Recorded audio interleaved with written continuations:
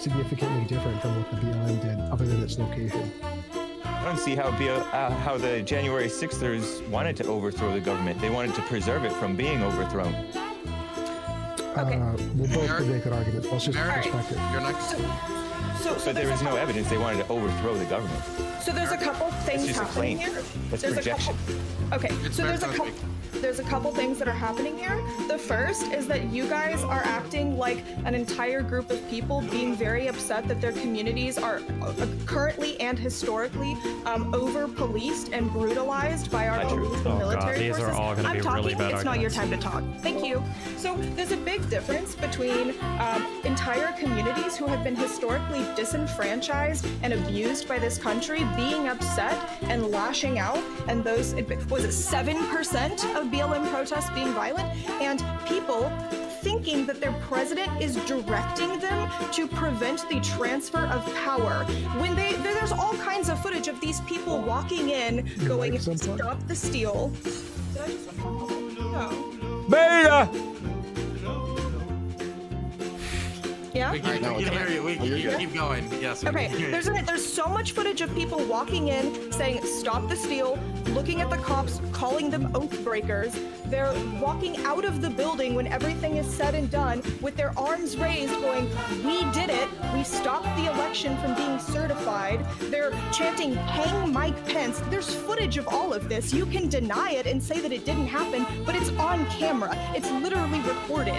These people planned this ahead of time. This wasn't like we're frustrated with the fact that we are oppressed. It was that we have been brainwashed by our idiot president into thinking that this election is fake when it's clearly not. There's literally no reason for you to need to compare this to BLM. The only reason you're doing it is to deflect from the actual events of January 6th, which is what we came here to talk about, not BLM. All right, can I get my response to what Destiny said earlier? Sure. Okay. It's not melodramatic. You're mad because I told you not to talk over me, and you probably don't like women speaking to you this way. It's not melodramatic. It's that I'm using a firm tone of voice with you, and you're not going to speak to me that way. Do you understand? Okay, lady. All right, lady. Yeah, that's what I thought. Okay. All right. So, and then it's gonna be Cam after. yeah. So Destiny and IRI are completely wrong. What Trump wanted with what Mike Pence did was actually a relative, admittedly obscure constitutional legal theory that, without commenting on the merits of it, called for the vice president to reject one of the state's electors on the basis that there was questions about the legality of it and the constitutionality of those electors, which then would have caused there to be you wouldn't count those electors, and then if there was enough of them to make it so that nobody got to 270, then that would send the election into the House, and then the House or Congress under the Constitution. So the idea that this was trying to overthrow the Constitution or violently interfere with no, like, you can disagree with that constitutional legal theory all you want, but there was nothing sort of violent or illegal about it. That was the theory. Mike Pence could reject it, they wouldn't reach 270, and then it goes into the House. That's what the Constitution says. That's what the legal theory was. There wasn't violent or overthrowing or insurrection or anything about it. So the word I use is undemocratic. We have a process by which we elect a president. The idea of trying to appeal to the vice president, I don't even know if you're making a real argument if this is like a character. The idea of appealing to the vice president to overthrow the results of the election is obviously undemocratic. You How must is it know this. undemocratic to allow to follow the Constitution? Because regardless of what obscure provision is in the Constitution that might allow for this, which I don't think legal scholars were even unified in believing that was something that they agreed could be done, right? Despite that, obviously there would have been a sort of constitutional crisis, right? Like, I think technically the executive can get away with not enforcing any laws that come from the legislative, but that doesn't mean it's a good idea that it's not democratic, right? You know this if you've been to law school. Hold on, wait, hold on. The Constitution's not democratic, okay? But when you do legal shit, when you do law, right, okay, there is a lot that's built on case law. There's a lot that's built on kind of the gentleman agreements that we have in terms of how we operate society. Just because something's on the books doesn't necessarily mean that it would even survive being tested in court, and it sure as fuck doesn't make it democratic. You know this as well as I'm sure you know this, yes? Okay, let me get a response into that, because doesn't matter if it's undemocratic. Guess what? Democracy sucks. Our founding fathers and our Constitution are specifically designed to be undemocratic. That's why we have a Senate. That's why we have a constitutional republic. We have a constitution. We don't have a democracy. So this idea that following the Constitution is undemocratic, yeah, it is, because democracy sucks. Okay, Democracy is purposely what we're not supposed to have. Okay, then I agree. It's called a constitutional I agree that if you want to say that Trump was acting in a totalitarian, if you want to say he was acting in a totalitarian manner and he was being undemocratic, fine, I'll agree with you. That's fine. Okay, I can agree with that. No, Trump was fighting for the Autocratic people, though. lecture fan. No, it's called here. constitutional republicanism. It's called constitutional republicanism. You guys don't obviously know anything about the Constitution or about American founding, because pure democracy is not what we're supposed to. Okay. Cam, it is your turn. That was undemocratic. All right, so the reason that people keep wanting to compare the January 6th riot to the BLM riots is because the BLM riots were objectively worse, okay? They killed, dozens of people, 25 people, if I remember correctly, $2 billion in property damage. People lost their jobs, they lost their businesses, they weren't able to put food on the plates for their family, their businesses went permanently bankrupt. They were objectively worse.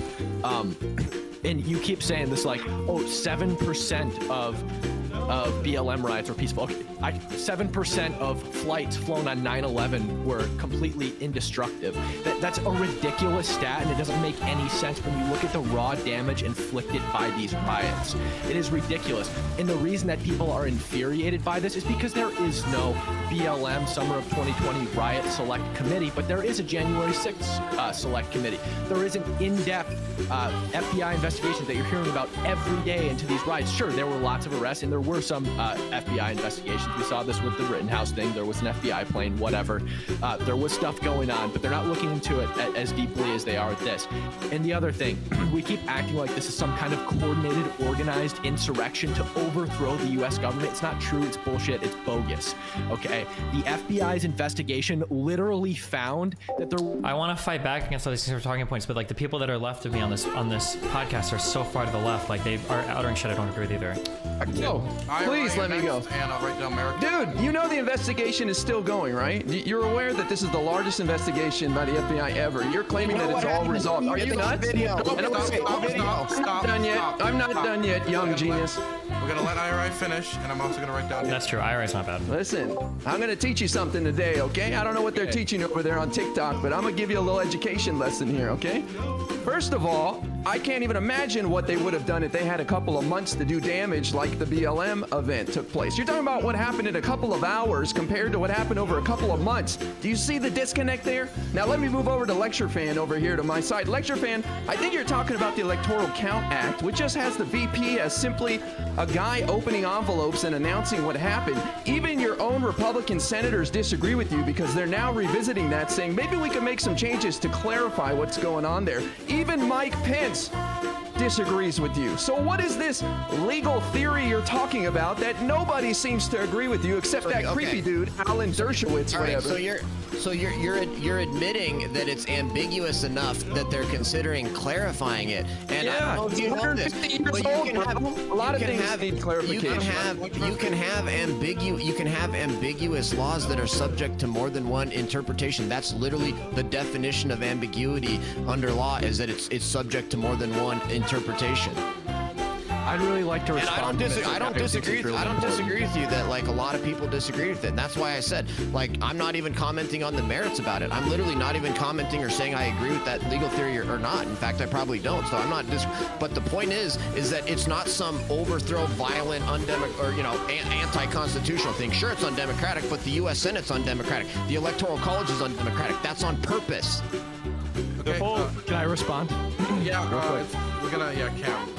Okay, so you just said that it's the largest scale investigation currently going on, and that it's still going on, so that my point was invalid. But you'd think that if this was the largest scale FBI investigation going on in the country, with all of the resources they have, that they'd be able to pull something together within a year from the time that it happened. But apparently they haven't been able to do that, and I love how you're trying to taint the well by, I don't know what they teach you on TikTok. That's hilarious, bro. You also said that you couldn't imagine what they could have done over months. Well, they could have done more over months. Like, what was stopping them, other than them saying that they weren't going to, or that Trump supporter, like, what? I don't know what you mean. Do you think that it was the same group of BLM people at every single riot that resulted in 7-story buildings going up in flames? Ridiculous. Okay, I'm gonna throw it over to Paradigm Shift, Merrick, Hake, then T jump in that order. Well, did you have something to say on that specifically, Hake? I wanted to talk about the basis for the How many protest jumps does this guy have? Okay. and the notion of democratic. Can you wait a little bit after? Yes. Okay, Paradigm. Okay, so I've heard a lot. I'm gonna try to respond to everything. I'm gonna say this to start it, and hopefully this rings out true to you, because I know at this point, from what I'm hearing, I'm not changing nobody's minds. I'm not shifting nobody's paradigms.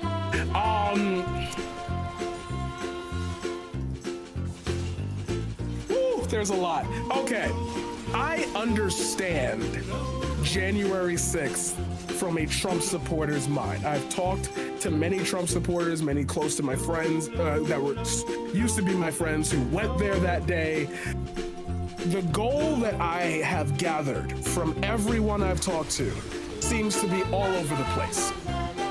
When we talk about, and since it keeps getting brought up, I'm just going to be the arbiter for that group. When we talk about BLM, and we talk about the months and months of damage and the politicians who egged it on, this and that and whatever, we end up in a scope where we have to ask ourselves, what is the main goal? And Merrick already said this, I'm sorry for repeating you, but when you talk about systemic injustice and there being no answer to it other than like, hey, if you're not going to be kind to us and police us in a way that makes us feel safe in our communities, we're going to violently lash out against you, since that seems to be the only language you understand. You end up at a point like the summer of 2020. When you go to January 6th, which is the point of what we're supposed to be talking about here, and we talk about the main goal of these people who showed up there to do what, per se, you end up with a bunch of fallacies that don't allow them to have jurisdiction to be there. Check 1 2. Developers hate testing their own work, and they're bad at it, so it typically falls to the product team. Or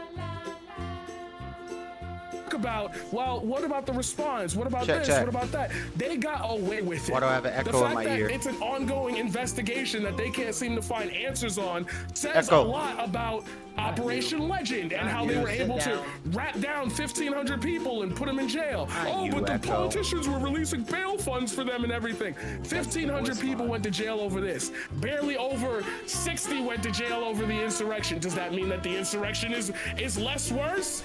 Like, it's confusing to me that we're trying to either think about it as not that big a deal when the end goal of January 6th was, no matter who, I don't know how you could have watched that day and not seen this, but the end goal for them was stop the steal.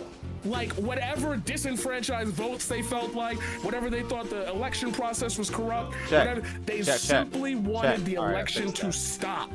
And I don't know where in the world, like, unless you're just terminally online, you don't think it had any real world ramifications. Like, do you not see these people? That's true. If you see two mentals hugging, you call the cops immediately, because two mentals don't make a non-mental. You know, rarely do they. The reason why January 6th sucks so bad is because, God forbid, they got their hands on somebody. God forbid it was a senator who got hurt. Sorry.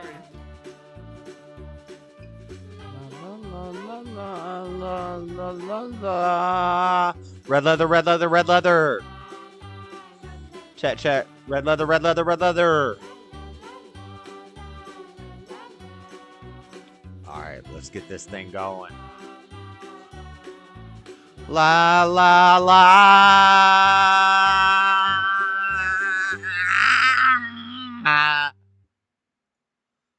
Get that out of here. What the? What's up? Echo. I wasn't talking to you. I was talking to the stream. We had an echo in my ear. Not you. Different spelling. Not E-C-H-O. Not E-K-K-O. E-C-H-O. My dog's name is Echo. My dog's name is Echo. It's spelled E-K-K-O. He's named after a League of Legends character. I didn't name him. I don't play League of Legends. I don't even know what that is. I have League of Legends headphones, but I don't know. I never played no League of Legends. But apparently there's a character in League of Legends who is a gecko, but he black. He a black gecko, and his name is Echo, Ekko. So since my dog is black, my brother named him Echo. So his name is Echo, Ekko. I don't get it.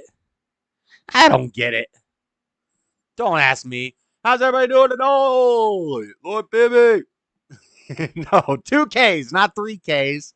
It's not Ekkko. America. What's up, B-Wise? Been looking forward to the show all week.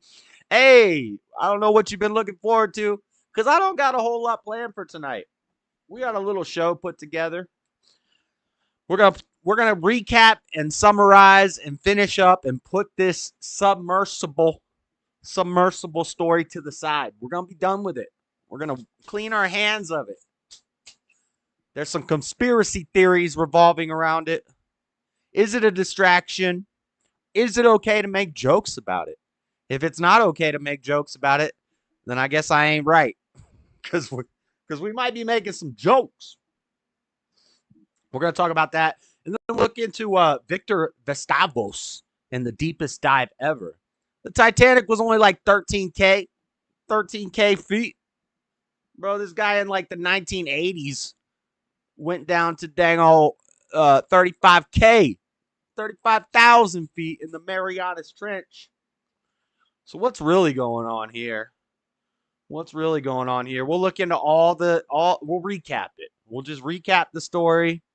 I touched on this story last week because it was a burgeoning, is that a word? Burgeoning?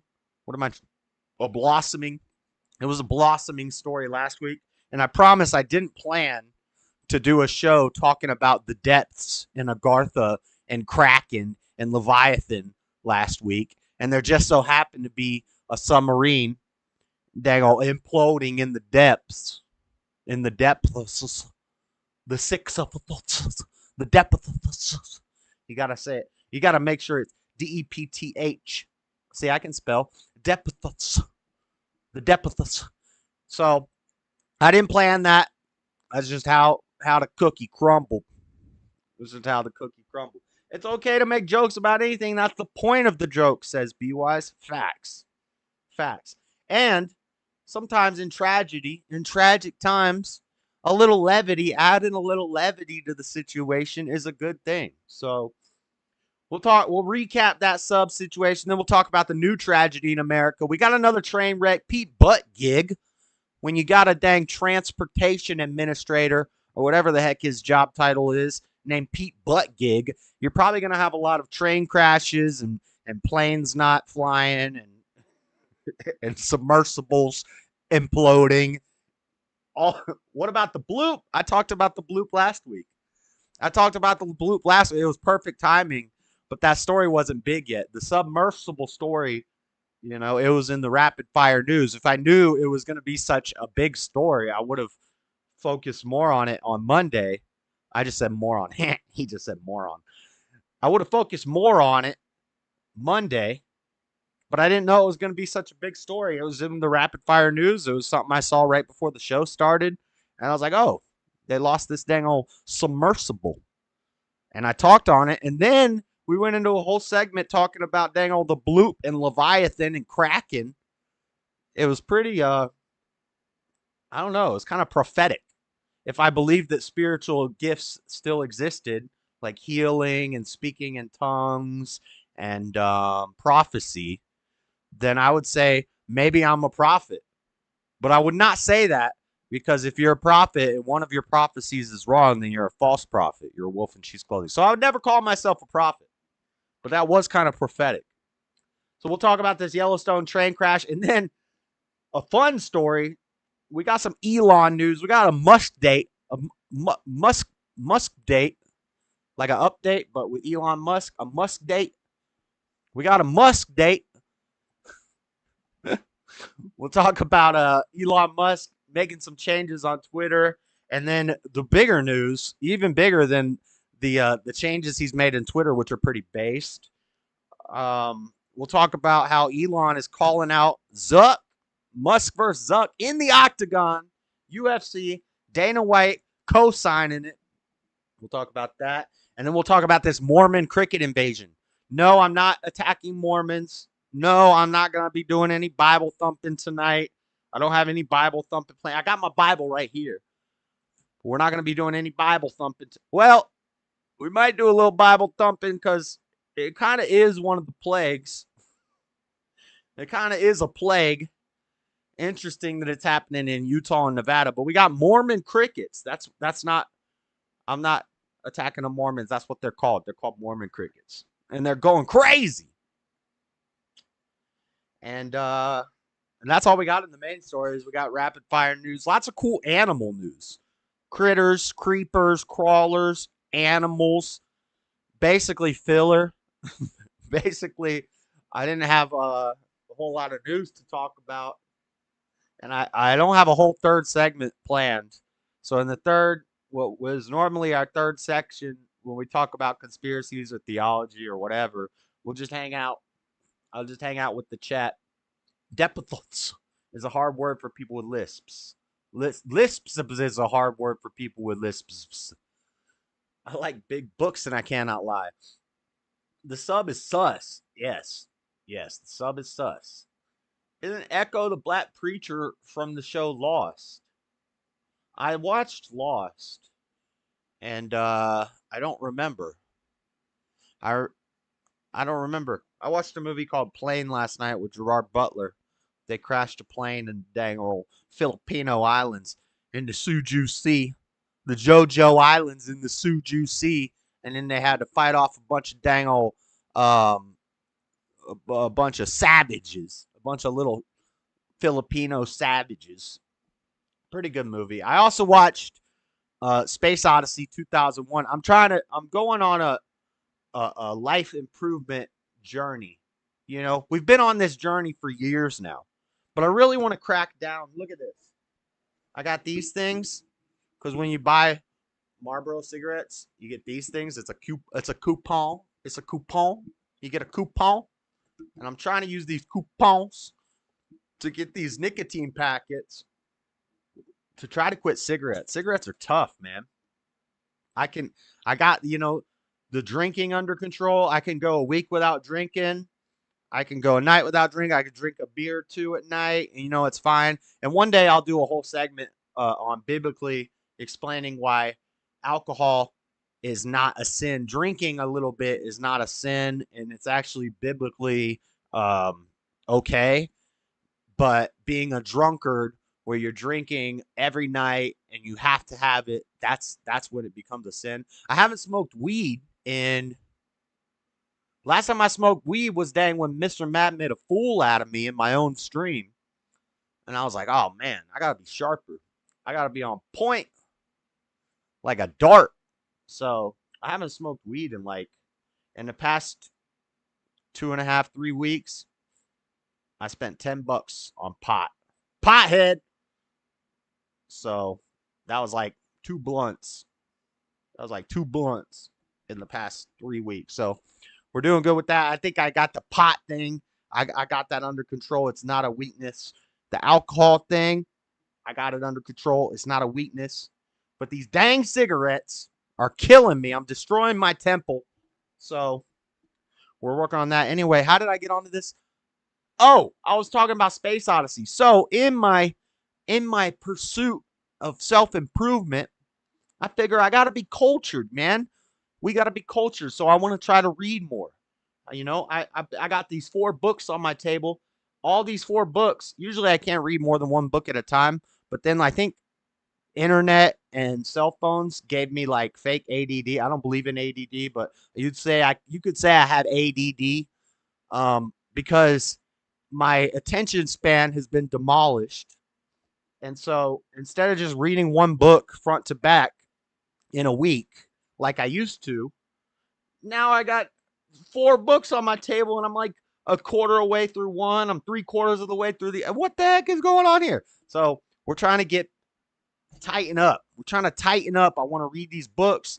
I want to watch movies that are cultural classics that I've never seen before, like Citizen Kane. Everybody talks about Citizen Kane. I've never seen Citizen Kane, so I'm going to watch Citizen Kane one of these nights this week.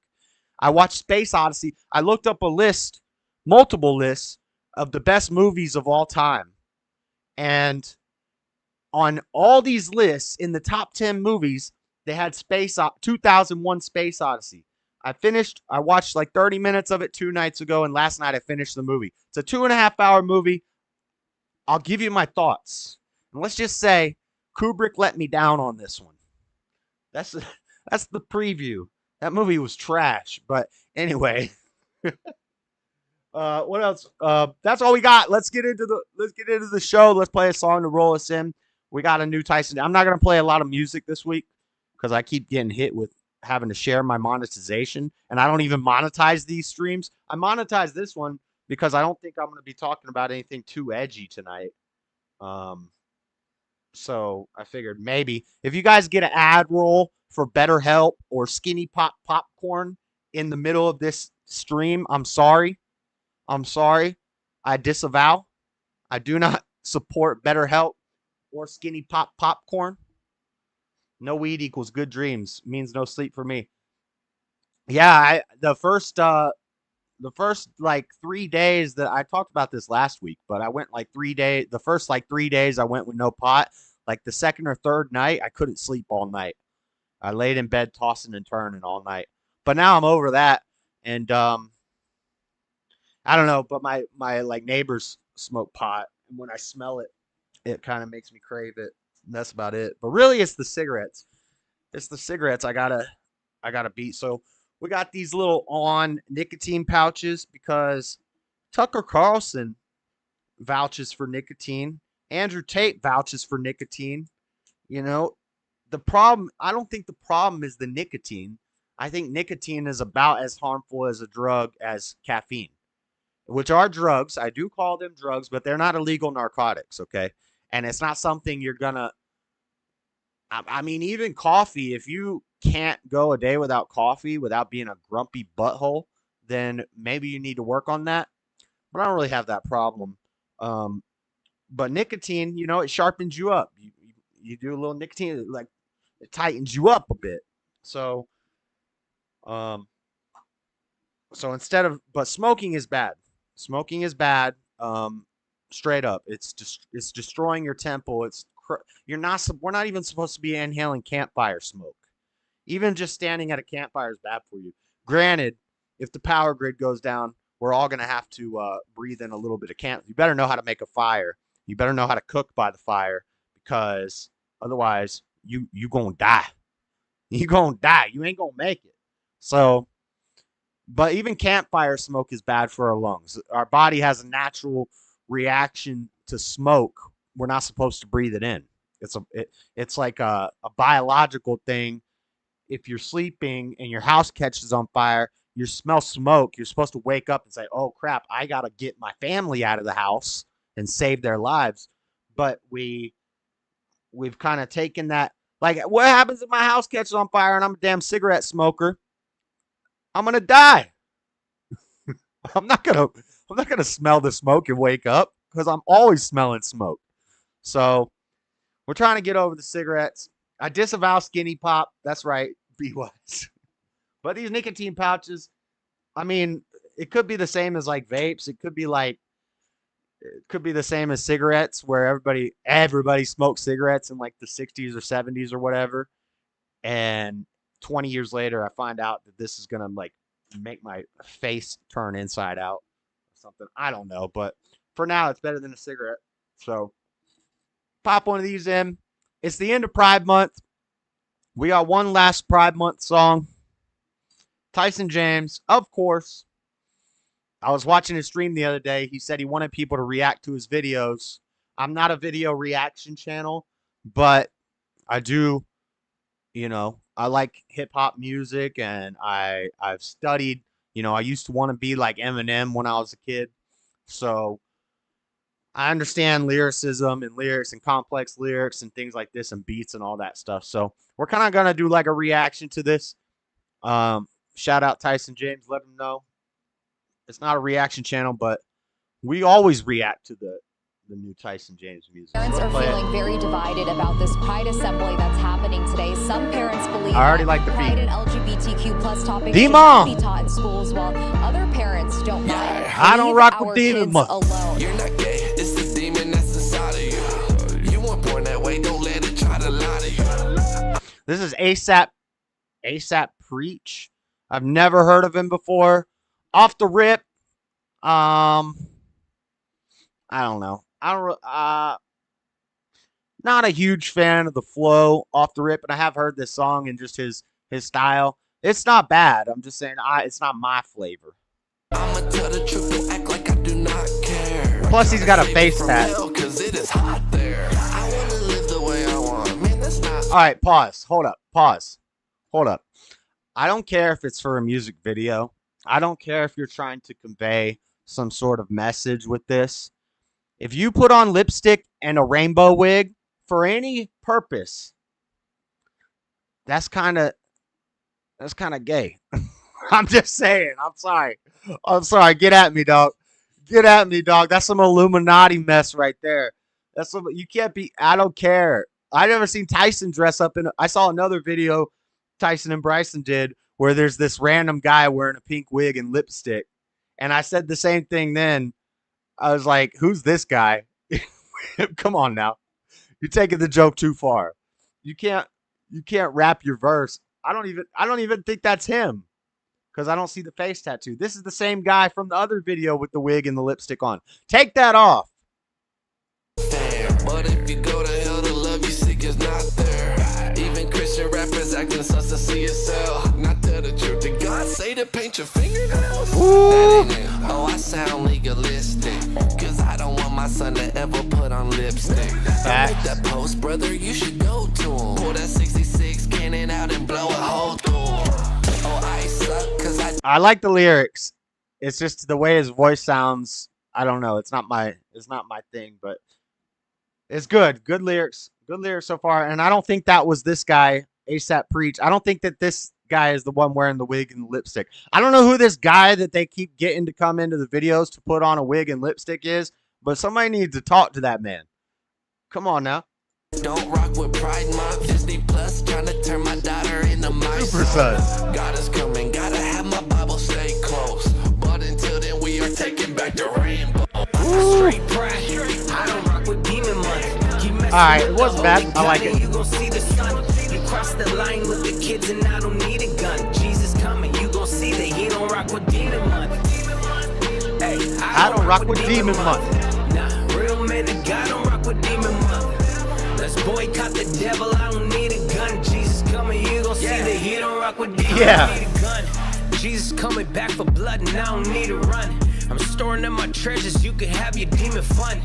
You think you a god, but you will never be the one. After Jesus hit you with the double edge, the deed is done. You will never have the rainbow. That's God's promise. This time he gon' hit y'all with volcanoes. You celebrate, but in the end it won't be bueno. And feminine. Remember, I did a short about it. We talked about it a couple weeks ago. He said that's God's promise. Next time it's gonna be volcanoes, the pillar of fire. The world is gonna burn. Look for the fires. Look for the signs. Men don't make it because the Bible says so. Question, do homosexuals make it to heaven? No. Does mankind ever learn a lesson? No. Don't want to use it, but you know I got a weapon and it go boom, boom. Clear the room, Second Amendment. That's bold. Look, everybody I want that shirt. But I would never bend foe. It says, remember Sodom and Gomorrah. Like, yo, mama, French toast, I'm 10 toes. And this the remnant season chunk. Jesus coming, you gon' see that he don't rock with Demon Month. Straight pride, I don't rock with Demon Month. Keep messing with the holy God and you gon' see the sun. You cross the line with the kids and I don't need a gun. So it's not Ace. I'm sorry. I called out ASAP Preach because I thought he was the one wearing the wig and the lipstick. But this guy's in multiple videos wearing wig and lipstick. It's kind of funny, I guess, but come on, man. Come on, man. Get that out of. I don't need a gun. Jesus coming, you gon' see that he don't rock with Demon Month. Hey, I don't rock with Demon Month. Nah, real men of God don't rock with Demon Month. Let's boycott the devil, I don't need a gun. Jesus coming. Don't Christians think music is a sin? What Bible have you? Well, you don't read the Bible. You don't know anything about the Bible. Oh, that's why you would say something dumb like that. You realize Psalms, the book of Psalms, Psalms means songs. David was a musician, and the whole book of Psalms is all songs, Freddie. Do you know that? Do you know that? Okay, let's tighten up. You gon' see that he don't rock with Demon Month. I don't rock with Demon Month. Not to mention the book Song of Solomon is all about sex. It's all about, that whole book is about sex. The Mormons don't want that in the Bible because that whole book is about sex.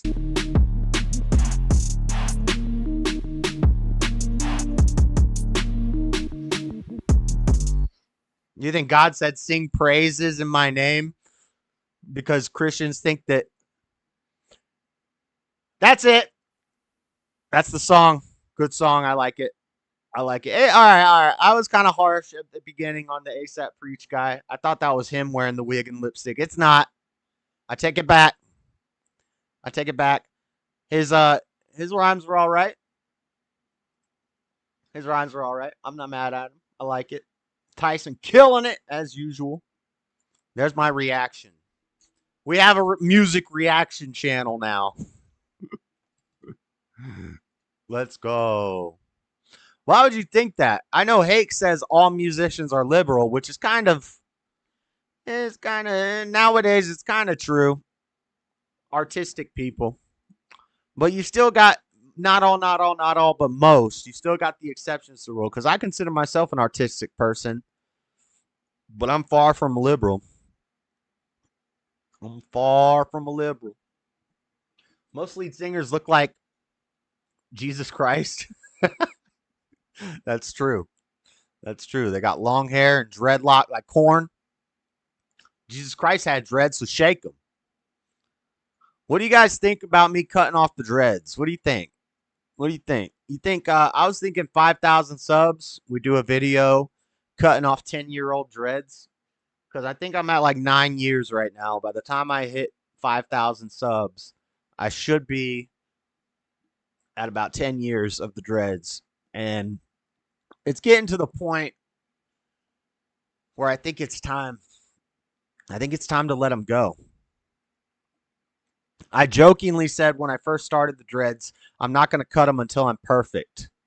Because I was basically over-literalizing the Bible where Nazarenes don't let a razor touch their head while they're in the pursuit of perfection. And I don't know. If I keep waiting, and I told myself, we'll cut the dreads when we quit the cigarettes, when we quit the alcohol, when we quit the dang pot, when we can quit all that, we'll cut the dreads. And I think I'm almost there. I'm not trying to like brag or something. I'm just saying these are things. And I know, JLP says don't tell people your weaknesses. And I agree with that for the most part. But I share my weaknesses on this channel because I'm striving to overcome them. And then in hopes that maybe you can go watch my catalog videos and you can see, oh, when this guy started his channel, he was a dang homeless drug addict loser. And now he's kind of doing something with his life. And that was the intent. And also it's an accountability. They say in like AA and stuff. I'm not a fan of AA and all that, but I do agree you need to have an accountability. They say accountability partner, but we can't say partner anymore because that's gay. And it's Demon Month. But an accountability partner, which is somebody who keeps you in check. Here's another thing I'm working on. And y'all can, I don't care. In fact, I encourage you guys to make fun of me for this. If you ever catch me in a stream chewing my nails, this is another thing I was thinking about the other night. And I was looking up videos on how to stop chewing your nails. My nails are bad. Like, I chew my nails bad. Like, hold up. Let me see. Can you see? You see how short my nails are? You see all the spots in my nails and stuff? Those are like, it's not focused, but my nails are bad. I chew my nails bad. So if I'm ever in a stream chewing my nails, I want y'all to roast me. I want y'all to say, Josh, get your fingers out of your mouth. and I've been doing pretty good with it the last couple days. But all the videos that I look up on like tips to help you stop chewing your nails, it's mostly women. It's mostly for women. So it's like, oh, paint them a bright red and put acrylic nails on. I'm not putting no acrylic red nails on. But they do make this chemical that you could put. I might get some of that, but I've been doing pretty well with it. The problem is it's almost like a subconscious thing, and it's hard to stop doing something that you don't even think about doing.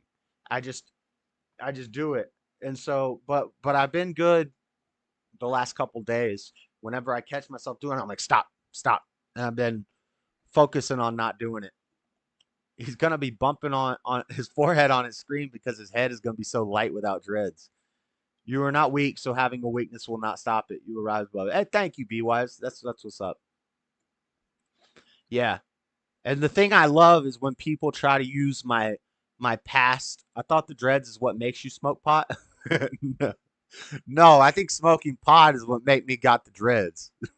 I think being a dang pothead is why I got the dreads in the first place.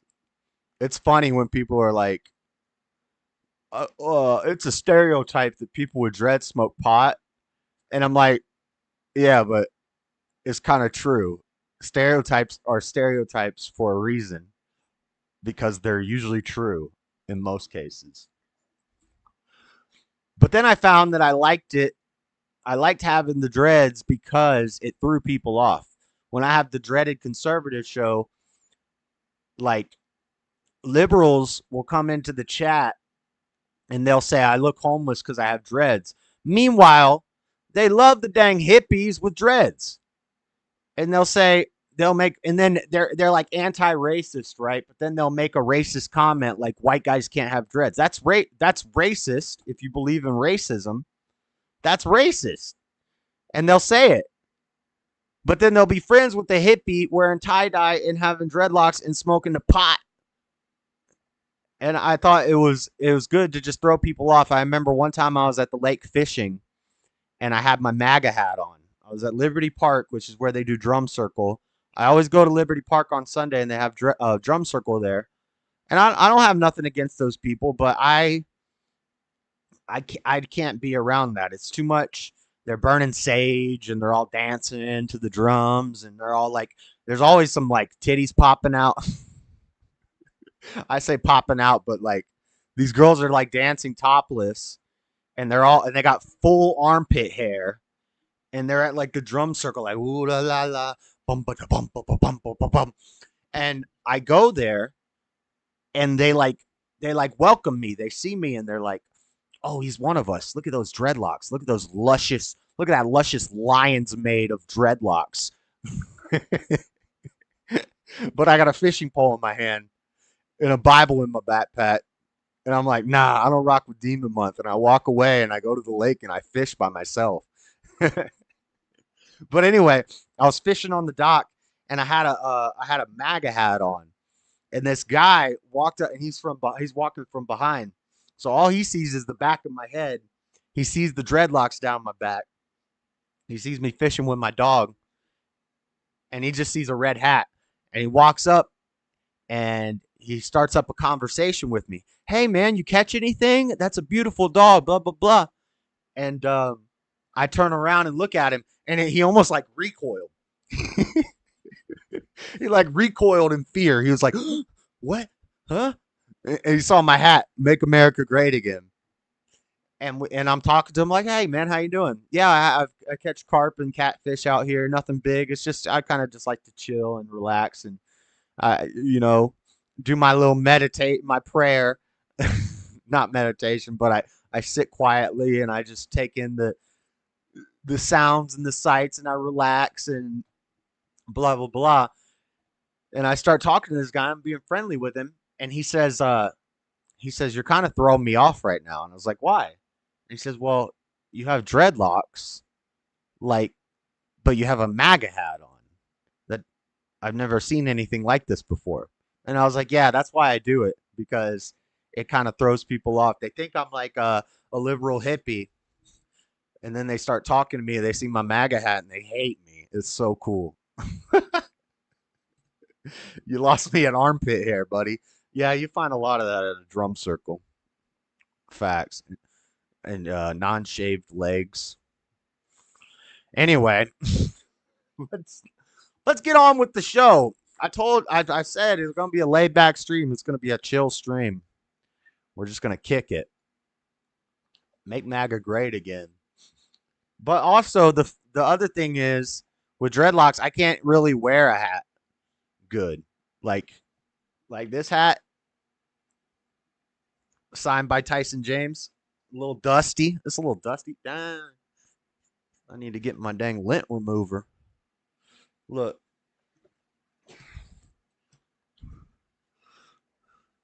This one fits. Most of my hats don't fit, though, with the dreads. This one fits. But see, it looked kind of goofy. It looked kind of goofy. You know? So, I don't know. I'm thinking it might be time to cut them. And I was thinking 5,000 subs will do it. But then at the same time, I kind of want to do it earlier than that because I don't know how long that's going to take. Based on the projections of my current growth, it would take... I should hit 4,000 before the end of this year. The goal on New Year's, I said the goal was to hit 3,000. I should hit 4,000 before next year. So we're doing better than the project. We're increasing, probably due to the shorts. I'm kind of milking the shorts game. Pause. Don't do that. I'm kind of milking the shorts game. But what's chat saying? No, because what you gonna do when we ain't here? Well, right. That's why I stream a lot. A lot of times when I'm doing my Zelda streams at night, you know, when I get off work and I just start up a stream, it's because I don't want to go to the gas station and buy beer. So it can, if I do something better, it can help me not to drink or whatever. But even when I'm drinking, I'm not like getting smashed or it's not out of control. I just spending a little too much money on beer and drinking beer every night. I don't think that's good. So we're working on it.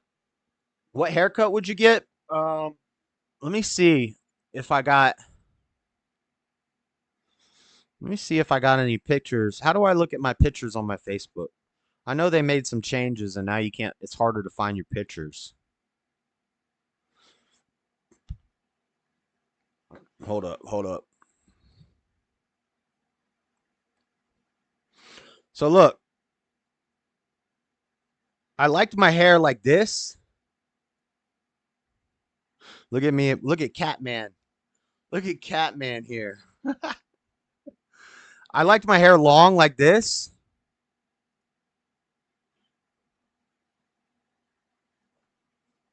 I got 4 cats. I had 4 cats at one time. But I liked my hair long like that. But I would first go with, hold on, because I don't know what's on my Facebook. Well, I'll show you what my hair looks like when it's short. This is how I used to always have my hair. It was like a fade, like a 1 to a 2 to a little longer on the top. Something like that. That's like 14 years ago. Probably nowadays the gel bangs up thing isn't really popping anymore, but this was a nice fade. I got this fade. I was like, that's a nice fade. I like the fade, maybe keep the top a little longer. Something like that. But yeah, that's enough of that. Let's get on to the news. Let's cover this submersible story. Let's finish it up. I've talked about it throughout the week. The latest on the Titan submersible tragedy and what's next in the investigation. I know you guys are tired of this, so we're gonna recap it and we're gonna wrap it all up with a bow tonight. The cat whisperer. Cut them little by little until you hit 5,000. I thought about that too. Like, what if I did like first? But I don't want to do that because you know what I want to do? Hold up. I thought about maybe like first I shave the sides and I have that where it's like a fade on the sides in the back. Because I haven't had my neck shaved in 10 years. I haven't had a fade in 10 years. I haven't had my hair cut in 10 years. And so I've had the dreads for like 9 years. I got the dreads after like a year of not cutting my hair. When that picture you saw with the cats when my hair was long, I dreaded my hair when it was that length and shoulder length. And so maybe like do the sides in the back, fade it up, and then have the top long, kind of like a Tom McDonald, how he has the braids and the side shaved, and then maybe cut them shorter halfway and then take it all off. But I don't think I'm going to do that because I want to recreate this picture of Busta Rhymes. Let me see if I can find it. Busta Rhymes did this picture on an album, and I want to recreate it. This picture right here. Check this out. I'm going to recreate this image. So, this picture of Busta Bus. Oh, that didn't take me to it. This picture right here of Busta Bus. I'm going to recreate that. A black and white image. Standing with the dreadlocks hanging. And then cut them off completely and be holding them. I'm going to recreate that image. The main difference will be one of us is white.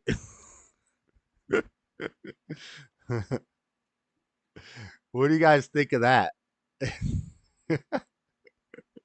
For real, I'm going to do it. All right, Titan sub.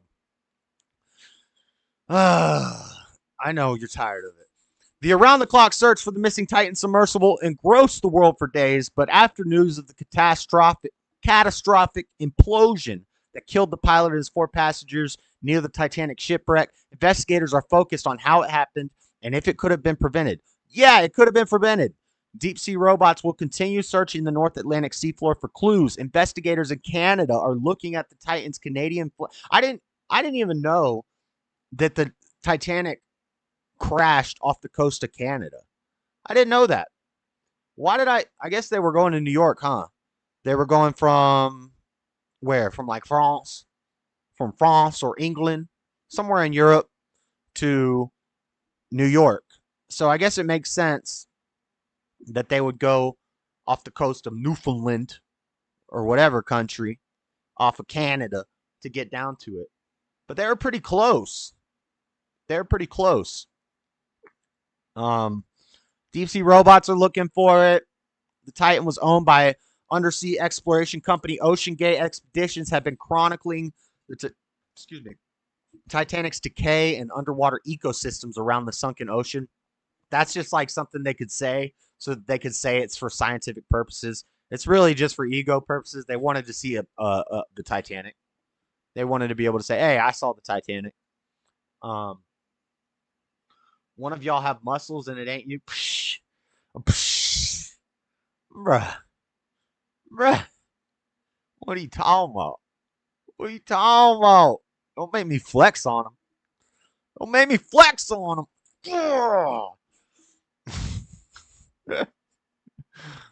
So the submersible went down, but there was lots of warnings. There was lots of warnings. They have warnings. Let's play this clip I made. Just some assorted news clips talking about this thing. In charge of this expedition to see the Titanic remains. This guy dang showing off his dang Mad Cats. Informed that it's very dangerous down there. It's very dangerous down there, he said. He said it's very dangerous down there. They knew the dangers. They knew the risks. They said on the front page of the waiver they had to sign that it mentioned death 3 times. So let's watch this clippy clip. See the Titanic remains. This is an experimental sub. People are informed that it's very dangerous down there. Last year, he showed CBS how the vessel was operated. There's a couple news clips here. Watch this for a second. The search and rescue team via are a game working council. in incredibly challenging conditions. This is the worst spring in decades, and it's made visibility really low. They are scouring an area in the Atlantic Ocean which is 70 miles wide and so deep that it's said to be less explored than outer space. And you also thought the Titan was flawed and even went as far back as to warn Stockton. You went as far as to warn him about it. What was your thinking? What did you think was wrong with the sub? Well, first of all, I don't remember exactly when I met Stockton. It was probably about 10 years ago. And when I learned that he wanted to do this, I was very excited about it. I believed in his mission. I liked him as a friend. And I told him, I want to go down in that thing one day. And what do I need to do? And I actually went out to his Everett facility and gave him a week of free labor, paid for my own airfare, hotel, and everything. And it had to be for the chance in to range get a of the seat mothership on though. that sub, because I knew it was it's a very rare opportunity. And I was actually on the second deep dive that Titan did. Friend of Oceangate CEO warns Titan was flawed. So this is a lot of the reports we're seeing, is that this thing was put together. It wasn't the best thing, and they heard cracking when they went to the bottom of the ocean. It was 5 layers of carbon fiber, and that you would hear cracking. This guy's talking about how he could navigate this ship based off the sound of the cracking. Like, I know I'm going deeper when it starts cracking more. Cracking. Coincidence? I think not. I still think Leviathan took a chunk out of this piece. You know, maybe they went to the belly of the whale like Jonah. Bahamas. The first dive, Stockton did himself, and he heard the carbon fiber making cracking sounds. That's not good. He told us all before dive number 2 to be prepared for that. And no, while we were, you don't just be prepared to hear the submersible that you're in cracking in the depths. We were down there. He actually let me drive, and I feel a little bit, he wanted me to be in control of my own destiny. Not that he knew there was risk involved at that stage. And when you're at that deep in the ocean, you are not in control of your own destiny. God is in control of your destiny at that point, or Satan. At one point, I was actually even able to drive the submarine towards deeper water by the sound of the cracking getting louder. Never and seen ships, just in movies. Somewhere I have video of it, actually. But carbon fiber is an amazing material, and it was 5 inches thick. So, and he had done model testing, and I had faith in, imagine like a piece of wood breaking. If you do it very slowly and controllably, you're going to hear a lot of cracking before the beam just completely breaks. Yeah, that's not a good thing. That's not good. I thought it was that kind of situation. Safety practices questioned after sub disaster. He felt that his real-time monitoring was the answer to knowing when the hull would be approaching failure, and not just having a couple pieces of carbon fiber in there breaking. But I believe what happened, and one piece of carbon fiber breaking at that depth is too much. Of other experts, I'm hearing this across the board. Over time, the water got where the flange was, because the dang where the flange titanium meets the carbon fiber, those materials are moving at different in different ways under those enormous pressures. 125 million pounds of pressure on that vessel at that depth. So this guy had multiple warnings. They knew the ship was kind of jankily put together. He's controlling it with a Mad Catz controller. I told Freddie, this controller right here, that controller they used is worth half of this controller, and it's worth about 1/3 of this controller. I got better technology. My broke ass right here got more dang control technology right here than they had on that dang submersible. So they had a lot of warnings. They had fair warnings. They had the things that they signed. Now, I'm going to preface. For the families of the people who died, I'm sure it's horrible. I'm sure it's sad. They lost a life of their family. That's bad. But I see Matt Walsh, and I've talked about this in the Zelda streams, the Saturday stream. Me and my brother talked about it. I see Matt Walsh make a video titled, "It is not okay," not capital, all caps. It is not okay to joke about the Titan submersible. And then he goes into a diatribe ranting about how people are laughing because they're billionaires. Yes, there are some socialist, far left people who are attacking the fact that billionaires died. You know, these are the eat the rich types, the AOC types. And I'm not on board with that. I totally support becoming a billionaire. If I make $1 billion in my life, not only do I think that that's totally okay and acceptable, not only do I think that I shouldn't be taxed more because I'm richer and I've worked harder to earn more, and not only do I think that if I die as a multi-billionaire, that my kids should get every penny of my money. And if you try to do an inheritance, strive to be billionaires someday. That should be the goal. That should be the goal of every man. I mean, it doesn't have to be your goal. It's harder for a rich man to enter the kingdom than it is for a camel to pass through the eye of a needle and all that. But if you're already a man of God and you're blessed with wealth, I don't have a problem with that. I'm not mad at them for being billionaires. I don't care about that.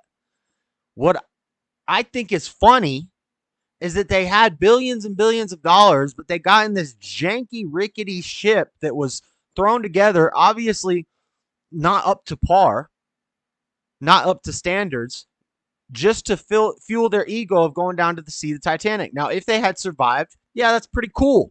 That's pretty cool. You could say I saw the Titanic. But if you die, if the thing implodes down there or gets bitten by Leviathan and you all die, we can make jokes about it, guys. We can make jokes about it.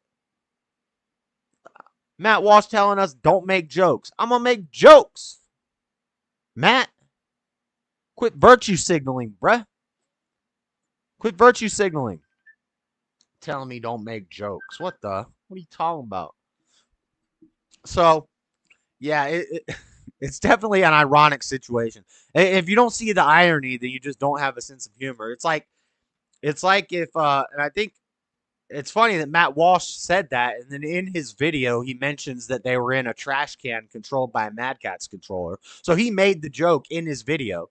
But even Ben Shapiro made a post, and this was a good analogy, so that's why I'm going to use it. Not because I'm some Ben Shapiro simp or something like that, but it was a good analogy. If a bunch of rich people say, I want to spend $100,000 to get dropped off in the African Serengeti, and I'm just going to test my bushcrafting skills, and I want to see a lion. You know, I want to be able to say I saw a lion. And so these guys creep up to a lion, and they get eaten. That's irony. That's funny. I don't care who you are. If you're a dang gorilla research, Jane Goodall, who was it? That lady. And you go out and live with the gorillas in the jungle, and one day you get torn apart by a gorilla, that's kind of funny. If you're some rich lady living in Tampa and you want to adopt a chimpanzee baby and name him Travis and pretend like he's your child, and then when he starts wanting to have sex with everything and their mama because he's an adolescent chimpanzee and they usually have sex 100 times a day in the wild, and you ain't got no female chimpanzees around, so he starts to get a little frisky and you feed him Xanax and he rips your neighbor's face off. That's horrible for the neighbor, but it's kind of funny. I mean, I'm just saying, it's kind of funny. So, yes, we can make jokes. You'll have to ask Stubble his take on the subject. He'll be here soon. I think, as always, he has some interesting ideas. And I've heard some things. I've heard that it's a distraction. It's a cover-up from I saw a meme, and I kind of did some debunking of this meme, but actually, I don't know if I really debunked it because I just looked into the news, and the news said different. But the meme said the submersible is to distract you from these three things. And then in the meme, it says Hunter Biden pleads guilty to 3 felonies. That's kind of debunked. I got the story for the end of the show. We're not going to talk about it now, but he didn't plead guilty to 3 felonies. He pled guilty to 1 felony gun possession and 2 misdemeanor like tax things. But they covered that up with this sub thing. Regardless, once again, we gotta cover for Hunter. We gotta cover for little Hunter before the elections come up. The other one was the family who saw the aliens in Vegas has disappeared. According to the news, I went and looked into that. According to what the news is reporting, they didn't disappear. They're on house arrest because it was an elaborate hoax. And so we got that story at the end of the show. And then the last one I didn't look into, but it said America accidentally gave Ukraine another $6.2 billion. So I didn't look into that story if anybody knows about that. But it is kind of interesting that for the whole week, we've been consumed with this sub story and not a lot of other news has come out. So BBC is saying Titan sub CEO dismissed safety warnings as baseless cries, email show. So he had warnings. People were saying, hey, that thing ain't safe, my boy. Warnings over the safety of Oceangate's Titan submersible were repeatedly dismissed by the CEO of the company. Email exchanges with a leading deep sea exploration specialist show. In messages seen by the BBC, Rob McCallum told Oceangate CEO Stockton Rush that he was potentially putting his clients at risk and urged him to stop using the sub until it had been certified by an independent agency. Mr. Rush responded that he was tired of industry players who try to use a safety argument to stop innovation. A safety argument to stop innovation? And here's the other thing. They weren't these righteous explorers. It's not like Christopher Columbus going to find the new land. It's not like we're trying to land on the moon. By the way, if the moon landing was faked, James Cameron never went down to the Titanic. Just saying. I don't know about the moon landing. I'm iffy on it. I flip-flop on it. Sometimes I'm pro moon landing because it's patriotic. It's patriotic to say that America beat the rest of the world at getting to the moon. But at the same time, there's a lot of questions that aren't very well debunked. Like, how did we get through the Van Allen radiation belt? Oh, they just went really fast. Not a very good debunk to the question, but so I don't know about the moon landing. I'm still skeptical of it, but I definitely don't think James Cameron filming for Titanic went down to see this Titanic. But supposedly, before this Victor Vescovos guy that we're about to talk to had the deepest dive on record, James Cameron had the deepest dive on record in a submarine. But there were warnings. We got an article from CBC News. 3 other submersibles visiting Titanic almost suffered the same fate as Titan. Tragic loss of Oceangate submersible follows a long line of close calls. An IMAX shoot hits a snag. So they were trying to make an IMAX film. They almost died. Lots of times they almost died going down to this dang old Titanic. Which tells me, but at the same time, it's only 13,000 feet down. The deepest dive is 35,000 feet. And China has done this. China didn't beat us. They came within like 100 feet of us. This Victor Vescovos guy did it. So they could go 35,000 feet, but they can't go 13,000 feet. Maybe that's where the Leviathan lives. Maybe the Leviathan is Canadian. Who knows? But I wouldn't be messing around with them there waters. Don't be messing around in them there waters. That's the way the sub crumbles, I guess. It's very fishy. Yeah, it's fishy, all right. What's up, Jeff Hewitt? Shout out, Jeff Hewitt. Cats are cool. I got like 20 barn cats. Is that a cat that lives in a barn?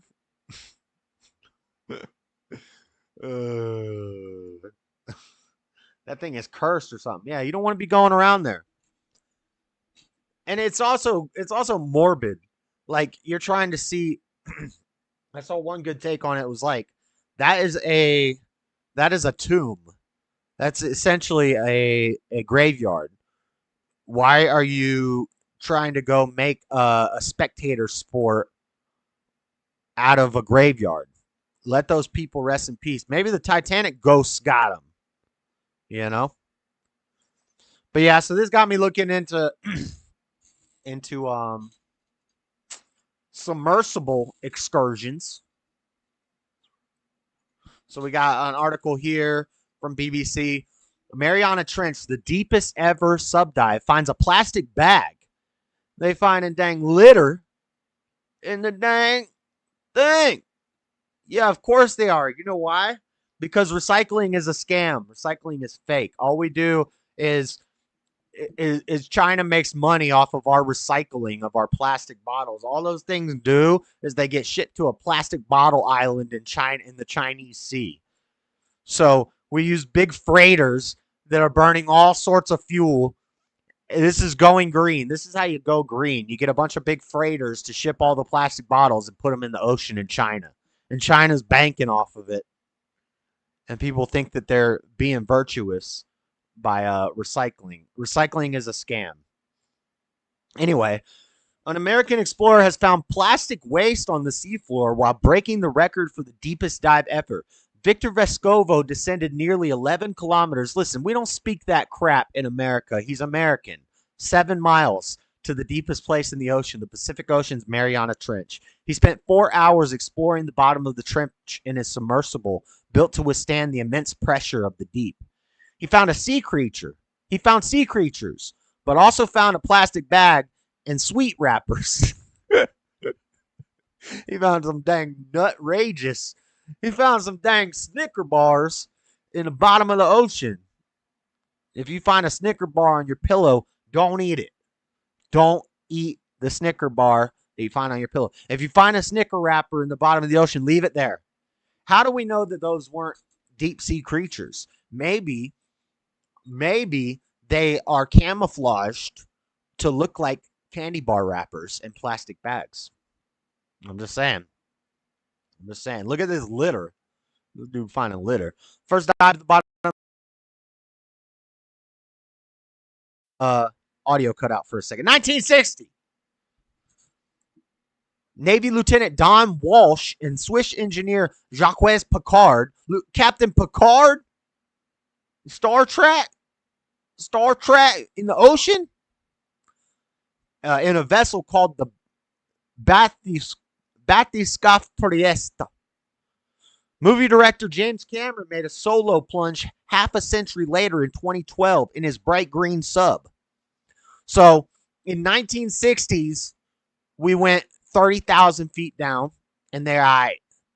And then James Cameron, this Hollywood guy, apparently just buys a sub and goes to the bottom of the Marianas Trench in 2012. And then this Victor Vescovo guy sets the world record. And then China also went down there, but they were like within 100 feet of Victor Vescovo.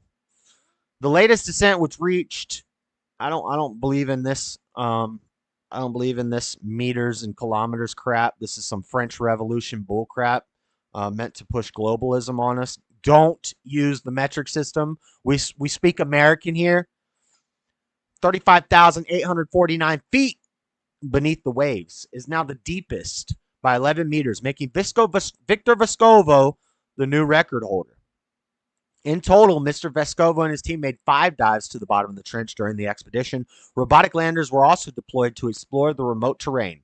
Mr. Vescovo said it is almost indescribable how excited all of us are about achieving what we just did. This submarine and its mothership, along with its extraordinarily talented expedition team, took marine technology to a ridiculously higher new level by diving rapidly and repeatedly into the deepest, harshest area of the ocean. And they got a picture of a rock. Isn't that incredible? There's a rock with a little flower on it. I think I've seen this rock in Legend of Zelda. I think these are the things that give you stealth. If you cook them in food, they give you stealth in Zelda. Anyway, witnessing the dive from the Pacific was Don Walsh. He told BBC News, "I salute Victor Vescovo and his outstanding team for the successful completion of their historic explorations into the Mariana Trench. 6 decades ago, Jacques Picard and I were first to visit that deepest place in the world's oceans. Now, in the winter of my life, it was a great honor to be invited to this expedition to a place of my youth. The team believes it has discovered 4 new species of prawn-like crustaceans called amphipods saw a creature called a spoonworm, 7,000. I don't believe in that. A lot of feet down, and a pink snailfish even deeper. They also discovered brightly colored rocky outcrops, possibly created by microbes on the seabed, and collected samples of rocks from the seafloor. Humanity's impact on the planet was also evident with the discovery of plastic pollution. It's something that other expeditions using landers have seen before. Millions of tons of plastic enter the oceans each year, but little is known about where a lot of it ends up. Most of it ends up in China. The scientists now plan to test the creatures they collected to see if they contain. I wonder how that works, because I assume the creatures have evolved, adapted to live at that depth. And I would think if you ever seen deep sea fishing videos of like grouper, where they're fishing like 1,000 feet deep for a big grouper, when they pull the grouper up, by the time it gets to the surface, the grouper is pretty much dead and its eyes are bulging. It looks like people see it like, why is his eyes bulging out of his sockets like that? That's not the way they always look. It's because of the difference in pressure as they come up. They're pretty much dead by the time they get to the surface, and their eyes are bulging out of their head because of the pressure differential. So I wonder if you get one of these like anglerfish or these weird skeletal weird fish and you bring it up to the surface, how do you maintain its natural environment so that it doesn't like explode? Because it would be the opposite of implosion. If it's this big at the bottom of the ocean and you bring it up, it will grow and it will and pop. Right? Or am I wrong? Anyway, here's some pictures, other words, lots of stuff. Cool. You can't even see what I'm looking at right now. I don't have the thing pulled up. But so yeah, just interesting stuff. More about the depths. But that's it. I don't think I have anything more to say on that. Is there anything else? The bends, the blobfish. It's like finding a terrorist driver's license. Snickers camo, facts. It's because it's the Olympic and JS knows it. Right, yeah, the Titanic didn't sink. Well, the Titanic did sink years later, but it was the Olympic that sank for the insurance scam. I've heard all the conspiracy theories. The one I think is the most, I mean, other than it was just the Titanic that sank, which is boring. Nobody wants to hear that story. We already seen the movie. The best conspiracy theory is that it was the Olympic. It was the sister ship. And when I looked into that, I did a whole bit about it on a show a while ago, and I made a video about it, which means I'm an expert. It seems pretty reasonable. When you find out Captain James Smith crashed 2 ships, and that the Olympic that he crashed first had a drift, and that they had to decommission it, and they had an insurance policy on the Titanic, but not on the Olympic, and all they had to do was a few minor changes to make, they were basically the same ship. So if you ever see somebody saying, well, they were obviously 2 different ships, they weren't. They were pretty much the same ship. The only difference was one was more of a luxury liner, which means it had different accents and nicer, like a nicer ballroom and things like this. But all they had to do was change the words on the hull, and they didn't even have to do that, which is why if you look at the pictures of the Titanic wreckage at the bottom of the ocean, you can't make out the letters of Titanic, but you can almost distinctly. It's not super clear, but you can see an M and a P. There's no M or a P in the word Titanic, but there is an M and a P in the word Olympic. And so the reason that it would still say Olympic is because that was on the hull below the waterline, so they didn't have to change that because people couldn't see that. All they had to do was switch out the life rafts. And there's stories about the workers who did this, who were sworn to secrecy, whistleblowing on it. So there's a lot of stuff that backs up that theory. There's enough things that back up the theory that it was actually the Olympic, not the Titanic, that I believe it. And later, what would be the Titanic, which they renamed as the Olympic, and they used it as long as they could, but it had a drift. But they said they fixed the drift. Later, it sank too. So they all sank. The Titanic did sink. It's not that ship that we think of as the Titanic. So it's not that crazy of a conspiracy theory. But they don't want the truth to get out that these billionaires were pulling an insurance scandal. There's also theories that there was a mummy on board and it was cursed. And that's why the ship went down. There's a bunch of theories, but I think the insurance scam is the best one. But they were unsinkable. What the? The portholes prove it too. Oh yeah, I'm a Titanic expert. That's right. Yep, you can get the bends if you come up too fast. The same thing with those fish. They would blow up. Anything else? You guys want to talk about anything else relating to this type? Oh yeah, I got one more clip. We'll play this clip before we move on. This is from a year ago. So this was not Titan's first expedition. They actually did this last year, and it was successful. And I don't think he invested any of the money that he made off of those ticket sales to better the ship, and that's why it blew up if it wasn't bitten by Leviathan. But here's the clip from a year ago. There was a documentary done about this thing a year ago. So here is this Rush guy from a year ago talking about it, and this will be it, and then we'll wrap up this Titanic. Leading the charge on this expedition is Oceangate CEO Stockton Rush. And because his sub Titan is traveling the country right now, he suggested we do the interview in a mock-up so you can get an idea of what it's like inside for 5 people to dive on Titanic. The colors. Dive, not die. I mean, you have these reds and greens and blues that you just don't see in a lot of images because they don't. I mean, it kind of just looks brown to me, but whatever. They're staggering. Don't get as close as we were able to, and you can't get enough light on it. But once you get a lot of light on it, you get these colors just step out, and I was amazed. I sort of look at this thing and go, "This is, I don't know." Even if you didn't know what it was, you'd say, "That's a beautiful picture." You were so excited about being able to make this happen, and now that you've done it, look at that thing. How do you feel? Well, I can tell you how I felt right when we were done, which was exhausted. And now I'm just, I've got the same anticipation of what comes next. We're doing this tour of the sub, and then we're going to go back in next year, so gearing up to do it again. And then all the things that are now coming out of it, now that we've been to the Titanic, the number of partners and folks who were sort of on the sidelines waiting to. I told Freddie the difference between a submarine and a submersible is that submarines are self-powered, whereas a submersible has to be connected to the mothership. And I said, like, by a tube, or my comparison was to how the old divers, they used to have a big heavy helmet, and it was connected to a hose that went up to the ship, and they had to have pumps and stuff to get oxygen to reach up that high because gravity and pressure makes it hard. I know the flat earthers don't like the G word, but I think the G word is definitely real.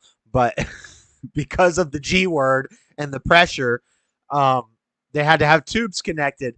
And then Tommy was like, there was no tube connected. There was no tube connected, which he was right about that. There is not a connecting wire to the submersible, but they do have to be within communications range of the mothership. So whereas a submarine is self-powered, could go out, do its own thing. Those are the big U-boats that you see, and military stuff are the big submarines. It's different than a submersible, which is usually a smaller craft, and it has to be in communication range of the mothership, which is why the fact that Matt Walsh was talking about this, he's like, I don't know why they care so much about the door being closed from the outside and bolted closed from the outside. The reason that that's important is because if the nav system went down and the current carried the ship underwater and it not capsized, but what's it called when it pops up? Boop, boop. If it popped up out of the search radius, then they'd be looking in the search radius for the ship while it's floating on the top of the water 100 miles away. It was a 70-mile radius search area, and this thing pops up 100 miles away because currents can carry you very far, very fast. And that would be worse Like implosion, best way to die on that thing because it's instant. Boom, you're dead. Suffocate. I don't know if it counts as suffocation or oxygen deprivation, whatever. I don't know what it is, but running out of air at the bottom of the ocean, looking at the Titanic, at least you just fall asleep looking at what you came down here to see, and you knew you were risking dying to see this thing. But what would be worse would be if it popped up on the surface of the water 100 miles away outside of the search area, and they could see the sun. They know they're on top of the water. They see the sun. They know all they got to do is get out of this door, but they can't get out of the door because it's bolted from the outside. That would be horrible. That would be the worst. That would be the worst because now you're suffocating knowing that freedom is right there. It's right on the other side of this 5-inch carbon fiber. That would suck. And that's why the door being bolted from the outside was an important thing. Because even if it popped up and they didn't find it, they would still suffocate to death. Let's continue. See how it turned out. We're all now super excited to, join in.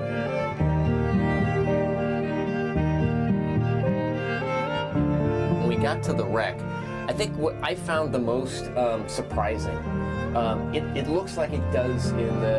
If they got rid of the weights, they had weights on the foot rail. If they got rid of the weights, it floats, Freddie. It's filled with, it has air inside of it. It would float. If it hadn't have imploded, all they would have to do is drop the weights and it would float to the top. That's how it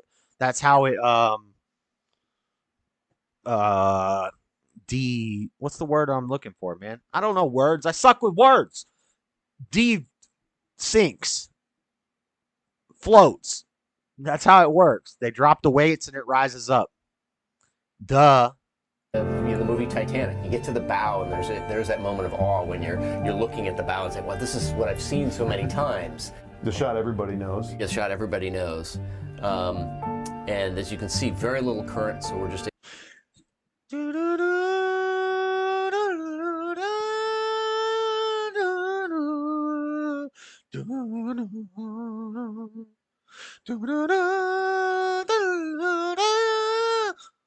Hold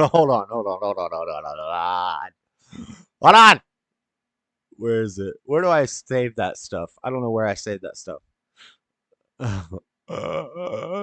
Let's find it. I know I got it here somewhere. Oh, man, it's not going to be... Oh, I didn't title it. So I can't find it. I just have dates. This one goes out to my soldiers that be What the that be flicking the birds. Speaking of Buster Rhymes, bus a bus. Oh, I don't have it titled, so all I have is dates, so I don't know which one it is, but I have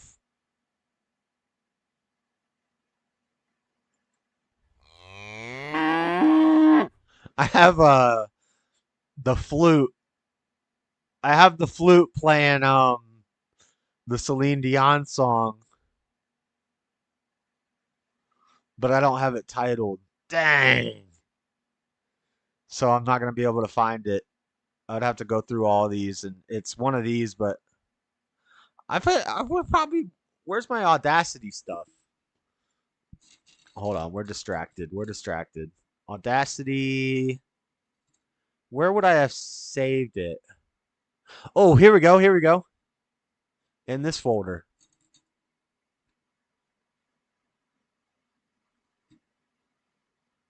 I don't have it in here. I was trying to find the flute. It's on my phone.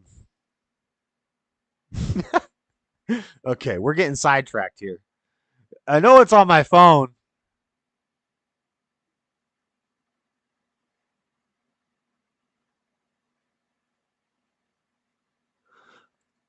I've been a frickin' evil doctor for 30 frickin' years. Anyway, where were we? We were playing the clip. Sorry, let's go back to the clip. Leading the charge on this expedition is Oceangate CEO Stockton Rush. And because his sub-titan is traveling the country right now, he suggested we do the interview in a mock-up so you can get an idea of what it's like inside for 5 people to dive on Titanic. The colors were just staggering. I mean, you have these reds and greens and blues that you just don't see in a lot of images because they don't get as close as we were able to, and you can't get enough light on it. But once you get a lot of light on it, you get these colors just step out, and I was amazed. I sort of look at this thing and go, "This is, I don't know," even if you didn't know what it was, you'd say, "That's a beautiful picture." You were so excited about being able to make this happen, and now that you've done it, how do you feel? Well, I can tell you how I felt right when we were done, which was exhausted. And now I'm just, I've got the same anticipation of what comes next. We're doing this tour of the sub, and then we're going to go back in next year, so gearing up to do it again. And then all the things that are now coming out of it, now that we've been to the Titanic, the number of partners and folks who were sort of on the sidelines waiting to see how it turned out are all now super excited to join in.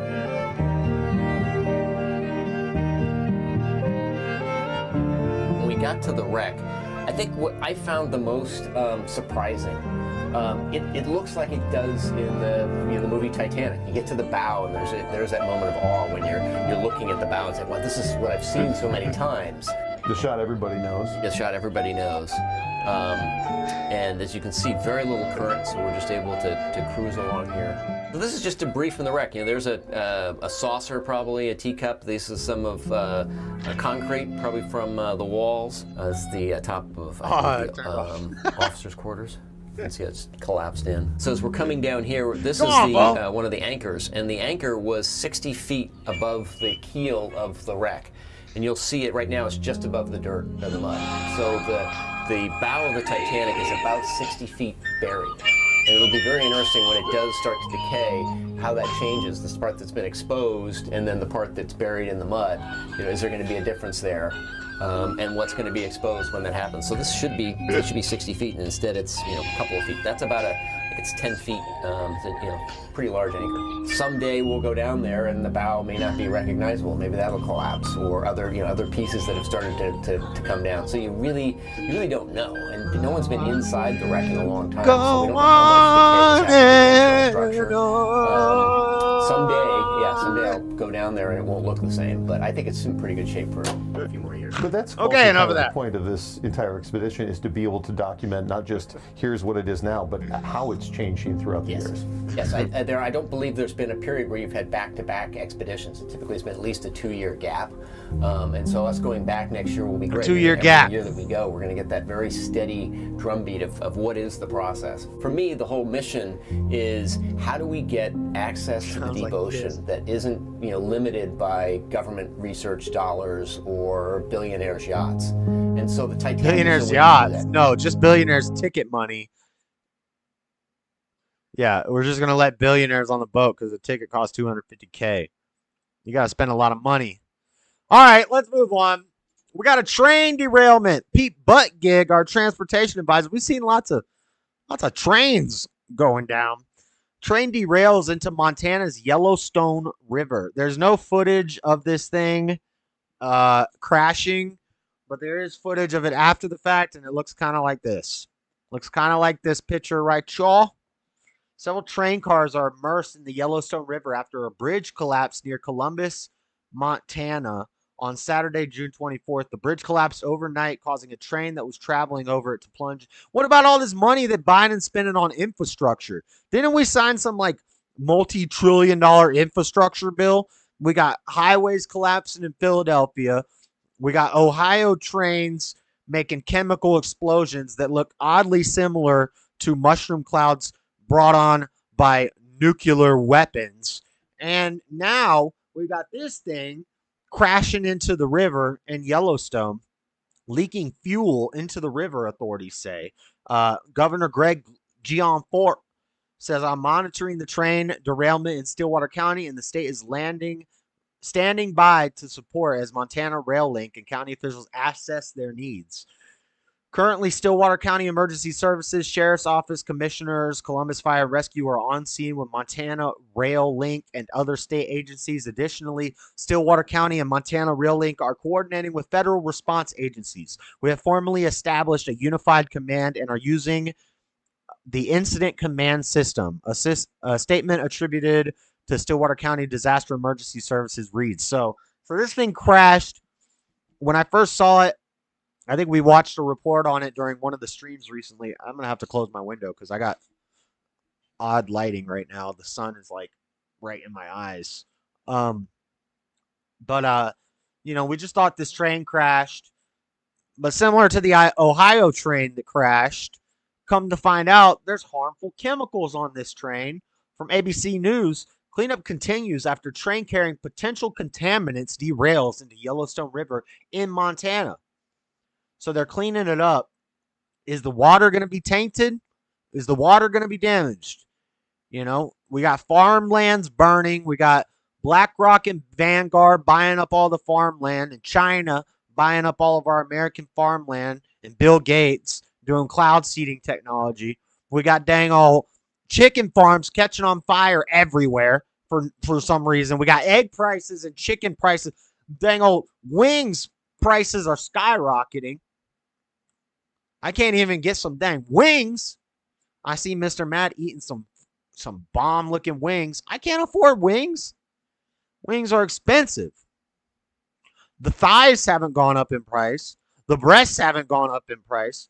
But the wings went up in price, which is odd. I find that odd.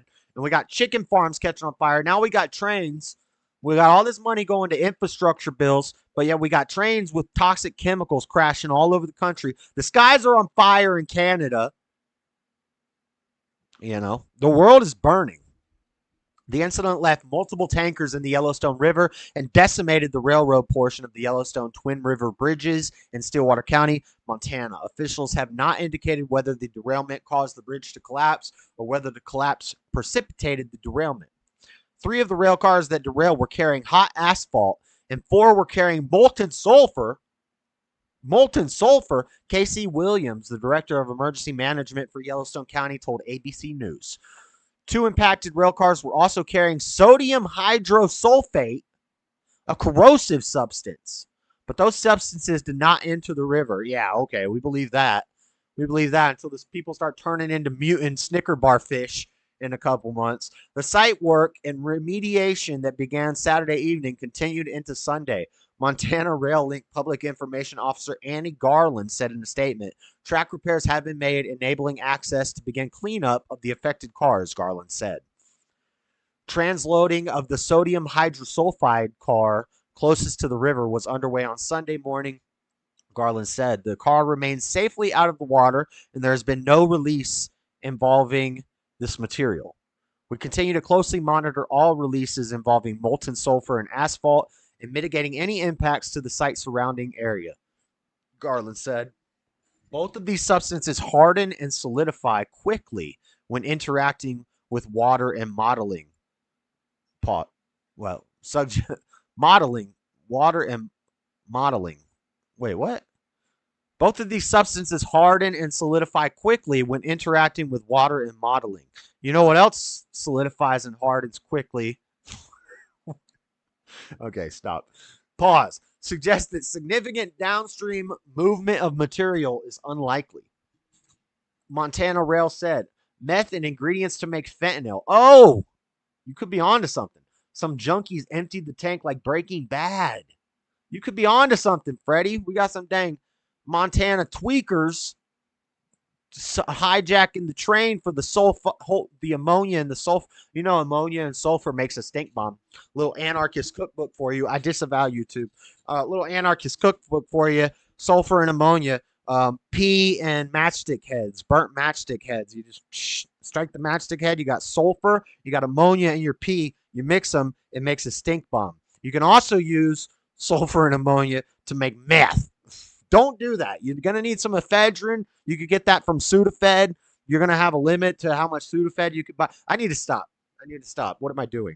We continue to closely monitor all releases involving molten sulfur and asphalt. I already read that. Montana Rail said in an updated statement Sunday evening it's aware of reports of globs of asphalt appearing downriver that may be associated with the derailment, and we will proactively investigate and sample this material. It's like Zelda when you throw one of the water baubles into the one of the water jujus into the lava, it makes a rock that you can jump on. It's like that. They got those floating down the river, so you can cross the river. It's like stepping stones. Preliminary results do not show petroleum hydrocarbons or sulfur impacts to water quality. Yeah, I believe that. Water sampling also began on Saturday and will continue throughout the incident. Remember when the Ohio train crashed and they're like, it's fine, guys. It's fine. It's not a big deal. It's not a big deal. Even though there's a giant mushroom cloud in the sky and the skies look like a hellscape and there's like lightning and thunder and fireballs crashing to earth, it's not the end of the world. Drink your water. And then people are like, yo, I've been drinking the water and like I'm glowing. I'm glowing. My skin is glowing. They're like, don't worry about that. Don't worry about it. Fact check. Fact check. We tested the water. It's fine. All your fish are dead. It's fine. The chicken farms aren't on fire. We're not crashing all these things into your water sources to destroy your farmland and kill the people. We're not doing population control. No cloud seeding. It's fine. Facts check. Oh my God. What's going on in the world, people? I prefer a dry foot rub too. Wait, I prefer a dry rub too, Flat. What? What does that mean?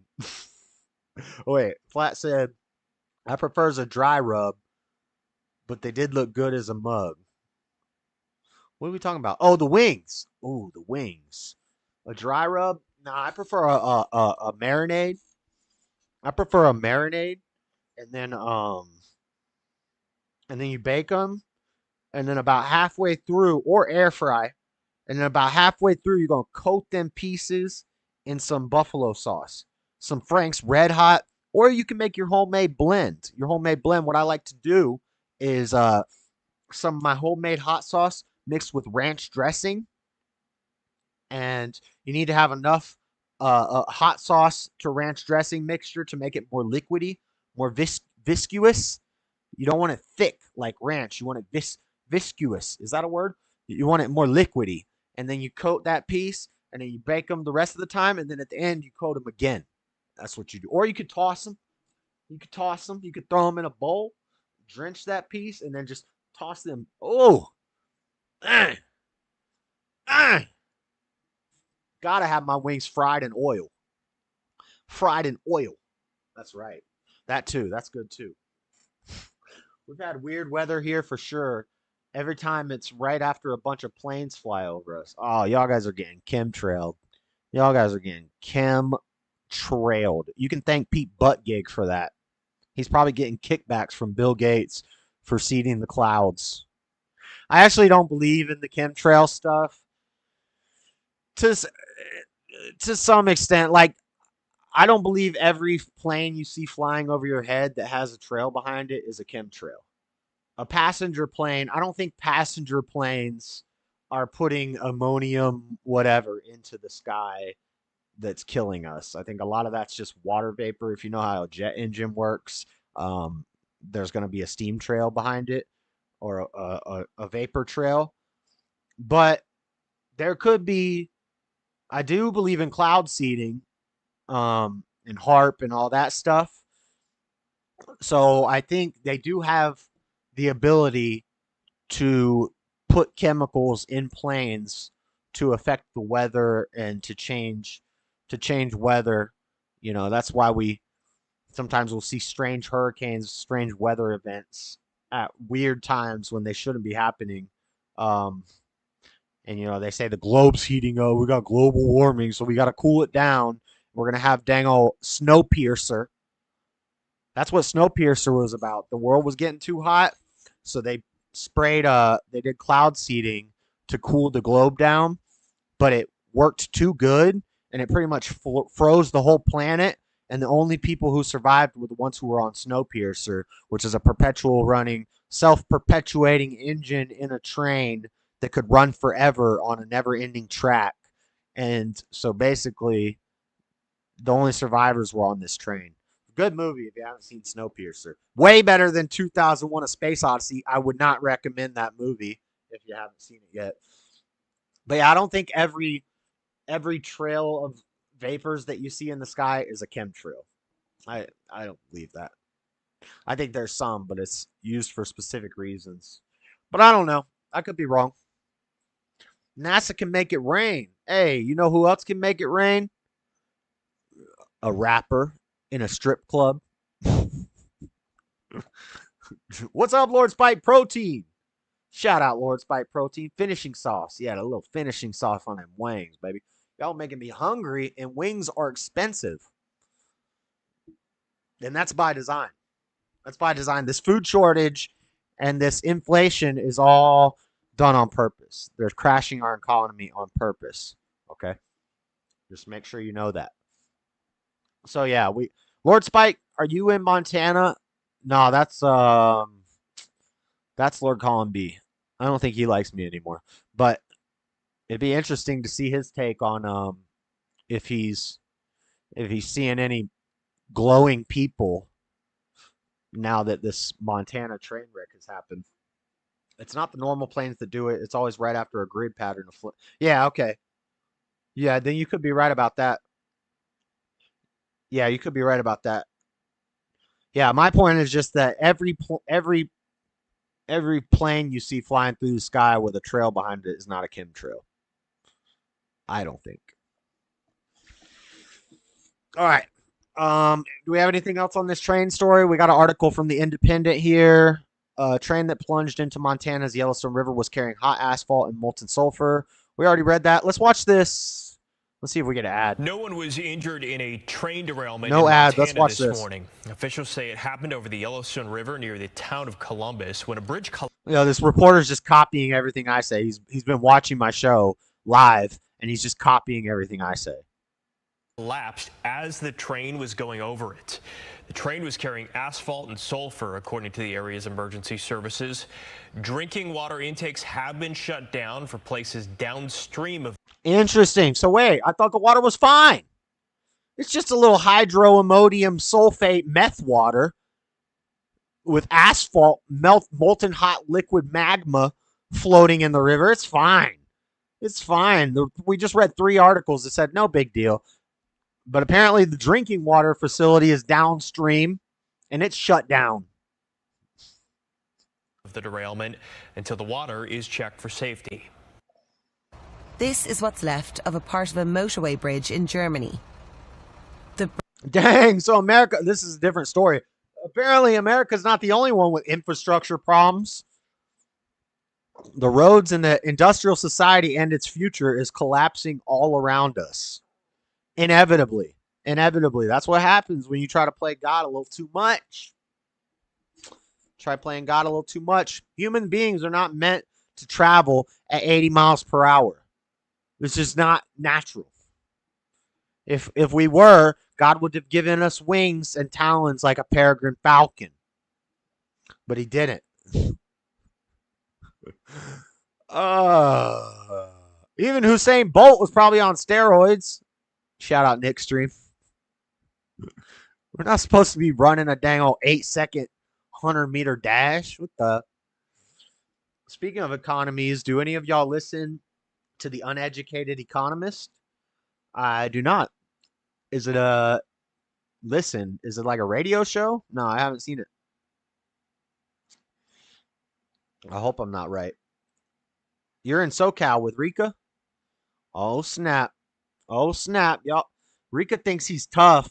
He doesn't even know what fighter IQ is. He got in an argument with me just because he gets triggered when he hears anybody mention IQ, because generally, like, sub 90 IQ people don't like the idea of IQ being a real thing. But I mentioned fighter IQ, which has nothing to do with regular IQ, and he wanted to argue with me about it like it's not a real thing. And I got annoyed, so I cut him off of the Discord. It is a thing. But yeah, so if he doesn't think fighter IQ's... Dang, Lord Spike! Josh, get you some wings! What the... Hey, shout out, Lord Spike. That's why Lord Spike will be a mod forever. He's the biggest financial supporter of the channel. I appreciate that, Lord Spike. It's not necessary, you guys, but we are sponsored by viewers like you. We are funded by viewers like you, but all you really got to do is hit that like button, you know? Tell a friend, tell a family member, tell a phone, telegraph, tell a woman. All you really got to do is share it. If you like it, tell a friend. If you hate it, tell everybody. But Lord Spike Protein over here killing it with the super chat. That's what's up. Hey, thank you, Lord Spike. I appreciate it. Lord Spike is definitely the #1 contributor of the channel. A scholar and a gentleman. When they say you buy your way, you definitely do. Oh, no. He don't have to buy his way in. He's already established. That's what's up. If I'm ever some huge famous YouTuber, I'm going to take care of Lord Spike. I'm going to go visit Lord Spike and buy his mama a house or something. I don't know. He's getting in early. It's like the stock market. You got to get in early. Shout out Lord Spike. But yeah, that reminds me, I'm doing my little plugging. Make sure you hit the like button. Make sure you are subscribed. You can be a channel member if you want. We got that. We got the supers. We got the Cash App. But really, the most important thing is that you're just subscribed, hitting the like button, interacting with the content, dropping comments, all the good stuff. So, thank you, Lord Spike. Shout out.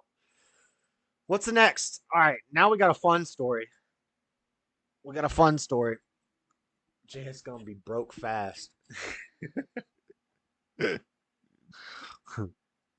I know. If I get rich, I will be broke fast. Because that's not what life's about. You got to sell your clothes and buy yourself a sword. You know? Sell everything you own and follow me. Follow God. All right. Frederica likes to just grill people all day. Man. Frederica ain't grilling nobody. He ain't dropping no fire. He ain't dropping no heat. Frederica's like a mosquito. A little sucking blood. Little blood sucker. I'm just kidding. But fight IQ is definitely a thing. I think if Frederica and Lord Spike ever have a boxing match in SoCal, that would be an amazing thing to see. And I think Freddie would get whooped. I bet JS spends it on weed. I'm not spending it on weed. I haven't bought no weed in 2 weeks. I ain't spending it on weed. You know what I probably spend it on is my $50 is how much it is for 1 year of KineMaster, which is what I used to edit my videos. And I haven't. Work's been slow. I'm trying to find a second job right now. Work's been slow, so I've been kind of struggling with money. You know, not. You know, I'm not complaining or nothing. Life is good, but I haven't been able to. I've been selling a lot of my cards. I've been, you know, it's not a big deal, but I haven't been able to re-up my KineMaster subscription, and it's $50 for 1 year, and that's how I edit my video. That's why on my clips I have the little KineMaster watermark at the top, and it sucks because when I'm editing videos, I have to watch an ad I have to watch it. I edit the video, and then when I start the not the upload, but what's it called? Export. When I start the export, I have to watch an ad, and when the export ends, I have to watch another ad. So if I'm doing 6 clips for the show, which would normally take me an hour and a half, it takes me like 2.5 hours because of ad time, because there's multiple ads for every 2-minute clip that I make. And then I have the watermark at the top, which just annoys me. My shorts, you'll see the watermark at the top. So I'll probably spend that money on my KineMaster subscription so I can get a year of KineMaster and get that watermark. Since he's spending it on the content, we'll put it back into the channel. All right, let's get on to some funner stories that don't have to do with the country imploding on itself. Thanks, Pete Buttgig. Elon Musk declares cis and cisgender will be considered slurs on Twitter that can be punishable with suspension. This is from Fortune.com. So we got a whole Elon segment here, but there's other big names involved in this. This story is unrelated to what we're about to talk about in a second, but this happened earlier in the week. The serial entrepreneur and world's richest person appears to be letting his own personal views shape and inform his policies governing use on the platform. Elon Musk's Twitter disbanded its Trust and Safety Council in December, not long after the self-described free speech absolutionists bought the social media platform. But while the council is gone, it seems as if the tech tycoon himself is deciding what will be considered, I'm burping, what will be considered hate speech on the site based on his own private views. I think he's just being fair. If you can't call somebody gay, you can't call somebody a bundle of sticks, you can't dang old drop a hard R if you feel like it, then that it should go both ways. If we're going to be fair, we're going to be fair. I don't want these dang lesbians calling me a cisgender. What is that? I'm normal. I'm just a guy. I'm just a man. Straight, white, Christian man. We don't even have to have all those prerequisites. I'm just a dude. I'm just a regular dude, you know? But they want to put labels to, they're trying to destigmatize the PDF files and call them minor attracted persons. That's why they use words to control people. These liberal college kids who really aren't that smart, but they're so educated, they become career students, and they feed their ego with these degrees. They spend money to have somebody else teach them and make them study books that they could learn about on their own for free and actually get smarter. But instead, they pay somebody to teach them, and they think they're getting smarter, but they're just feeding their ego with this document. These people have nothing better to do with their lives than to make up words. I think, was it Elijah Schaefer? Somebody was talking about how the farther you get from farm life, it was Fleckus. It was Fleckus and Richard Ratboy. They were saying the farther you get from natural farm life, living on a farm, the farther you get from how the food is made, where the food comes from, the more you have to dedicate your time to stupid, meaningless things like making up words like cis. So, these kids have grown up in a city. They're on the internet, they're on the TikTok, and they're spending all their money to go to college to get smarter, more intellectual. And it's like they have no idea how the freaking steak gets in the freezer at the grocery store. They're so cut off from the natural world and how to actually survive and be a human being. When the power grid goes down, they're going to be the first to die. They don't got nothing better to do but make up these words and try to control people with these words. So they came up with this word cis to stigmatize normal people. We're just normal people. We're just normal people, but they got to give us a label so that they can other us. It's Marxism. It's cultural Marxism. We want to destigmatize the PDF files, call them maps. We want to stigmatize the straight normal people, so we're going to call them cisgender. Are you a cisgender male? Ew, cisgender males. Ew. And Elon, although, yes, they are right, this is kind of, it would be hypocritical if he were only having one type of moderation, like if he was only moderating one side. But really what he's doing is being fair. If we're not allowed to say these other words, then they shouldn't be able to call us cis. I don't like that. I'm not a cisgender man. I don't even know. That's stupid. So I think he's being pretty based, and it's kind of funny. In March, Tesla and SpaceX CEO told his millions of followers that he found cis to be personally offensive, and now it appears that it will be an index term whose use could result in an account suspension for those who employ it. The words cis or cisgender are considered slurs on this platform, Musk posted in response to a man who claimed to have been harassed by the term used pejoratively. Repeatedly targeted harassment against any account will cause the harassing accounts to receive, at minimum, a temporary suspension. The term cisgender and its short form cis, from the Latin meaning on this side, and the root opposite of trans, came into popular use as a way of describing people who feel comfortable with the gender they were assigned at birth. So normal people. Normal people, they had to give us a new title, and they call us cis. Behavioral scientist Caroline Bueno, who tracks online misinformation and hate speech, said Musk may have ventured into new territory with his latest policy.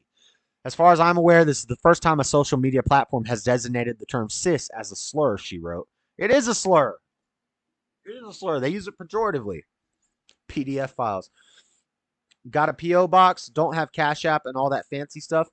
I don't have a P.O. box. I have a mailbox. I'll give you my address. Not on this. You have to email me. If you want to send me a fan letter or something you want me to like, I can do product reviews. I used to do a lot of product reviews on the channel. I haven't done it in a while, but if you want me to like review something or open it on the stream, do a box opening on the stream, email me at jsurbanadventures@gmail.com and I'll give you my address. A lot of people in here have my address because I sent them hot sauce before. I'm not worried about putting my address out there, but I know we got a lot of little Antifa bitches in Salt Lake City. Yes, I say the B word. Yep, I use the B word. It's a female dog. Jesus called the Canaanite woman a female dog. Basically a bitch. We got a lot of little Antifa, the little Trantifas in Salt Lake City that don't like me. And so maybe I shouldn't say my address. Shut up, JS. They the same people have you believing.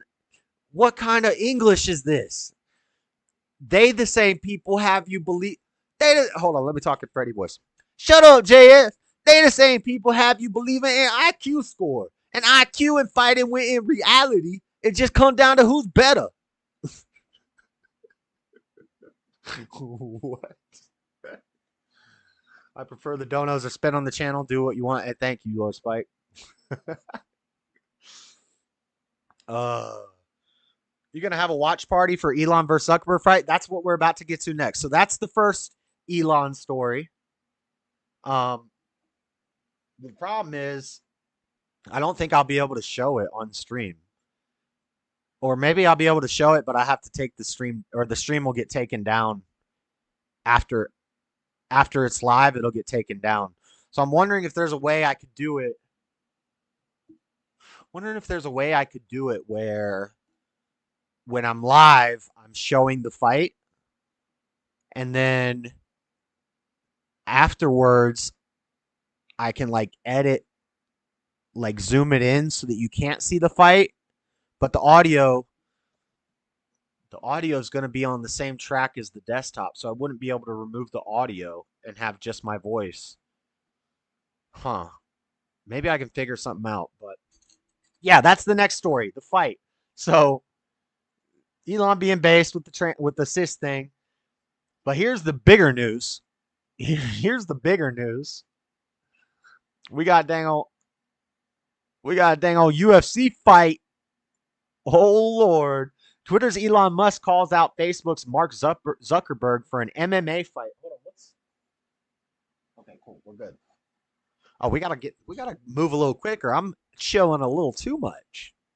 It's all right. I don't have a third segment planned, so we'll just take our time getting through this.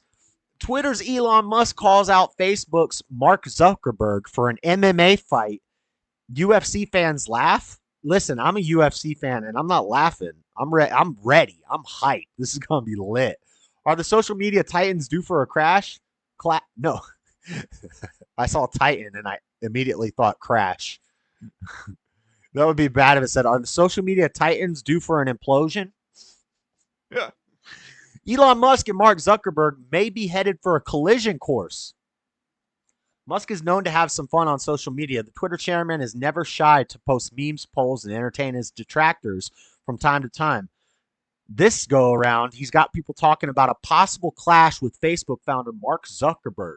Here's the challenge laid out by SpaceX founder and Tesla CEO. Elon Musk says he is down for a cage fight with Mark Zuckerberg. I'm up for a cage match if he is. Yo, let's go. The challenge drew some laughter from UFC and MMA fans online. Many Twitter users pointed out that Zuckerberg actually has experience in jiu-jitsu competition. Well, I heard in an interview with Elon that he got in street fights in South Africa. So he might be tougher than you think. It'll be interesting to see if Zuckerberg responds. The Facebook founder reportedly started Brazilian jiu-jitsu training during COVID-19 pandemic earlier this year. Zuckerberg earned gold and silver medals in his performance in a Brazilian jiu-jitsu tournament. We talked about that in a former show. That was fake. That was fake news. Debunked. He did win the gold and silver medal, but it's because he lost the fight and then he cried to the ref and then they basically gave him the win because he's rich and he probably owns all of them. But he did not win the tournament. He lost and they gave him the medals anyway. He got a participation trophy. He got a participation first place gold medal and a silver medal, even though he lost in all the competitions against nobodies. Behind the scenes, Zuckerberg is no stranger to doing some business dealings involving MMA. Last year, the announcement was made that Meta and the UFC were teaming up to deliver a VR experience for live events. That would be kind of interesting. Zuckerberg has also appeared at the UFC Apex in Las Vegas. Back in October, Zuckerberg attended UFC Vegas 61, and there was some controversy over it. Rumors swirled that the Facebook founder rented out the entire Apex, which UFC President Dana White has denied. Here's the... In third, Laura Finn of the lead team Monterey. Also in third, Haley King of 4 Elements Fitness. This is up. In second, Casimir Corbravias of UFC Fit San Jose. He's not good. And in first, Taylor Peters of Charles Wesley College. Nice little takedown. I don't know why he's in a guillotine right now. Yeah, he's in a guillotine right now. Dude's got guard. Dude's got a nice guard right now. Has him in a guillotine. And he's got an underhook. I mean, Zuck got the takedown. He's on top, but he's... Okay. He's passing the guard.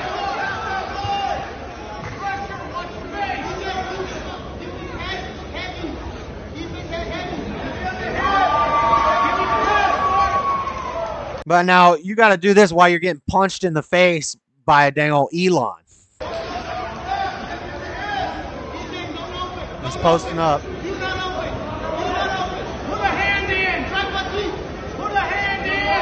Yeah, pass his guard, bro.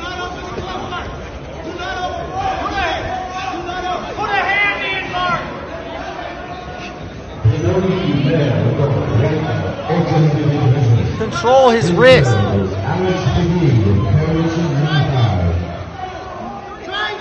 What are you doing, Zuck? You're garbage, bro. In the UFC, that's you're gonna get up kicked right there.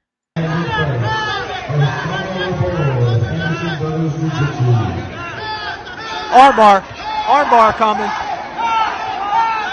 Oh! Does he have the armbar? I think he got out of the armbar.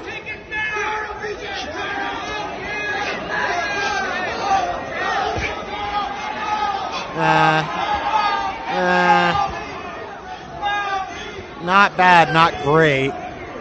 He's got side control now, and that's it. All right, so he got the takedown, but then he was in a guillotine and an armbar in that fight, and it took him forever to pass the guard. Like, you're not that good, Zuck.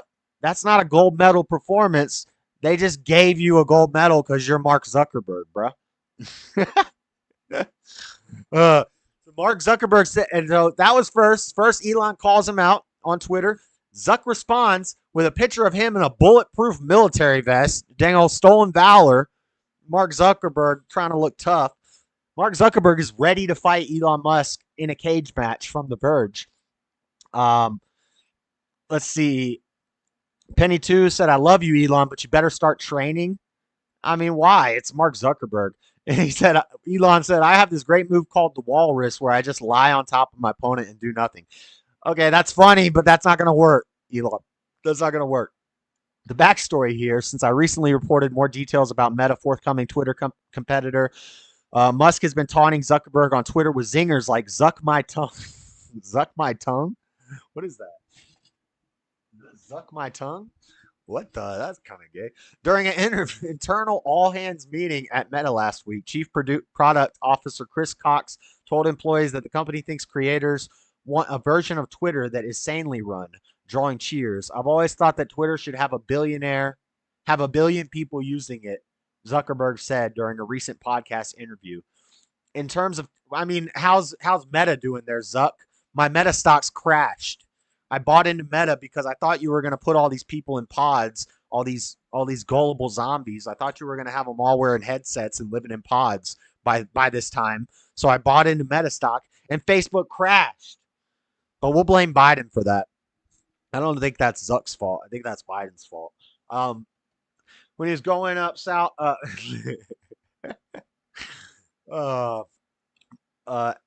Zuckerberg fight Musk versus Zuckerberg would be as good as it gets. Musk 51 has the upper hand on Zuckerberg in terms of sheer physical size. That's also interesting. I don't know if Musk will have to cut weight or if it'll just be an exhibition where they don't have to be the same weight class. I don't know how that's going to work because I don't know how much they weigh, but I'm pretty sure Musk has probably like 50 pounds on Zuck. And he has talked about being in real hardcore street fights when he was growing up in South Africa. Meanwhile, Zuckerberg, dude, Musk is dang old blacker than Freddy. Meanwhile, Zuckerberg, 39, is an aspirational MMA fighter who is already winning, quote unquote, winning jiu-jitsu tournaments. He also claims to have recently competed the grueling Murph Challenge workout in under 40 minutes. My mom did the Murph Challenge, Zuck. My mom is a CrossFit beast, and she did the Murph Challenge and posted pictures of it on Facebook. And I was like, what's the Murph Challenge? Apparently it's, dang, what did she say it was? I don't know the numbers. It's some crazy number. It's like 500 push-ups, 400 pull-ups, 300 sit-up, or like 500 push-ups, 400 sit-ups, 300 pull-ups, and run 10 miles or something like that. And then like 200 squats. And my mom told me that. I was like, what? That's crazy. I ain't doing that.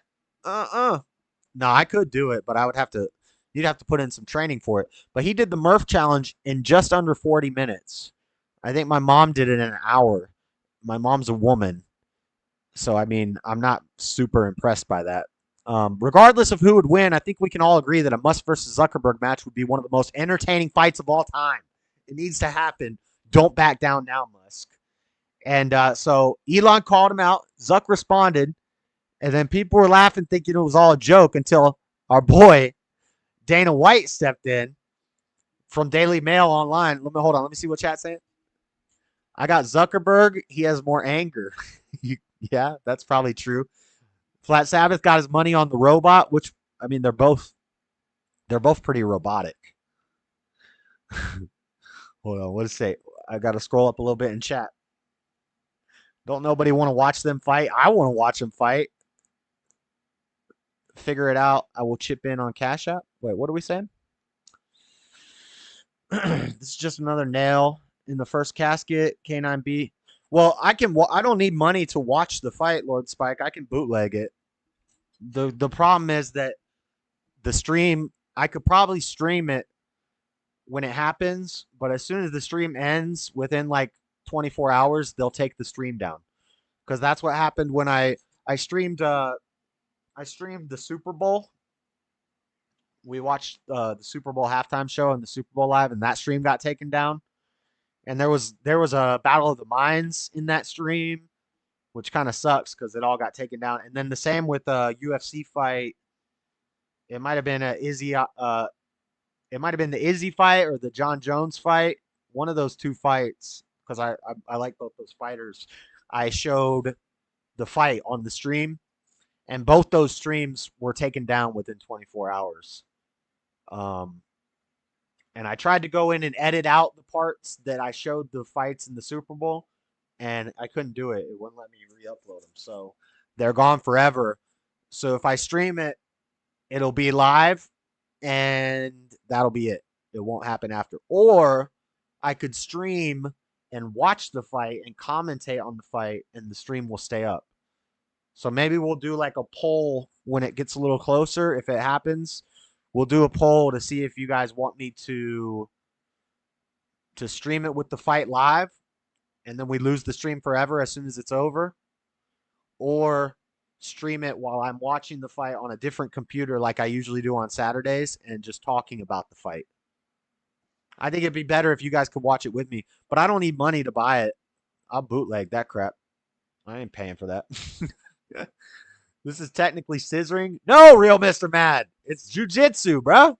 Come on, huh? This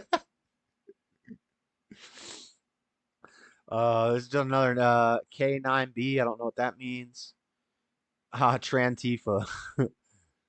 Figured out I'll chip in on Cashapp. Nothing would make me happier. Don't nobody want to watch them fight? You're crazy, Freddie. Everybody wants to watch that. You can't be serious, Freddie. Frederica, I agree with that. You don't need IQ to perform physical action. Dean, shut up. You don't know what you're talking about. It's fight IQ. Fight IQ is not normal. It's not the same as IQ.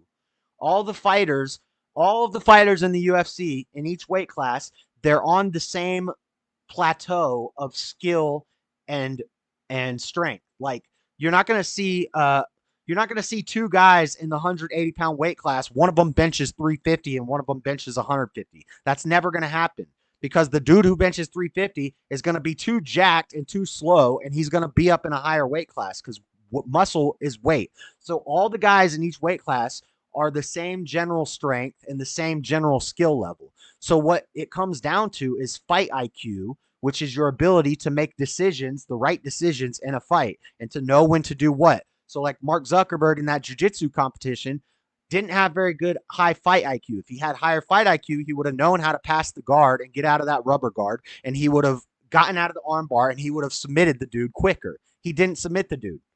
If you had higher fight IQ, you'd be able to do that. It's not about fight IQ is not the same as IQ. It is a thing. If you don't know that it's a thing, then you just don't know anything about fighting. Okay. Freddie and Dean are being beta. Facts, Flat Sabbath. You think that these same guys in the same weight class, both are the same age, both are the same weight, both are the same wingspan, both are the same height. They've both been training for the same amount of time. They're both the same level belts in jiu-jitsu. They both trained in the same amount of years. You think that, like, how is somebody going to win the fight? They're all on even playing ground. It comes down to fight IQ, which is who makes the better decisions in the fight. So when you see, Muhammad Ali had great fight IQ, whereas Tyson was just a power fighter. Tyson didn't have great fight IQ. He was just a powerful guy. He had an abnormal power. He was an anomaly. He was stronger than everybody else in his weight class, which usually isn't the case. Usually you're going to be about the same strength as the other guy, but Tyson had crazy power. Whereas Muhammad Ali, when you see him fight Foreman's huge compared to Muhammad Ali, but Muhammad Ali had higher fight IQ. Muhammad Ali would dip and duck and dodge and float like a butterfly and sting like a bee. He was light on his feet. He knew how to dodge the hit and come in with the counter punch. That's fight IQ. If you don't know what that is, you've probably never been in a fight in your entire life. This is a weird world. 2 billionaires cage fighting. Man, Godson says fight IQ is real. Yeah, these people don't know what they're talking about. It comes down to who's better talent. Oh my God, you're so dumb, Freddie. Billionaire brawls is a no-brainer. Yeah, I agree. This is going to be based. So anyway, Dana responded. Dana White insists Elon Musk. They think that they hear IQ and they think I'm talking about your ability to read a book or something. That's not. I'm not talking about regular IQ. It's just called fight IQ. You can Google it. We watched a video on it the other day. Lyoto Machida, John Jones, guys like this have high fight IQ, meaning they make good decisions in the ring. They know how to counter the punch. They know how to get out of the submissions. They know how to blah, blah, blah, blah, blah. And whereas both fighters have the know-how, both fighters went to training camp, both fighters learned how to get out of this hold. But when you're in the fight, you know, you have to make decisions. You have to be quick on your toes. You have to think quick on your toes. Whereas some fighters will just see red and go into rage mode and start. In a street fight, the dude who sees red and ducks his head and runs in like this, throwing haymakers, is going to get whooped by the guy who has been in fights before and and he knows how to fight. He's just going to hop back a few times and go, but, and drop him. Like, Joe Louis was slow as hell. He couldn't even read. He probably had a lot of power. That's why De La Hoya was a successful fighter. Yeah, these guys don't know what they're talking about. Lord Spike will whoop Freddie in a fight because Freddie don't know what he's talking about. Floyd Mayweather is what started the whole conversation, Spike. We were talking about Floyd Mayweather, and I said Floyd Mayweather has a really high fight IQ. Like, he's not, but he's also fast. Floyd Mayweather is very, very fast. But Floyd Mayweather also has a high fight IQ. He knows what to do to win. And it's different in boxing and MMA because you may have a high boxing fight IQ, but you get in a ring with an MMA fighter and you don't know anything about grappling. You don't know anything about wrestling. You don't know anything about takedowns. You're going to get whooped by even an amateur UFC fighter.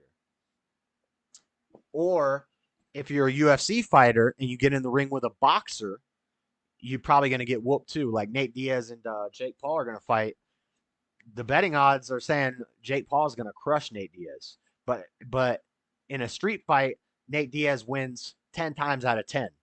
But in a boxing ring, Jake Paul might beat Nate Diaz because Jake Paul has specifically been training in boxing, whereas Nate Diaz is a more well-rounded fighter. He knows how to do everything. That's going to be a good fight too. That's going to be epic. Dana White wants to stage Elon Musk versus Mark Zuckerberg under the UFC banner. So Dana White has agreed to it. His fans have gotten kind of mad. White once insisted the UFC wouldn't be hosting gimmick fights on their shows. Fans called out White for his hypocrisy, but the MMA titan defended his stance. So Dana has said before, I'm not going to do these gimmick fights in the UFC. And then he said, I'll do Zuck and Elon. And the fans are like, I thought you weren't doing a gimmick fight. And Dana responded, look at this picture. Yo, that is not Elon. That is not Elon with his shirt off. No, that's not what Elon looks like. He responded, this isn't a gimmick fight. A gimmick is MMA guys going to boxing and getting beat, like I was just talking about. We've seen it already and know how it ends. This is a fight between two of the most powerful / richest guys in the world. Who will win? Who has seen this before? Nobody. It's also a crossover fight that literally everyone will watch.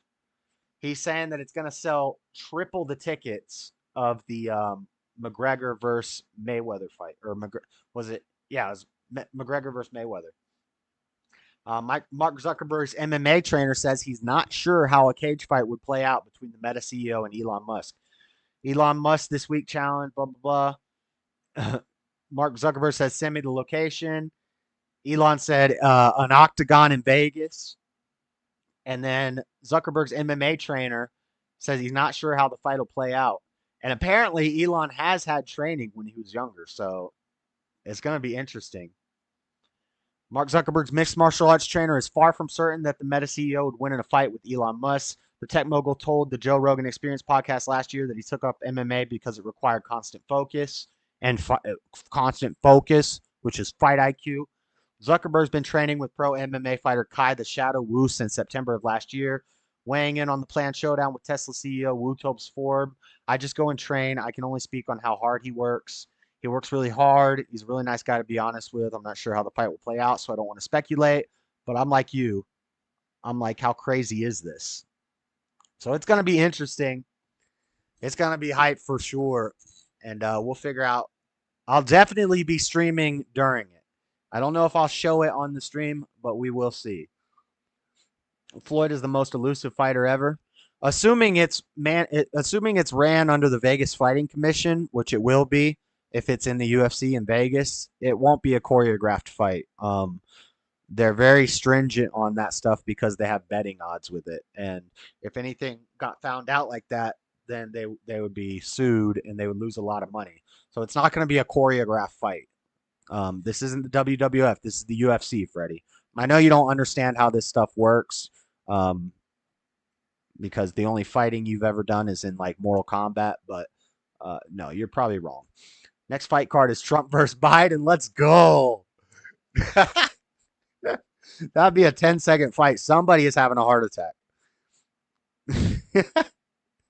They both got the Vaseline, so they're probably both going to have problems. I agree, B, until he started getting cocky. Bro, Trump would just come out talking trash, and Biden would, like, get lost. The Floyd versus Alvarez fight was disappointing, although protect yourself at all times. He took a cheap shot. I don't hold it against him. All right. Before we move on from that story, let's listen to something funny. And it's 8 o'clock. We have one other story in the main news segment, but maybe we'll just combine it into rapid fire news because we got a lot of interesting animal stories. Just, there wasn't a lot of news this week, so I just got some fun animal stories, but we're going to talk about this cricket invasion. We got some other crazy animal stories in the rapid fire segment, so we'll kind of put all that together. I'm going to go take a quick break and play something for you guys. Hopefully this doesn't get the stream taken down. We'll see. I think I'll be okay playing this, but check this out. Call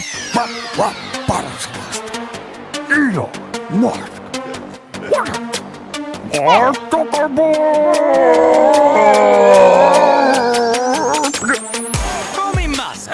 I'm here to help. Flush a Zucker turd for humanity's health. I'm making brilliant innovations in a race against the dark ages. Provide a place to discover your acts. Kind of racist. Got called to Senate. Data hack. Acted so robotic, Star Trek's like, we need Lieutenant Datavac. I'm Tony Stark with a James Bond sprinkle toss in. And I've been flossing since you double-crossed the Wigglevoss twins. Data was a lieutenant commander to start, but I wouldn't expect you to understand an org chart. See, here's mine. I'm at the top boss, and I'm spitting fire like I'm hot sauce. You can't sneak up on Zuck. I don't even fucking blink. I'm the CEO and knowing what you think. Hey, I've been looking up your family. It can start. My God, couldn't clean your daddy's laundry with a apartheid pod. Watch me, Oculus, Instagram, WhatsApp.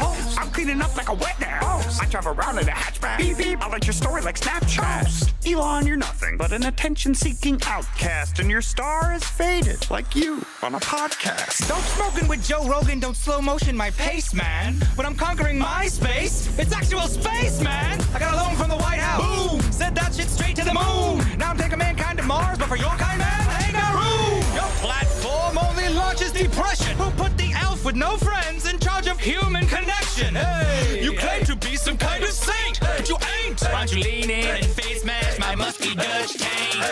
I'm destined to rep Earth. You sold us out for some net worth. Your site's got so many Russian bots, they should call it the social network. Ooh, bots. I know AI gets you tweeting. I read your feed while eating toast from Robot Morgan Freeman. You need to start sleeping. We can all see you're tired. You're about to be CEO. Oh, shit, he got fired. You got all these companies, but they're incomplete. I've got one and I'm full money. Incomplete. Set your self-driving truck to haul your ass home. Cause this battle's like PayPal. You got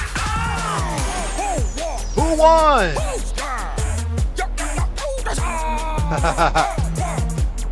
Legendary. He said you couldn't clean your dad's laundry with apartheid pods. This was made by AI. No, it's epic rap battles of history. I think this is old. I think they forecasted the history with this one. This 4 years ago. This was made 4 years ago. Legendary. They predicted the future. Nice. All right. You've never seen epic rap battles of history, Freddie? Jeez.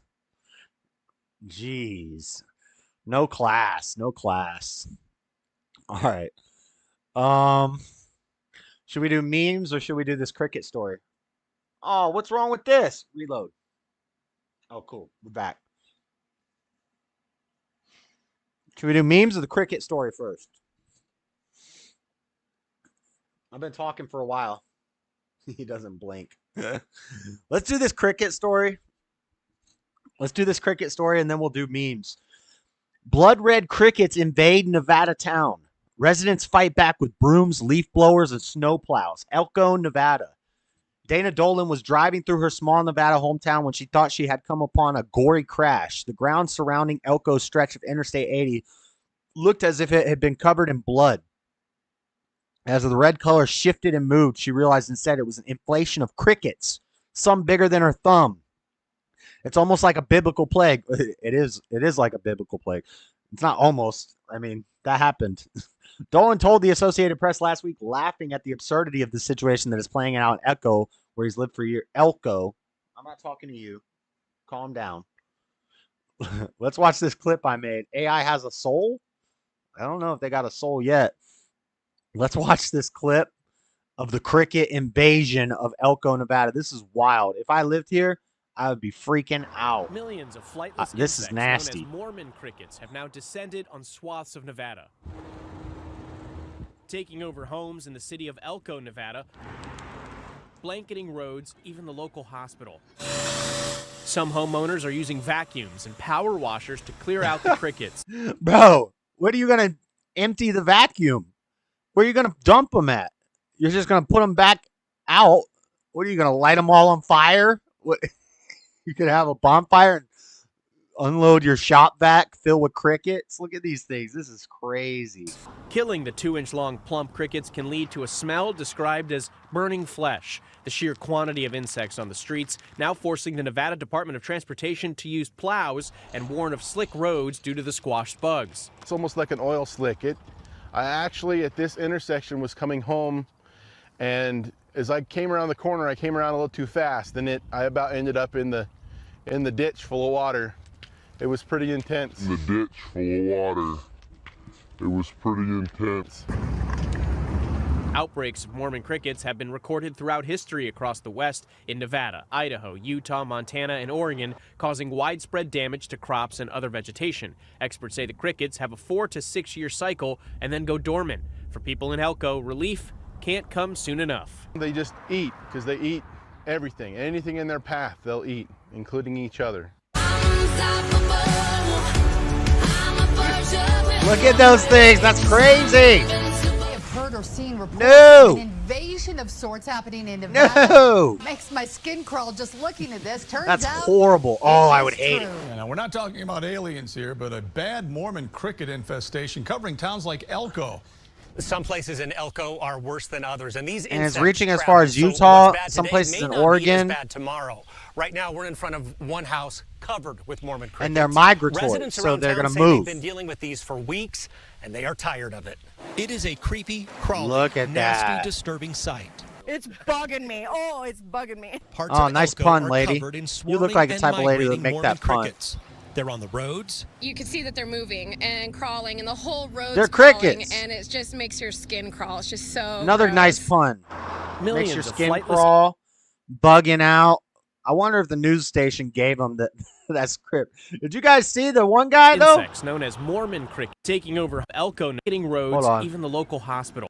Some home power walking plump Where's the crickets one guy? for flesh. Streets use plow roads. It's almost like at This guy, intersection check this was coming out. Home, Look at this guy's and got one on his as I shoulder. came around the corner, I came around a little too fast, and I about ended up in the ditch full of water. Look at that It was one on pretty his shoulder. intense. Get him. Ditch full of water. What the fuck? It was pretty intense. No. Outbreaks of Mormon cricket. No! That is a biblical plague. Jeez Louise. I don't got much else to say about that except it's freaking creepy, and it is a biblical plague. Crickets are cousins of roaches. Crickets equal not funny. I'm in Idaho, and so far no crickets. I'm in Utah, and so far no crickets as well, but they better not move. They probably escaped from the damn farm where they're trying to raise up all the crickets to feed us. Oh, the cricket burger's going up. Yeah. What? That's horrible. So, I don't really have much more on that story except that this is crazy. But here's an interesting fact. Yes, we're not doing much Bible thumping in this show, but here's an interesting fact. This happened in Utah when the Mormons came here and they settled here and they brought their polygamy with them. They were kicked out of America. They moved on to Mexican territory. They did the Mountain Meadows Massacre, and they wiped out the Arkansas people who were living here at the time. They were doing their 49ers. They were traveling for gold, and they stopped in this valley. The Mormons came in and wanted to take the valley, so they killed like 1,400 people. And it's called the Mountain Meadows Massacre. But anyway, and then they settled here in Utah. It wasn't part of America. It was Mexico at the time. And because they weren't allowed in America because of polygamy, they said they were being persecuted, but really they were just breaking the law. Well, when they settled this land, and here's another sign that it probably isn't a good thing. They had a cricket invasion in Utah a long time ago, like right when the Mormons settled this area, and they were saved. What were they saved by? Well, let me show you guys. Did you know that the state bird of Utah is the California seagull? Yes, I know. It doesn't make any sense. Why is the state bird of Utah the California seagull? And why, when I go to the park, are there hundreds of seagulls? Everywhere there's seagulls out here. They're everywhere. It's like another plague. Well, the reason is because the cricket invasion happened a long time ago. A plague, a biblical plague, that is put onto like people who are twisting the Bible. The seagulls came and ate up all the crickets, and the Mormons were like, oh, we're saved. The seagulls saved us. Let's make the California seagull our state bird. What is the state bird of Utah? If you look here, what is the state bird of Utah, and why? The Beehive State of Utah chose the California seagull, Larus californicus, as the state bird. In 1955, the snowy white bird with gray wings and black tail produces a regal show, whether at the lake or in a grassy yard or park. Yeah, and they poop all over you. I can't stand these birds. They poop all over me when I go fishing. And you don't want to get poop in dreadlocks. It's not fun, okay? The bird's feathered Sunday suit give it a well-dressed, sophisticated look. No, they're annoying. They're sky rats. They're like pigeons. They're sky rats. Anyway, why is the California gull the state bird of Utah? I don't want to read that. Get that out of here. In 1848, the humble California gull saved the residents of the state that year. A plague of Rocky Mountain crickets invaded the state. The crickets began eating all the Utah farmers' crops, destroying the local food source in a time when shipping food occurred by rail car or horseback. The gull came to the state's rescue by swooping in and dining on the crickets. They ate the pests, saving the main crops and the state's food source. Although appreciative, it took Utah a little while to say thank you. So they thanked the bird by making it the state bird. But an interesting fact is that in the Bible, there is no plague of birds, but the Bible does say that birds of the air are a negative symbol. So in verse 19, what book is this? Is it Proverbs? Verse 19. Anyway, the birds of the sky, or the birds of the air, Jesus interprets them as the wicked one, devouring the seed. Remember I told you guys the parable of the sower?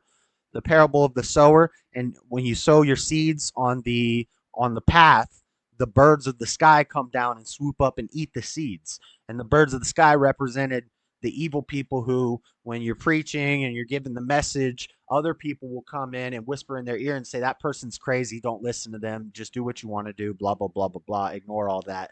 They're like the birds of the sky. They're a plague. They eat the seed that you're sowing before it has a chance to take root. So birds are actually a biblical sign as a bad thing. When they were having the Exodus, when Moses said, let my people go, to those evil pharaohs, those evil slave-owning, slave-driving pharaohs, Moses had to bring the plagues upon the land, and he brought the locusts. And then when they got out and they were traveling through the desert, they were all complaining because all they had was manna and water, unleavened bread and water, and they were complaining. They were complainers. They were, what's the word it uses? I don't remember the word it uses, but they were like bickering and complaining. And they're saying, God, why, you brought us out of Egypt, at least as slaves, we had a shack that we could stay in. We had food to eat. The pharaohs were evil slave drivers making us build these stupid rock piles. But at least we had a place to live and we had good food. Now we're out here in the desert for 40 years with Moses and his beard and some tablets telling us what to do. And all we got is this unleavened bread and water. So God sent not a plague, but he sent so much quail that the quails were falling out of the sky and dying. And they were eating till they were puking from their mouth and their nose of quail. They had too much quail, so much quail to eat, nothing but quail, that they were throwing up from their noses quail.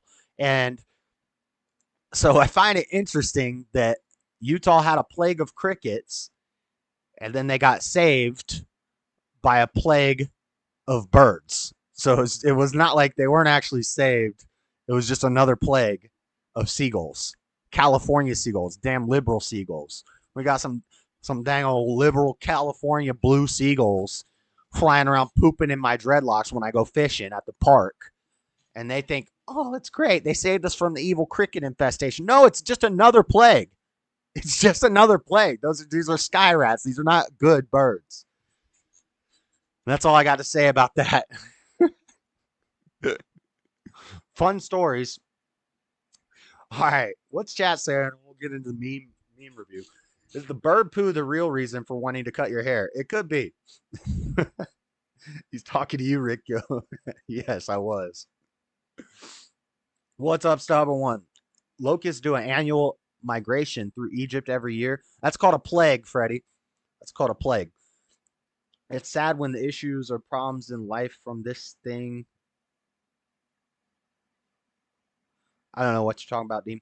It's pest control. Yeah. That's just chicken. They must not have been cooking it right. Even too much chicken is bad. If you had all that chicken that you were throwing up from your nostrils, that would not be fun. Nobody wants that. The Black Plague. Yep. They had the Black Plague too. Yep. All right. That's it for all the main stories. We do have more cool animal stories coming up.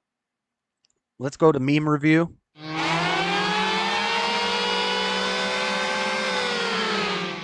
We got some memes, baby. We got some memes. Beta! Beta memes. That's true. If you see two mentals hugging, you call the cops immediately because two mentals don't make a non-mental. Right. Rarely do they. All right, guys. Meme review. Oh, my God. What is this? Oh, Lord. Is this a meme or is this real? I don't know if this is real or if this is a meme. But it says, this family encased their deceased grandmother in resin and used her as a coffee table.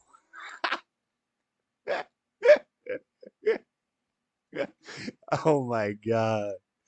I don't know if this is real. But if it is, that is morbid and horrible and hilarious and weird and creepy all at the same time. One in chats if you think this is real. I haven't fact checked this. I'm not going to fact check it. Let's fact check it. Let's live fact check. Let's live fact check this piece. One in chats if you think this is a real story. Two in chats if you think this is just a joke. Did a family... Oh, I'm also going to be taking free typing classes online so I can type faster. I might stream that to see if we can map my progress with typing faster. I used to be a pretty quick typer when I was a kid, but I kind of lost it over the years, and now I just kind of do the tick, tick, tick, tick, tick thing, but I want to get typing faster. I need to get a second keyboard that I could put right here because this one I got to kind of reach for. Anyway, did a family really, how do I ask this? Encase their grandma in resin? What the fuck? Oh my God. The image was reposted by several accounts on social media platforms. While people were indeed quite shocked at first to see the bizarre image, they soon realized that it was fake. So Snopes says fake. But then this from Dexerto, is encasing loved ones in acrylic resin the newest terrifying? Okay. Apparently it's fake. If we're to believe Snopes, which I usually don't believe Snopes. Let's read the fact check. Fake. Oh, Chris Raygun. Of course, Chris Raygun posted it. Of course it's fake. 350,000 views. Weird fingers. Oh, yeah. You look at the fingers. It's AI. It's AI. Look at the weird fingers. That's how you know. These days, strange-looking fingers are often a dead giveaway. But if your grandma is put in a resin block, her fingers might look weird. It could be light reflection. It could be light refraction. It looks like she's holding a knife, too. Or an icicle knife. Real fake. Please be a joke. Fake. We got, okay, chat saying fake. It is fake. It is fake. It is fake. Twisted humor. They stand in blacks up in the funeral homes. Standing up. Stand up. Bum, ba-da, bum, bum, ba-da. Stand up. I know we can find a way. Bye, Grandma. Next. What song are they singing? All answers are acceptable. AOC looking. Got that mouth. What that mouth do, though, girl? Hey. Next. Happy Father's Day. Oh, God. It's a man, baby. It's not a unicorn. It's not a woman. Actually, it might be a woman. I don't know what that is. Beta. That's what it is. It's a beta. How many fingers she got on that one hand? Slur check instead of spell check. I yell slurs at the keyboard until it types a close approximation to what I want to convey. I think it works well enough. Your skin would still decay and resin turn black and all. You don't know that. What are you, a freaking people in resin block expert? You don't know that. Oh, you guys can't see the memes? Can you guys see the memes? Hold on. Why is it oh, I'm just way behind on my. Okay, we're good. Dude, what are you, a freaking resin block frozen person expert, Fred? You don't know what you're talking about. I ain't taking your word for it. That mouth will just talk your ear off all night. Facts. Look like two mentals hugging. All right, happy Father. This is made by Jim Bob. Jim Bob's pretty cool, except once in the Crucible chat, I think he was roasting me like subvertly. You know, if you're gonna try to insult me, at least put my name in it. At least address me and don't be like a side, you know. He said I was at one of the Crucible debates and I was like, "Hey Crucible, what's up? Shout out Crucible," or something like that. And he's like, made by Jim Bob said he said, "Oh, I think I want to be cool and make a homeless debate channel." And I feel like he was referring to me because I had just entered chat and then he said it right after me. I don't know.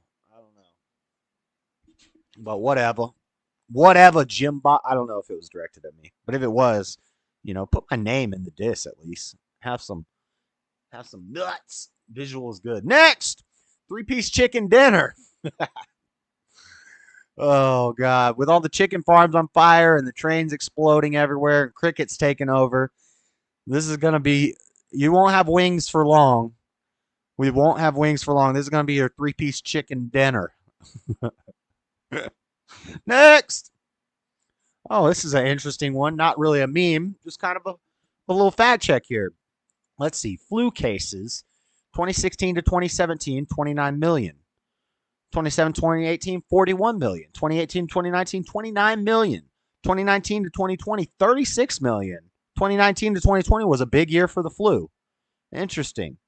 2020 to 2021, only 2,000 flu cases in 2020 to 2021. That's odd.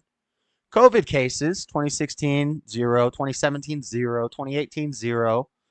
And then 2019, we see 1 million COVID cases, 36 million flu cases. So that was just a big year in general for illnesses.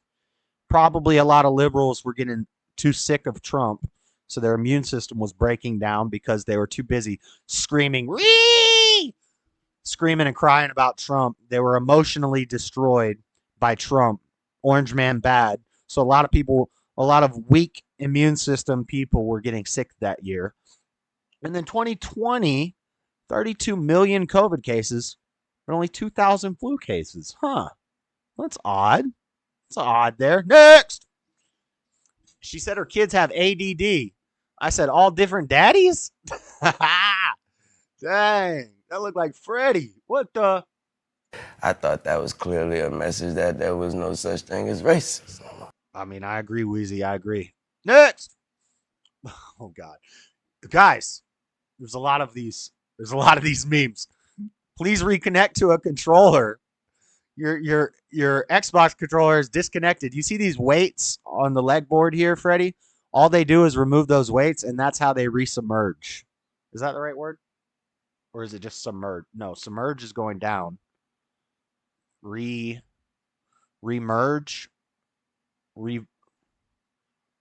Diverge. I don't know. ADD. All different daddies. I roasted Lin Yin-Chin all day for JS during the hate show. He was on you. I know, man. Every time I go into the chats, I can scroll up and I see Lin talking about me. Little Linda Yin Childs. The most beta person in chat calling people feminine. It's funny. It's funny. It's all right. Pray for Lin. Pray for Lin. He got problems. I should show. No, I'm not. Never mind. Anyway, next. Oh, my God. We got another one. The people on the missing Titanic submarine when they wake up tomorrow.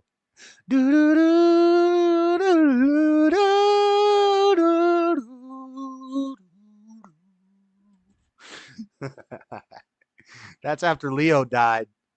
Oh, poor Leo. He did. He did. I wanted to be a pharaoh.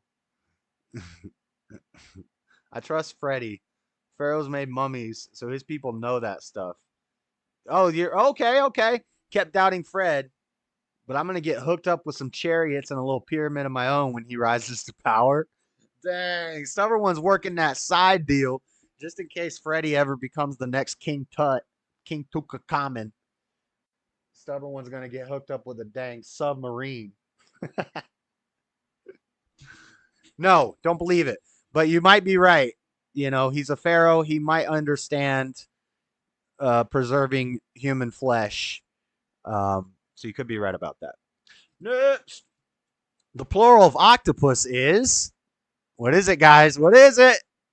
Octopi. Get it? Oh, dad jokes. Dad jokes. Speaking of Lin Yin Chin, here's a gong. I hear the flute. Next. Hang on, Rose. They're sending a submarine. I'll never let go, Jack. I'll never let go. I'll never let go. 10 minutes later, Rose lets go. Rose, I thought you said you were never going to let go. What the heck? Nice. Next. You need a high meme knowledge to understand this one. You get it? High meme knowledge to understand this one.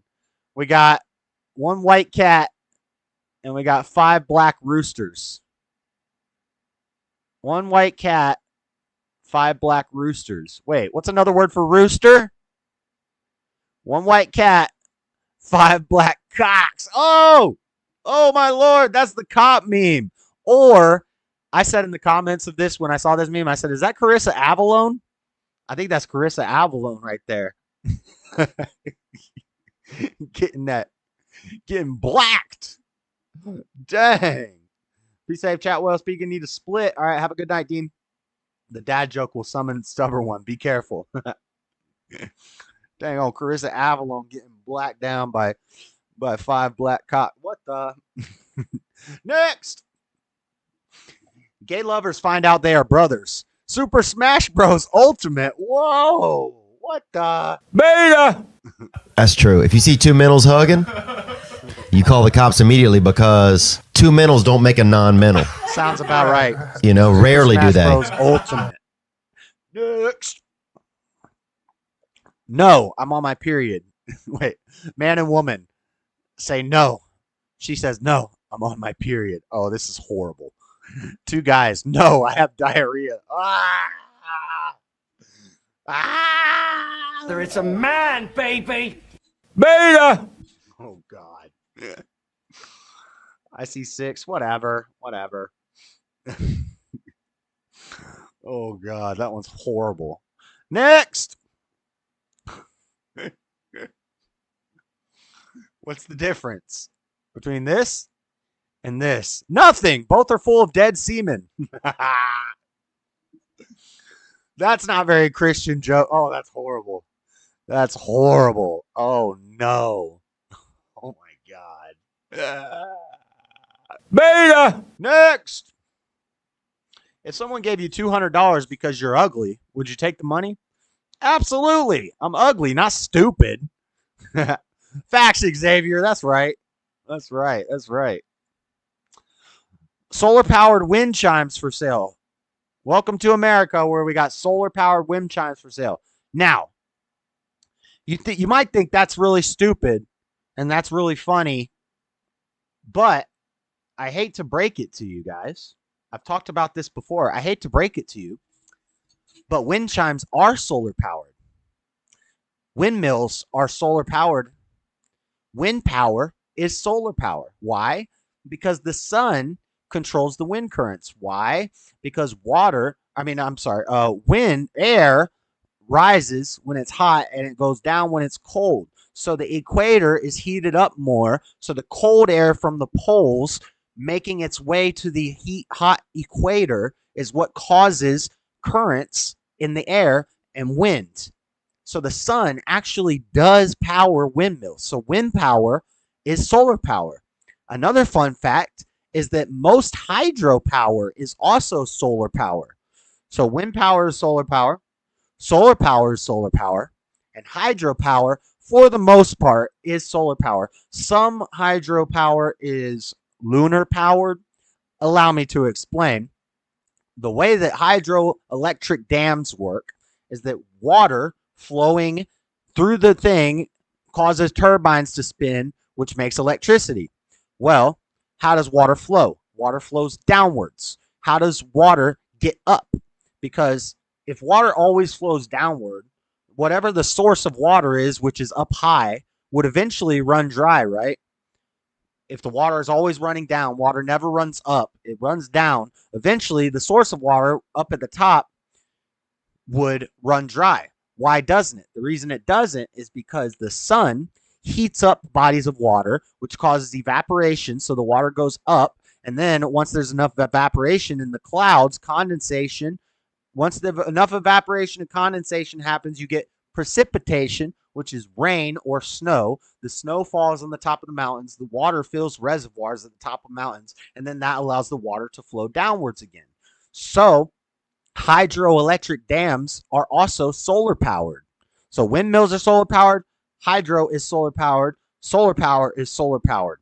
Everything except nuclear is solar power or coal, natural gas powered. But here's the other thing. You could argue some hydropower is actually lunar powered because they can build hydroelectric generators on beaches. And the way it works is with currents from the water, from the waves. The waves power the generators. So the waves, for the most part, some of the currents in the waters is controlled by the sun, but it is also controlled by the moon. The gravitational pull of the moon causes high tides and low tides, which causes waves. And so so most hydropower is solar powered. Some of it's lunar powered to a little bit of an extent. But yeah, fun facts, just fun facts. I wanted to debunk this meme. It's really actually true. Wind chimes are solar powered. Next. Too soon, Celine. Calm down, Celine. Earth is a perpetual motion machine. All right, calm down, Nikola Tesla. J.S. Nye, the science guy.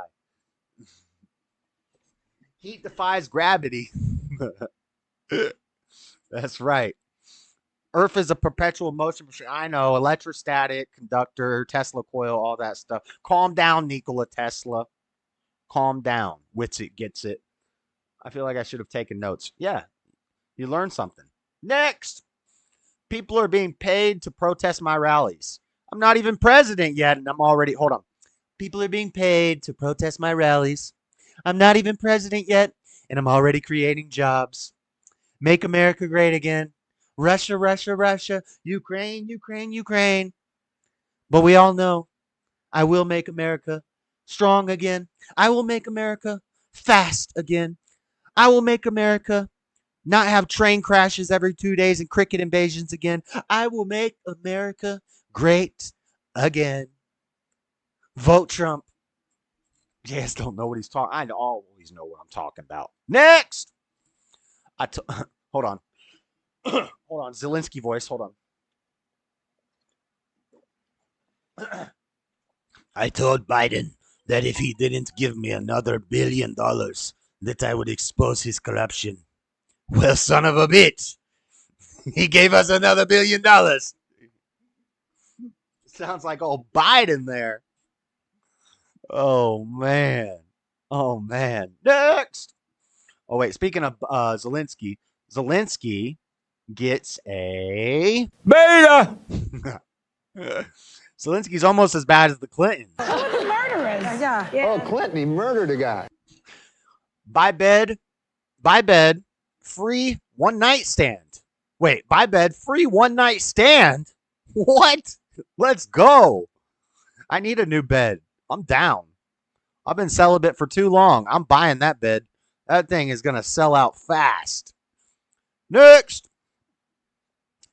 I think we should go easy. I can't really do a good Jerry Seinfeld. What's with what's with airline peanuts? I think we should go easy on these billionaires. They're under a lot of pressure. Oh, that was messed up. Next. Netflix adaptation of The Spy Balloon. What? Oh my God, it's black. It's a black sky balloon. I thought that was clearly a message that there was no such thing as racism. Facts. Next. What really happened to the submarine? Oh no. Oh no. Poor Chauvin. Shout out Free Chauvin. Hashtag Free Chauvin. Hashtag Free Chauvin. He's doing 22. He's doing 22 for doing his job, having his hands in his pockets, chilling like a villain while this drug addict flailed around like a madman on the ground. That's really what happened to the submarine. Chauvin went down there and put his knee on its neck for 8 minutes. Next. Remember when urgent cancer appointments got canceled and everyone clapped and doctors and nurses choreographed their dance routines on TikTok? I remember that. But never forget. Never forget. Beta! Next. Jellyfish have survived 650 million years despite not having a brain. This gives Frederica so much hope. This gives so many people hope. That's true. If you see two mentals hugging, you call the cops immediately because two mentals don't make a non-mental. Right. You know, rarely do they. Next. I found Epstein's client list. What the? Is it Congress? Oh my God. Hold on. We need to also add the Meta Gala. Everybody on the guest list for the Meta Gala. The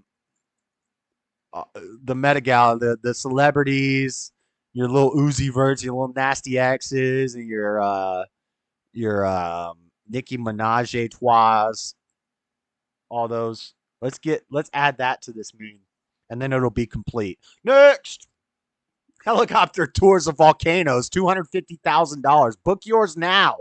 Let's go, guys. Who's going on that thing? Who's going on that? That's gonna be epic. Seriously though, before I move on to the next meme, why aren't we exploring? We can't make a dang lava submersible.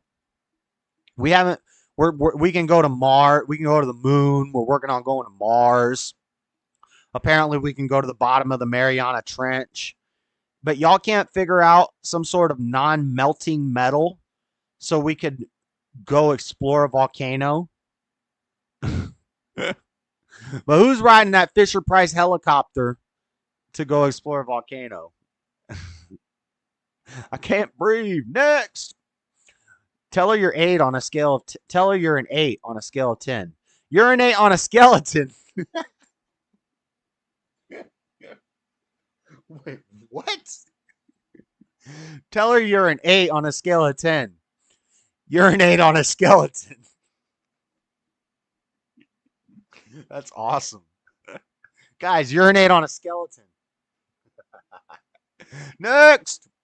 Last meme is not a meme. It's just a picture I saw on an advertisement for In-N-Out on Facebook. I told Mr. Matt he needs to try this thing, but he said they don't got In-N-Outs in Chicago, which sucks. I don't know. We got In-N-Outs here in Salt Lake City. I'm gonna call them to get one of these, and maybe I'll do a live mukbang. Maybe I'll do a live stream and I'll mukbang and review one of these things because that looks bomb. I don't care who you are. It's an onion burger. It's an onion burger. It's an onion. They call it an onion wrap burger. Basically, there's no bun, which means less carbs. It's probably healthy. You got protein. You got cheese. You got onions. They take an onion, a slice of a big old onion, and with some cheese, which holds it together good, saute that piece up and use the cheesy onion as the bun. It's like a bunion. It's a bunion burger. Bunions are nasty. It's not. It's an onion bun. That looks fire. I don't care who you are. That's not a meme. But if they got one of those at the In-N-Out here in Salt Lake City, I'm gonna tear that thing up. That thing looks so good. Damn, that looks fire. A bunion. And that's it for the memes.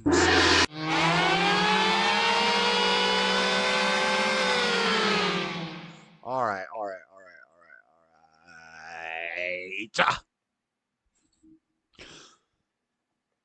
I've been yelling this whole show. My voice is giving out. What the heck? What the heck? Give me one moment. I gotta, my auctions have, I'm selling these cards. I should make like, $20 off this guy right here. $20 off this card right here. And then a bunch of these are other not very valuable cards. I think I'm going to get robbed on this stack right here. But this whole stack has already been bought. Yeah, this whole stack right here, I got $20 for all these cards, which is pretty good. Most of these cards are like 40 to 60 cents, but some of them are like $1. So $20 for this little lot right here is a pretty nice, nothing great, not a great sale, but a bunch of cheap cards that I don't need. $20. I got this lot right here, special rare lot. Last time I checked, it was only at $1, but I should only get like $5 for all these. And then this stack right here Hopefully the auctions get up on this stack right here, because this stack right here should make me 20 bucks. Because this card right here is worth... Which one? This one right here. Most of these cards aren't worth anything, but this one right here and this one right here are worth like 15 bucks for the two of them. So this whole stack should get me 20 bucks, but I think I might lose on this one because the people aren't bidding on it much. 20 bucks for that stack. Hopefully I get 5 bucks for this stack. And then hopefully I can get 20 bucks for this card right here. Right now the bid is at 15. I got to bump the bid because there's 1 hour left. It ends at 10 o'clock. So give me 1 second. See what chat's up to. What y'all doing in chat?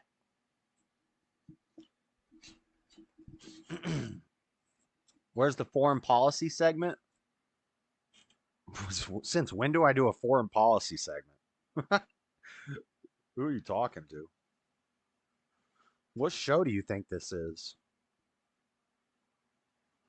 Don't do no foreign policy segment.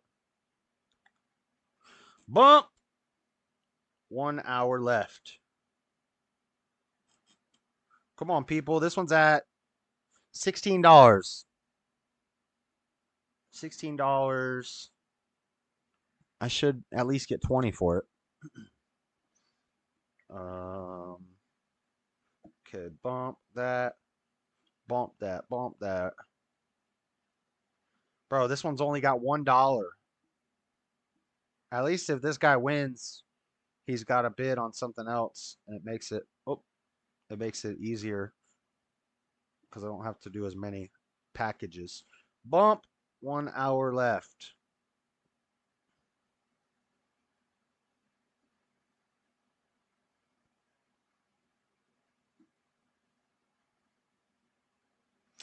And this one. Damn, I'm getting robbed on these auctions.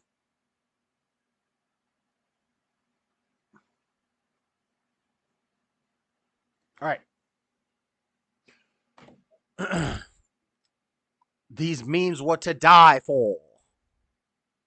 I like my onions raw, but that does look dope. White folks will love it. What do you mean? What do you think? Black people won't enjoy that? It looks delicious. Am I going to have to figure out how to make one of those onion burgers now? Yeah, I want to try it. What the heck? Foreign policy segment. What are you even talking about, dude?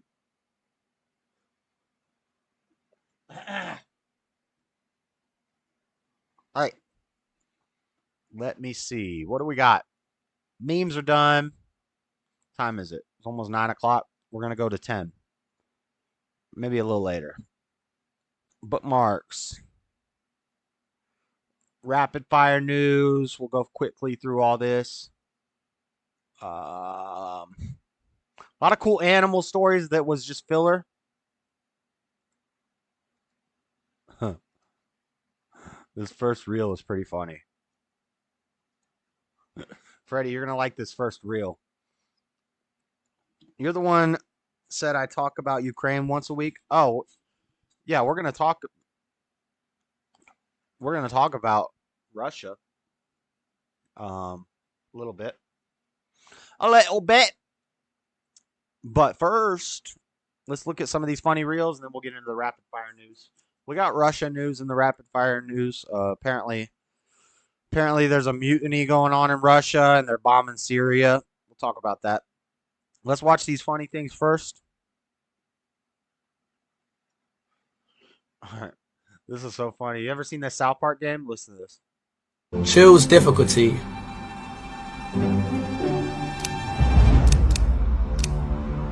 Easy, very difficult.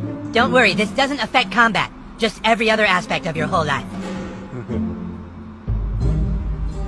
Wait, what the fuck? One more time. Choose difficulty. Easy is white. Very difficult is black. Don't worry, this doesn't affect combat. Just every other aspect of your whole life. Wait, what the fuck? That's awesome. Next. Here's our weekly women roast. Sorry, B-Wise. I hope this isn't you.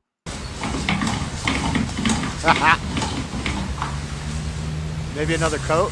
He's trying to paint the dark spot out of the wall.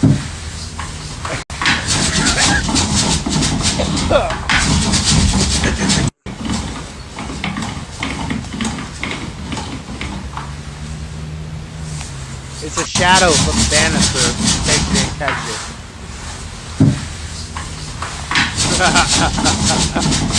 Women, am I right? Lord have mercy. All right. Next reel. This is so funny. What the fuck? This is so funny. Look at that. It's Spider-Man. That's fucking me. That's my fucking picture.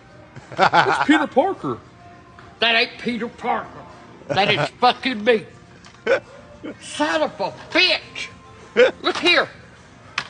Look at Shrek. They even got my fucking face on his ice. Oh, hell no. Oh, motherfucker. They even got me looking like Will on Stranger Things. Will on Stranger Son Things. of a bitch. What the hell's Where going on the here? fuck they get these? Hey, they got the new Grand Theft Auto. Motherfucker, that's me. How the fuck they get that? I don't know, Granny. Did you give them permission to use... Hell no. One more time because it's so What the funny. fuck? What? Look at that. It's Spider-Man. That's fucking me. That's my fucking picture. That's Peter Parker. That's Peter That Parker. ain't Peter Parker. That is They even got fucking me looking me. like Will from Stranger Son of Things. a bitch. Look here. Look at Shrek. They even got my fucking face on his ice. Oh, hell no. Oh, motherfucker. They even got me looking like Will on Stranger Things.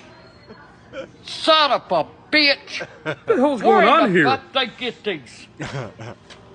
Hey, they got the new Grand Theft Auto. That's so funny. Motherfucker, that's me. How the fuck they get that? I don't know, Granny. Did you give them permission to use... Oh, my God. That's Hell no. Hell no. That's What so the- good. All right, last. You see the kid in the tornado? You guys have no idea how hard you were about to win that game if that dude didn't just stop that kid mid-transformation. Never dude. stop him Did you never mid-transformation. interrupt mid-transformation, dude. He's about to reach his final form, dude. Unlocked his hidden potential, dude. These guys don't watch anime. In the full video, some guy runs up to that dude and he's like, hey, good job. Like he fucking saved him or something, dude. Like that wasn't the freaking coolest thing to happen to you as a kid, dude. Whenever you saw one of those things, dude, you run straight for it just hoping that you can be the one to stand inside of it like, ah! If I was that kid's coach, I would have just been off on the sidelines just screaming encouragement. Let the anger consume you, Jacob. Just listen to it again, and there's definitely a dad in the beginning who says, that's cool right there. Listen to it, dude. Yes, that guy's me. Look at the kid in the tornado. That's cool right there. You guys have no idea how hard you were about to win that game if that dude didn't just stop that kid mid-transformation, dude. You never interrupt mid-transformation. The Tournament of Power, when the what are they called? The love team or whatever, the Heart Ladies are doing their transformation, and Vegeta flies in and kicks one of them in the head in the middle of the transformation. Like they fall to the ground and it messes up the transformation.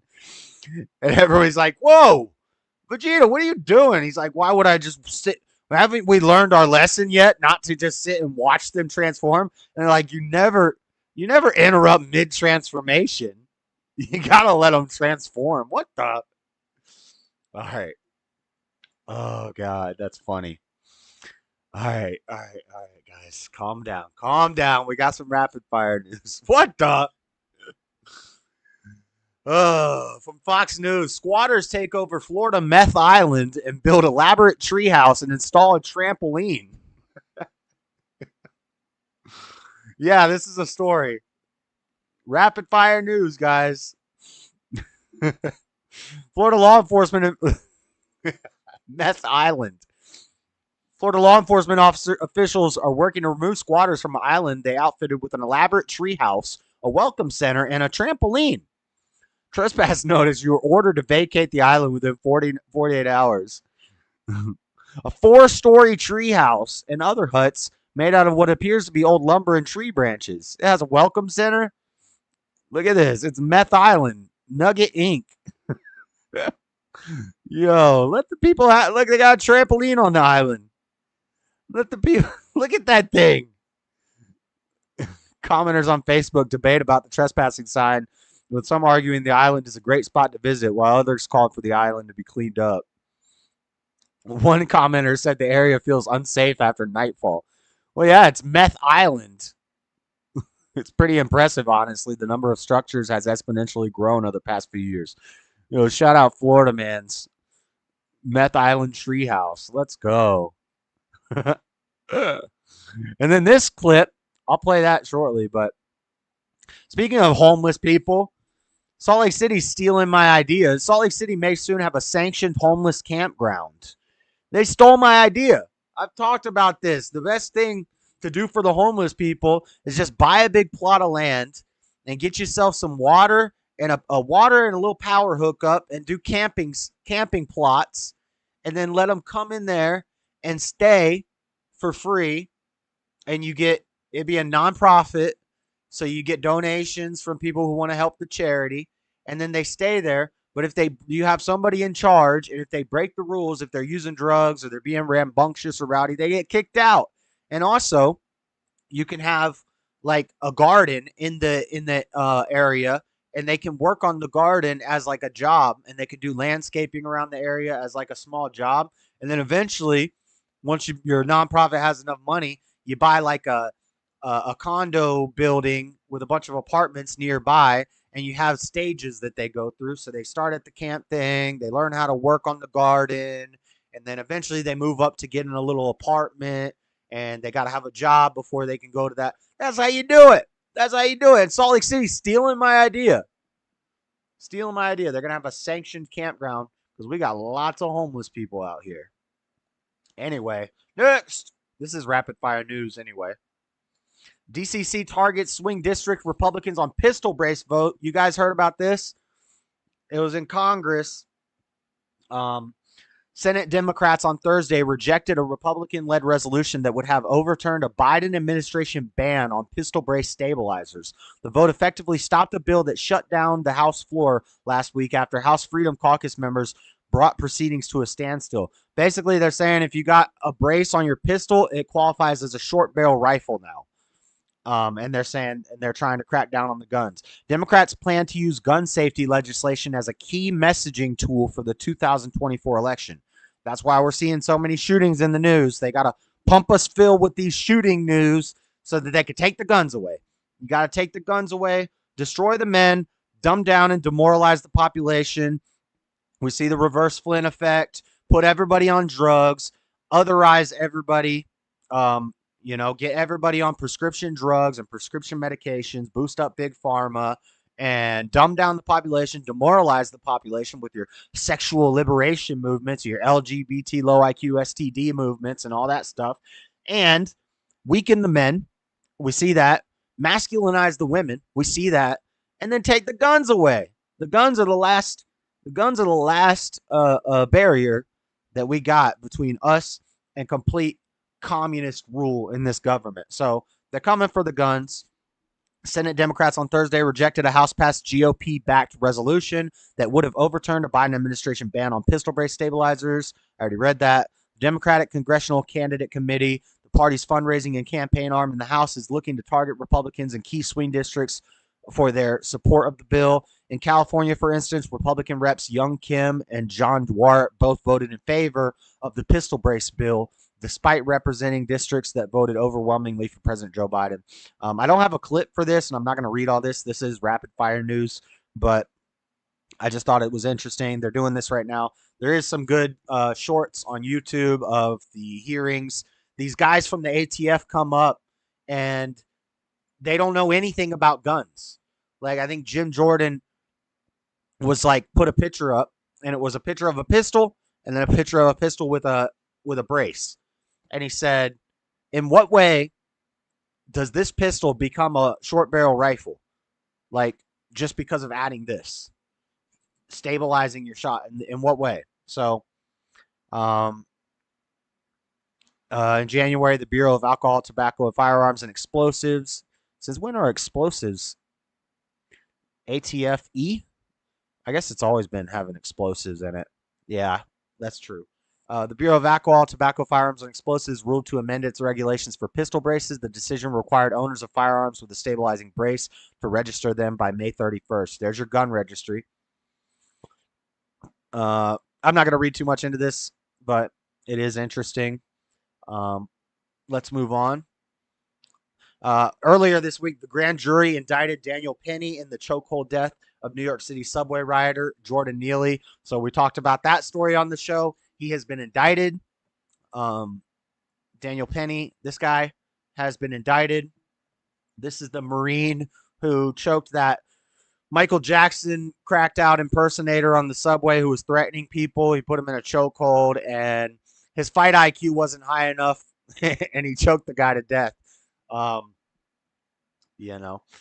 So he's looking at up to 12 years, I believe. Is it somewhere in the article? Michael Jackson impersonator declined to comment. I appreciate D. Ed Bragg conducting a thorough investigation. Neely was shouting at passengers and begging for money when Penny pinned him to the floor. Chokehold lasted 3 minutes. He said he was protecting himself. Neely was shouting, "I'm going to kill you," and he was ready to die. I'm ready to die. Shout out Biggie, a freelance journalist. Neely struggling to free himself. Penny's lawyers said in a statement that Neely had not intended to kill Neely. Interesting. Get a NPR. Can you get yourself an editor or a proofreader? I mean, it's 2023. We got AI. We got spell check. We got educated people, supposedly.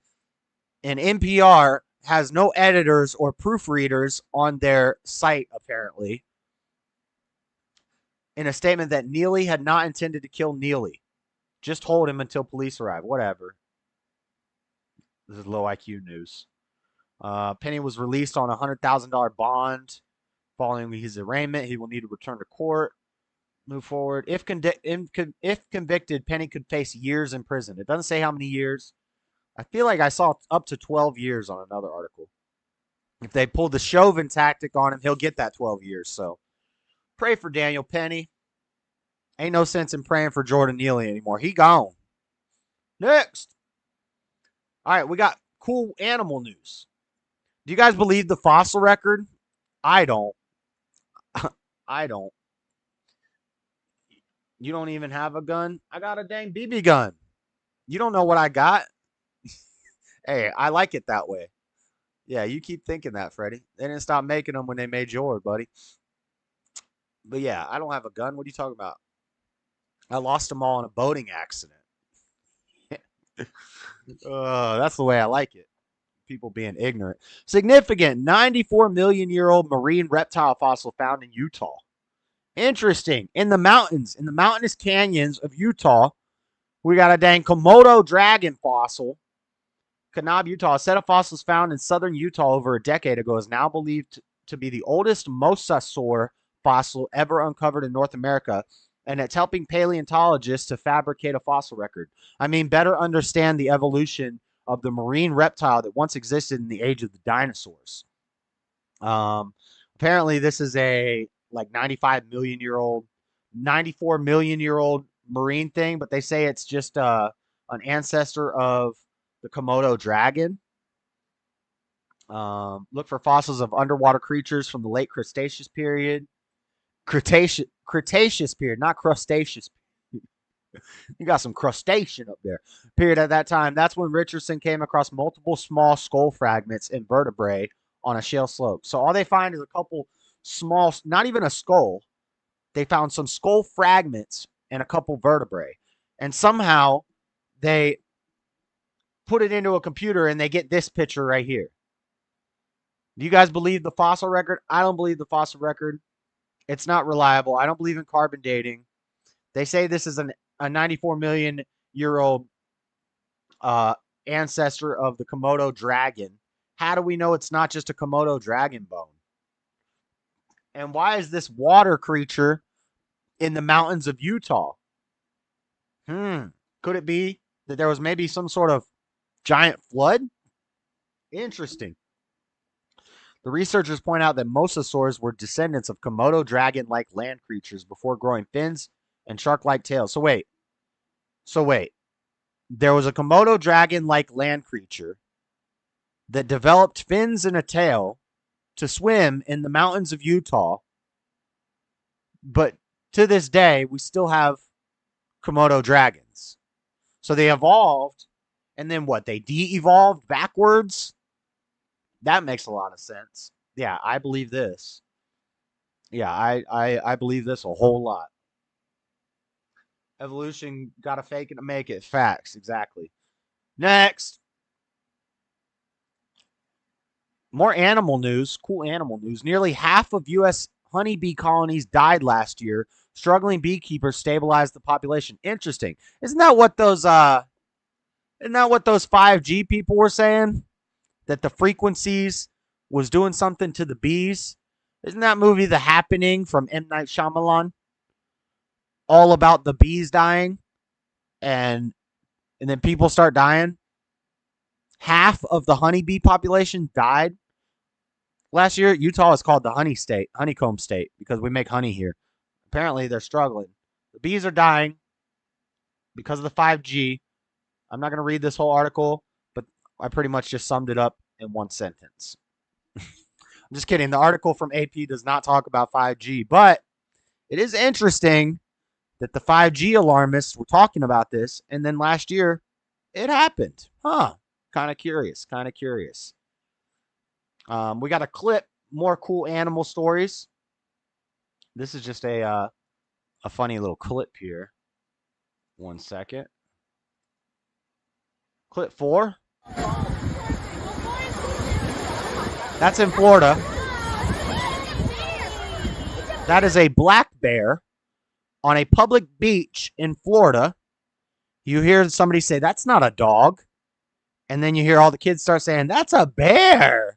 And then the mom's like, "Be careful, be careful." And everybody's just walking around. Bro, that thing will tear your ass up. That thing will eat you. Even if it's a baby, that thing will maul you. Get away from that. You don't want no black bear at the beach.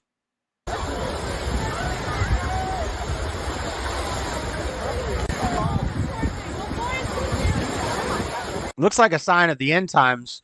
Maybe it's evolution.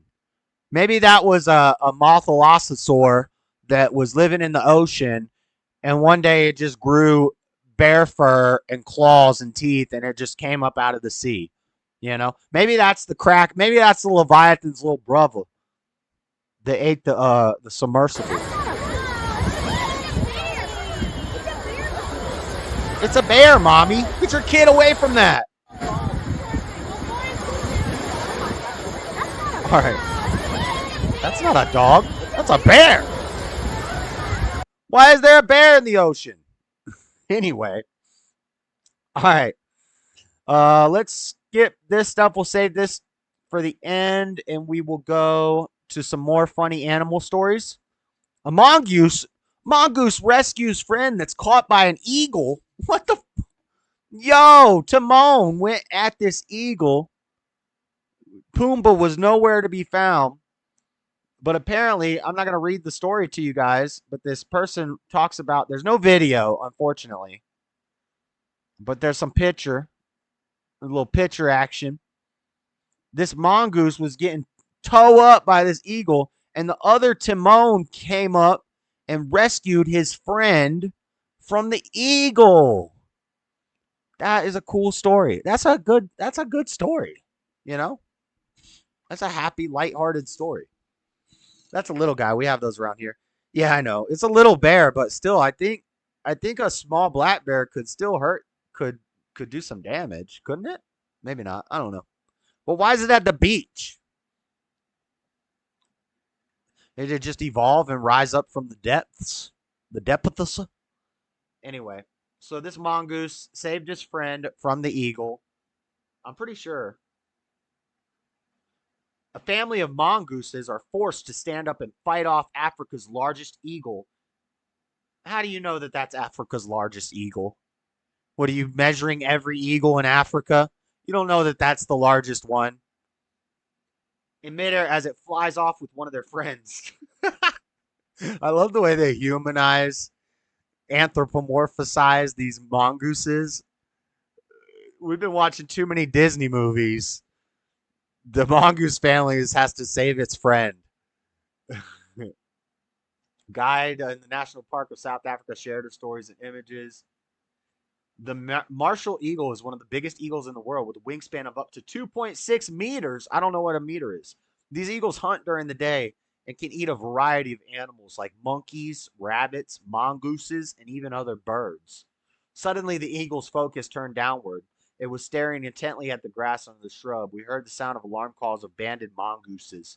Only then did we notice their tiny shadows moving in the grass. That's what I realized the eagle was hunting. Eagle talons attacked the mongoose, but the eagle missed its chance. Unperturbed, the eagle returned to the shrub, waiting for another opportunity. Sure enough, it tried once more to catch a mongoose, but again, it was unsuccessful. This time, though, the eagle found itself on ground. One brave mongoose, clearly unhappy with the eagle's presence, charged out of the grass. Fearlessly, it ran towards the eagle and jumped, aiming to bite the eagle's face. The eagle fought back, managing to catch the mongoose midair. Just as the eagle was lifting off, the rest of the mongooses rushed forward, trying to rescue their sibling. They jumped and ran, trying to bite and scratch the eagle. Finally, the eagle lost its grip, and the little mongoose that was caught managed to escape. Isn't that a happy story? That's a happy story. All right. More animal stories. Utility worker finds 40-year-old letters stashed in rabbit holes. I wish Robbie the mailman was here. Guys, if your mail ever goes missing, it's not always somebody stealing your mail. It could be rabbits. So you need to check for rabbit holes in your yard, and you might find your mail. 40-year-old mail. These hoarder rabbits are stealing people's mail for 40 years. Last cool animal story. $127,000 dog nanny job listing pulled after flood of applications. They listed that that's a year's salary. For 1 year, you would make $127K a year to babysit this dog. Looks like a blind dog. Bro, I would do that. I would do that for like $100 a week. $127K, that's a good income for taking care of a dog. But they had to pull it down because they got like 3,000 applications in a day. Dunn said the listing has now been pulled after a number of applicants spiked from about 300 to more than 2,000 in just a few days. So, crazy. Anyway, that's all the cool animal news. Let's do this story. Guys, did you know from AP that Alzheimer's in black people is caused by racism? I just wanted you to know. Lil Wayne says... I thought that was clearly a message that there was no such thing as freaking racism. Rabbits. Why were they freaking out over a black bear on the beach? I didn't know they still have whites only on beaches. Messed up. They all racist people. Look at this, guys. Did you know a lifetime of racism makes Alzheimer's more common in black Americans? From Fredericksburg, of course it's from Fredericksburg, Virginia. Constant Guthrie is not dead yet, but her daughter has begun to plan for her funeral. Black people are more likely to develop Alzheimer's than white people in the United States. They are less likely to be correctly diagnosed, and their families often struggle to get treatment from a medical system filled with bias against them. About 14% of black people in America over the age of 65 have Alzheimer's, compared with 10% of white people, according to the Centers for Disease Control and Prevention. The disparity is likely even more because many black people aren't correctly diagnosed. And it goes on to say that this is due to racism. Some risk factors may differ by race. The large disparities among racial groups can't be explained just by genetics. The problems start much earlier in life. Health conditions like heart disease and diabetes are known risk factors. Those are caused by racism too. Both are more common among black populations because of where they live in relation to polluting industries, lack of healthy food choices, and other factors. Depression, high blood pressure, obesity, and chronic stress can also raise the likelihood of developing Alzheimer's. So can poverty. And all of these things are caused by racism. If you guys didn't know, you need to be more aware. Across the board, black people don't receive the same quality of healthcare throughout life as white people.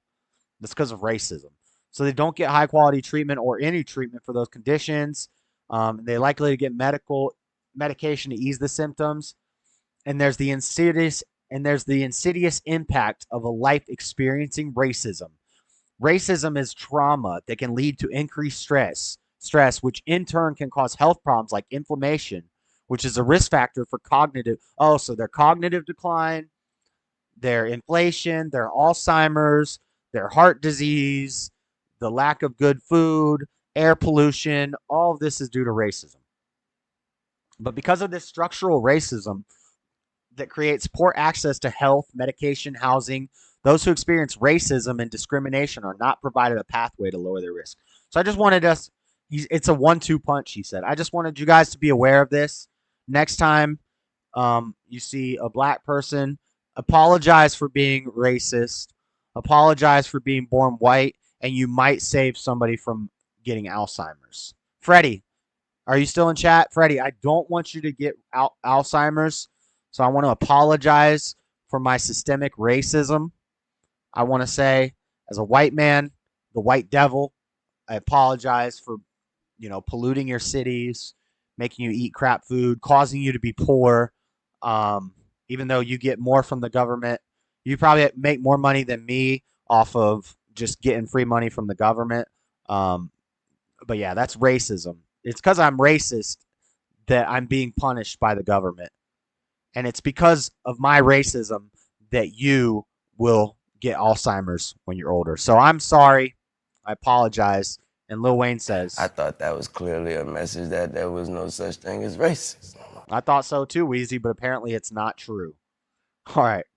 And last but not least, Freddie wanted to hear about the freaking intercontinental news. We got some Russia updates, a little Russia propaganda for you guys. Russia strikes kill 13 in rebel-held Syria. This was earlier in the week. There was some drone attacks. Russia reacted. They killed 13 people in rebel-held Syria. This is from 24 France. I'm not really going to read it. Russian airstrikes killed at least 13 people in rebel-held northwest Syria on Sunday, the deadliest attack on the country this year, a war monitor said.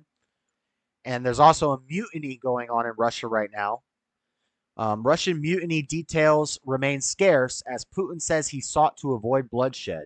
Putin makes, and this from Reuters, Putin makes first public comment since Saturday's uprising. Prigozhin says he never intended a coup. No clue in audio as to Prigozhin's whereabouts, circumstances. Biden says the West had nothing to do with the aborted mutiny. Yeah, we are not aborting mutinies. We're just aborting babies in America. So let's watch this clip. It'll give you all the updates.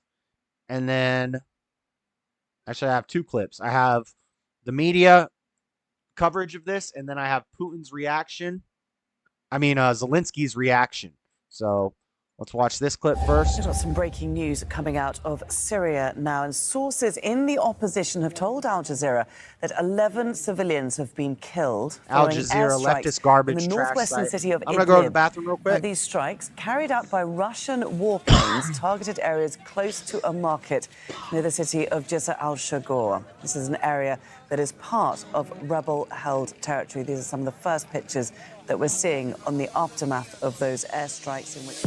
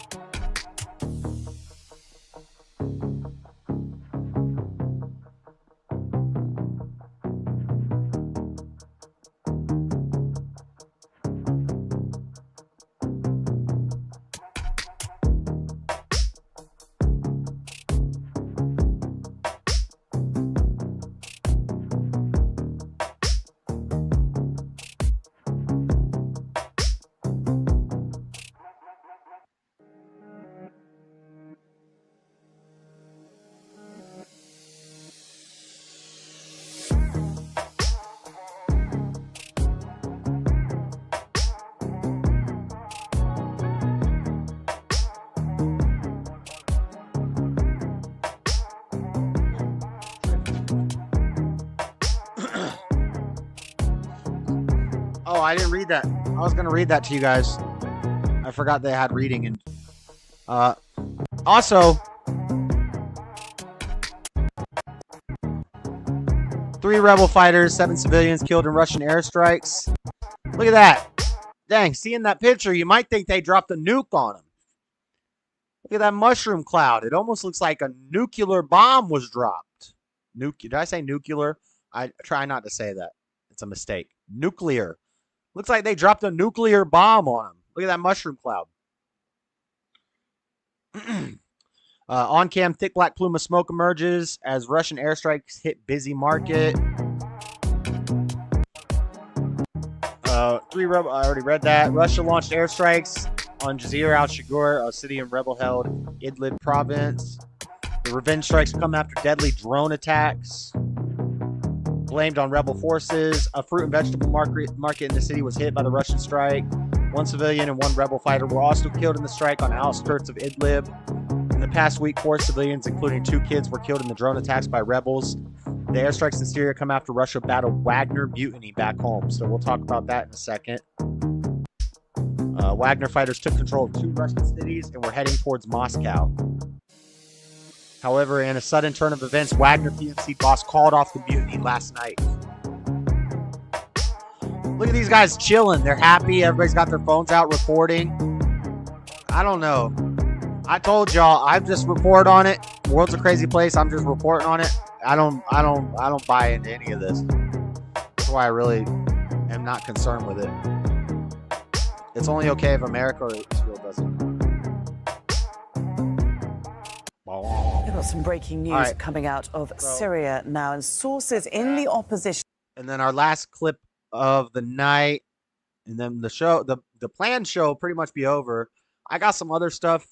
I asked the Facebook group if there's anything in the last hour and a half while these auctions close out. I'm just gonna chill, read the chats. Maybe I will envelope up these cards while I'm sitting on stream and just kick it. There's a couple other stories, but we're just gonna be hanging out for the most part. Let me play Zelensky's response. One last clip. Here's Zelensky, President Actor Zelensky. We support Ukraine for the sake of my YouTube channel. Today the world saw that the masters of Russia do not control anything. Bro, this guy sounds like Darth Vader. How do we think this is like a good guy? Listen to his voice. You couldn't get a guy with a friendlier sounding Ukrainian voice. He sounds like he's got his throat removed and got one. Hello, I am President Zelensky. Nothing at all. Complete chaos. Such a dark message. And why doesn't this guy own a suit? You're like a billionaire now, bro. We send you all our money. You can't buy one tux. You can't buy one suit. You're a freaking president of a country. Get a suit, bro. Complete absence of any predictability. And that is happening on Russian territory, which is fully loaded with weapons. Well, so are you. We're giving you all kinds of weapons, my boy. What will we, Ukrainians, do? We will defend our country. We will defend our freedom. We will not be silent. And we will not be inactive. We know how to win, and it will happen. Our victory in this war will definitely be. Wait, what did he say? Our victory in this war will definitely be? Hold up. And what will you, Russia, do? What will you, Russia, do? The longer the troops stay in Ukrainian land, the more devastation they will bring to Russia. That sounds like a threat. The longer this person is in the Kremlin, the more disasters there will be. That hurts my voice. All right, Zelensky, calm down, bro. Calm down. And then we got this Wagner militia thing going on. I don't have any articles about it. We got a YouTube video pulled up here. Russian President Vladimir Putin. Yeah, it followed a short-lived mutiny by the Wagner Group's mercenary troops over the weekend. The Russian defense minister appeared on tape today following the uprising, and the military's tensions with the leader of the Wagner Group hit a fever pitch over the weekend, resulting in the mercenaries leaving Ukraine to seize a Russian military headquarters before marching toward Moscow. The Kremlin made a deal with the private army, giving them amnesty and safe haven in Belarus in order to prevent a potential crisis in Moscow. President Biden says the U.S. will continue giving Ukraine the support it needs, but did not orchestrate the situation. We made clear that we were not involved. Why is it not showing me the alerts on these posts? Part of a struggle within the Russian system. I also talked at length with President God, this guy's going to get all these cards for $1. What the heck? I may be peeking him later today, early tomorrow morning, to make sure we continue to remain on the same page. I told him the that no Goku, matter the what Gogeta went up happened in to Russia, 17. Let me say it again. No matter what happened in Russia? Damn, that kills my voice. The United States will continue to support Ukraine's defense and its sovereignty and its territorial integrity. CBS News reporter Mary Ilyushina joins us now. Thanks, from Biden. Latvia to help explain. Mary, Is it really quiet? Just You a guys few can moments hear ago that Prigozhin has offered his first remarks explaining the weekend's events and seems to be suggesting the march on Moscow War is the new reality protest TV movement. facts. Yeah, good He's reading afternoon. that He script said almost like a essentially that trained this was not actor. a coup. He didn't want to overthrow Yeah. the government, that he wanted to protest the sort of decision and the move by the defense ministry to force all Wagner fighters, which is his private army and his business, to sign with the regular army. So that would mean he would essentially have to cede control over this group that he spent years building. He said that Wagner commanders did not want to do that because, in their opinion, the Russian military, proven That's a itself long trip, and bro. performed That's like really poorly in the war in multiple Ukraine, and they did not travel. want to be part of it because they regard themselves as sort of the most elite force that They Russia black. has. And essentially, they decided to march on after Prigozhin claimed that the defense ministry or the regular army actually hit Wagner and killed some of his fighters. That's what he's claiming. The defense ministry has denied that. But essentially, he said that was the trigger for his march on Moscow. I mean, I'm curious, though, how much has Prigozhin's message changed I did talk about over the the course Bible of earlier, Dean. weeks, months, and especially since last week? I'm And not going to Bible thump every week. what does the rebellion, this change in messaging, tell us Upset. about If you're Putin's upset- strength in Russia? Because last week it seemed If you got an issue, get you a tissue, my boy. Say the drama for your mama. What the? to be faltering. Well, Prigozhin has been saying for months, and he sort of Here, let's Bible thump. What does the Bible say about being upset? What does the Bible say about getting upset? Refrain from anger and forsake wrath. Fret not yourself. It tends only to evil. But you, O Lord, are a God, merciful and gracious, slow to anger and abounding in steadfast love and faithfulness. Whoever is slow to anger has great understanding, but he who has a hasty temper exalts folly. There, I Bible thumped for you, Dean. him are just like a really unlikely truth teller for a lot of low-rank Russian soldiers, for mercenaries and convicts that he has hired to fight in the war in Ukraine, because he was saying very similar things. The Lord is near Western to the officials brokenhearted and Russian liberals saves that the Russia's crushed not in performing spirit. that well in Ukraine. Although obviously there's a key difference. He was always pledging support and loyalty to Vladimir Putin and to the cause of the war in Ukraine. So he was very much a fervent supporter of that. But that kind of changed on Friday and Saturday when he, for the first time, kind of disagreed with Putin, said that he was misled. That's why I read into them, this Dean. war. That's why I read them. And it kind of showed a lot of fractures, a lot of internal kind of battles between different fiefdoms that Vladimir Putin has cultivated for years, and that they're not really on the same page when it comes to where this war is heading. And we also was interested to see some people in Russia being kind of warm towards Wagner fighters, especially in Rostov-on-Don in southwestern Russia, where this command post was that they have captured. All right. Enough of that. Thank you. So enough of that. Enough Russia propaganda. So that's pretty much the show, guys. I'm gonna kick it till 10:30. So like another hour. We're just gonna chill, and I gotta watch these auctions. Hopefully we get some action in this last 20 minutes on this lot right here, because right now the bid is on $1. Right now the bid is $1 for these, which I pretty much lose money because a stamp is 79 cents. So they pay $1 for the envelope. So if they bid $1, then they got to pay $2. But then PayPal takes like 10 cents out. So really, I'll make $1 off these. It's almost not worth it.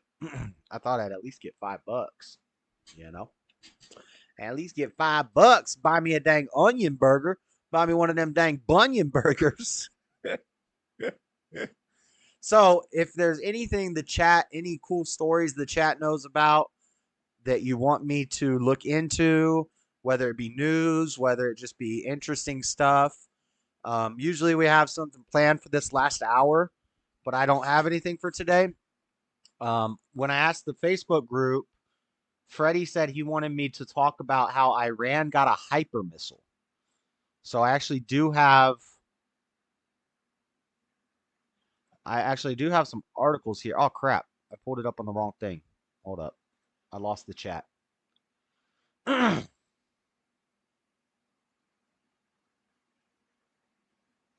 Let's see. Hold up, I lost the chat.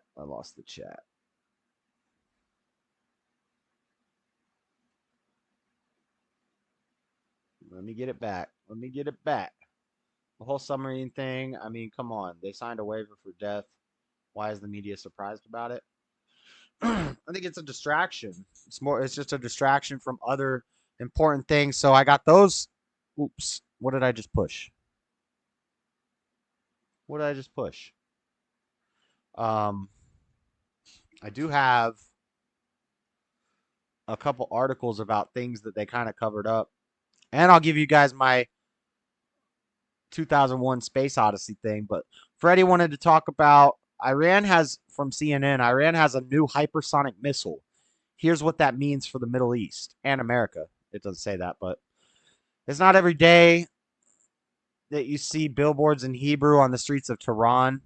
This one posted across the Iranian capital this week reads 400 seconds to Tel Aviv in Persian, Arabic, and Hebrew. It's an announcement of the latest missile in Iran's fast-expanding arsenal of weapons. One that Iran's military says can travel up to 15 times the speed of sound. Yep. Hyper missiles, quantum computing, and there was one other thing. But mainly hyper missiles and quantum computing are like the big thing America was trying to come up with first.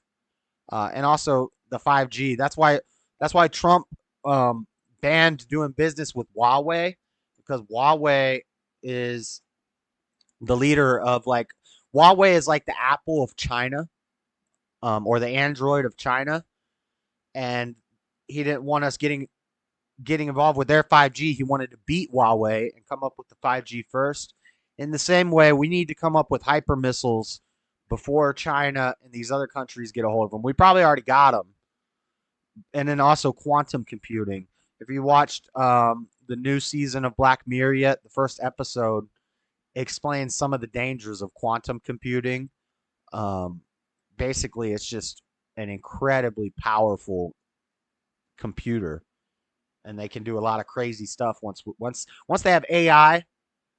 I mean, once they have quantum computing, AI, surveillance, social credit scoring, all that stuff becomes insane, the amount of power they can give.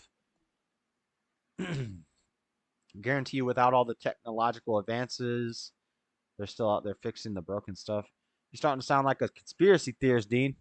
Yeah. That's right. Let me see.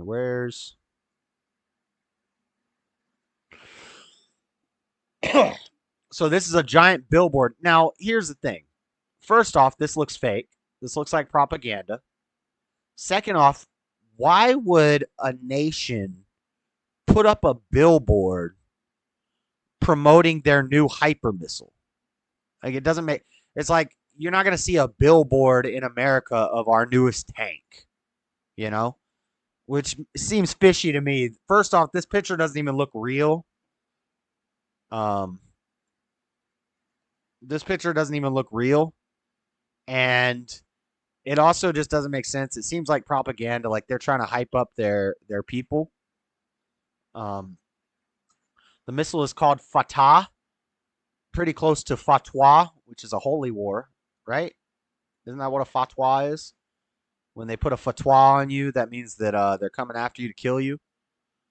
Apparently named after one of 99 names of God in Islam, meaning victory giver. It was unveiled this week as a historic achievement for the country's military. The hypersonic projectile has the ability to penetrate all air defense missile systems and detonate them.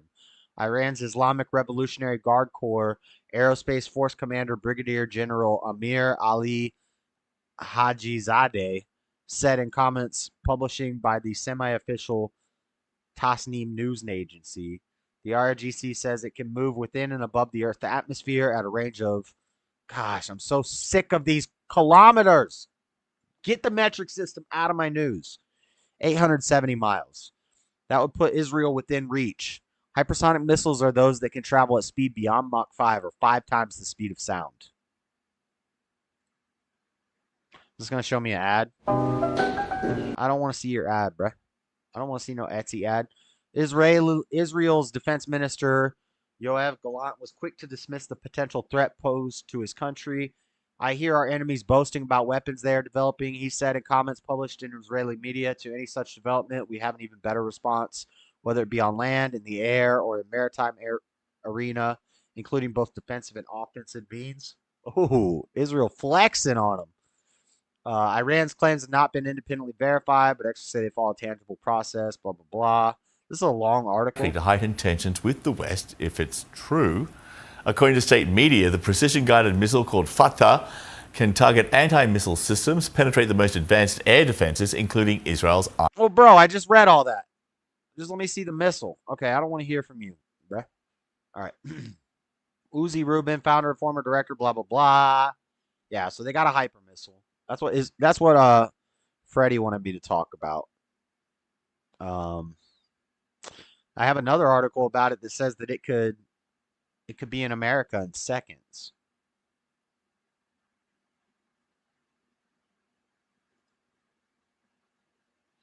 Here's the Google search. New Iran hypersonic missile can destroy U.S. in 40 seconds.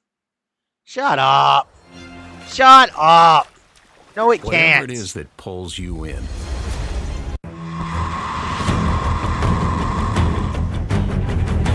I don't like the music. It's probably copyrighted. Iran has become the fourth nation in history to have hypersonic missiles. Only the US, Russia, and China have dared to achieve such a feat. Named by the supreme ruler of Iran himself, Fatah, meaning conqueror, is a spiky, mean, grim, medium-range ballistic missile that can disintegrate targets before the target even knows it's there. With such a weapon, Russia-allied Iran could easily deal serious damage to its US-allied opponents in seconds, particularly Israel. Look at this clickbait. Iran hypersonic missile can destroy U.S. in 40 seconds. Shut up. Its arch nemesis. But Fatah won't go unchallenged. As we'll see in some minutes, the U.S. may have a damaging response to Iran's hypersonic missile.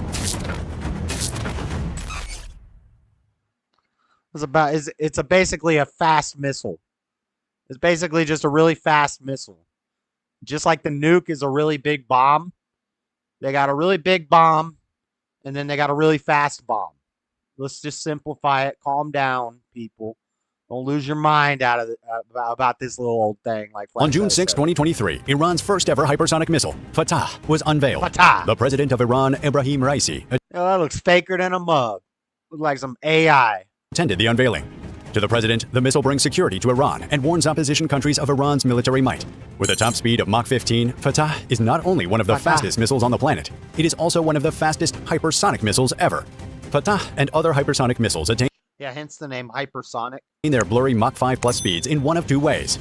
The first is by being an air-breathing traditional missile that's powered by a scramjet engine as it flies and maneuvers through the atmosphere. Scramjet engines, unlike conventional engines, have no moving parts because they operate by burning fuel in a stream of supersonic air that is compressed by nothing else but the forward speed of the missile. Conventional engines, on the other hand, burn slower subsonic air that's compressed by moving engine parts, not the aircraft's immense forward speed. The second approach to a hypersonic missile sees a hypersonic boost glide missile boosted to hypersonic speeds by rockets, disengages from the rockets, and then glides through the atmosphere towards its target, using lift from the airflow to maneuver.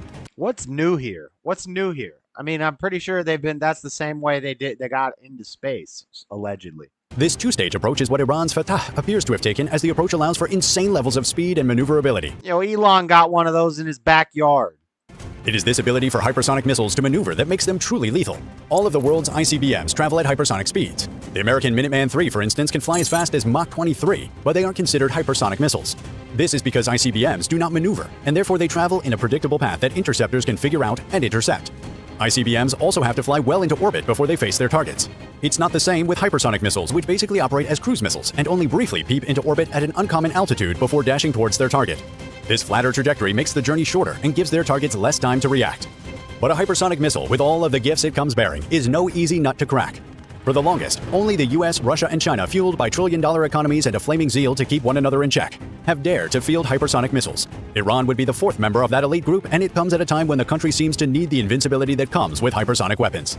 There have been heightened tensions between Iran and Israel, as Israel expresses growing concern of Iran's intentions to reboot its nuclear... All right. I ain't worried about it. You can't destroy the U.S. in 40 seconds. That's BS. That's BS. All right. So, Freddie wanted me to talk about that. I talked about it. I'm not stressing.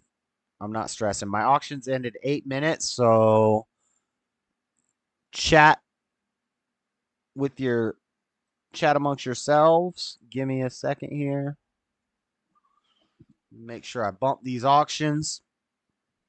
Make sure I bump them auctions.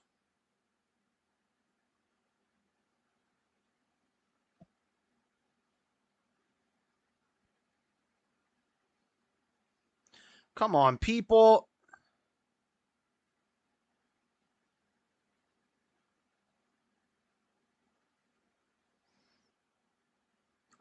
That Goku's worth $5 by itself. What the heck is wrong with these people?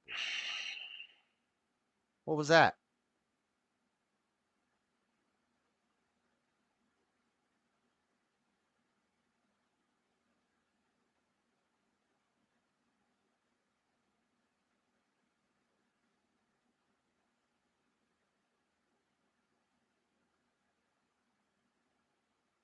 Hold on, let me message this dude. He asked me for a picture. I don't know what you could... It's in perfect condition, bro.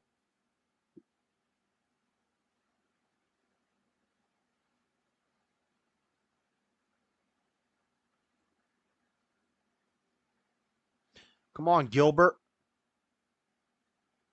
Huh. All right. $17.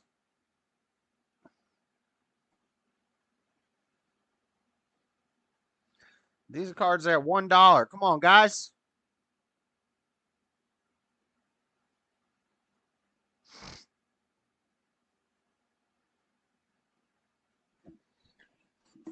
$5 minutes left. Come on. High bid is $1. I know it's not really I mean, this Tapion's worth $2. The rest of these cards aren't really worth anything, but at least give me like $4 for these. Come on now. Make it worth my while to stop at the post office on the way to work tomorrow. I got to ride the front runner to work tomorrow because the dang old van is in the shop. And I got to go to the post office. So that means post office opens at 9. I need to be in Lehigh by like 10:30. And it's like an hour-long trip on the train. So I got to leave here at 8:30. I'll probably skate to the post office, get there by 9, and then drop off the packages, be out of there by 9:10. Because if they want bubble mailers, I got to buy the bubble mailer and address them there. Then I might try to see if I got a bubble mailer I could do. I think I have some old bubble mailers. And then where's the nearest track stop to the post office? Post office is on State Street and 851 East 600 South. 6th, 7th, 8th, 9th. I think it's 9th South and State Street. So the closest track stop to there is a couple blocks away. If I get to track stop by 9:30, I should be all right.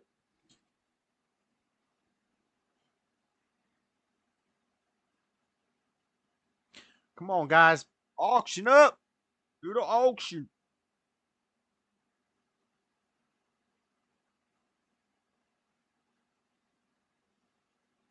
High bid is $17.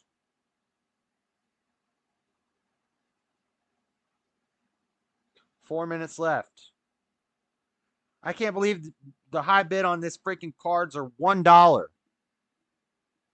Most of these cards aren't worth crap, but this whole stack right here should at least get me $10.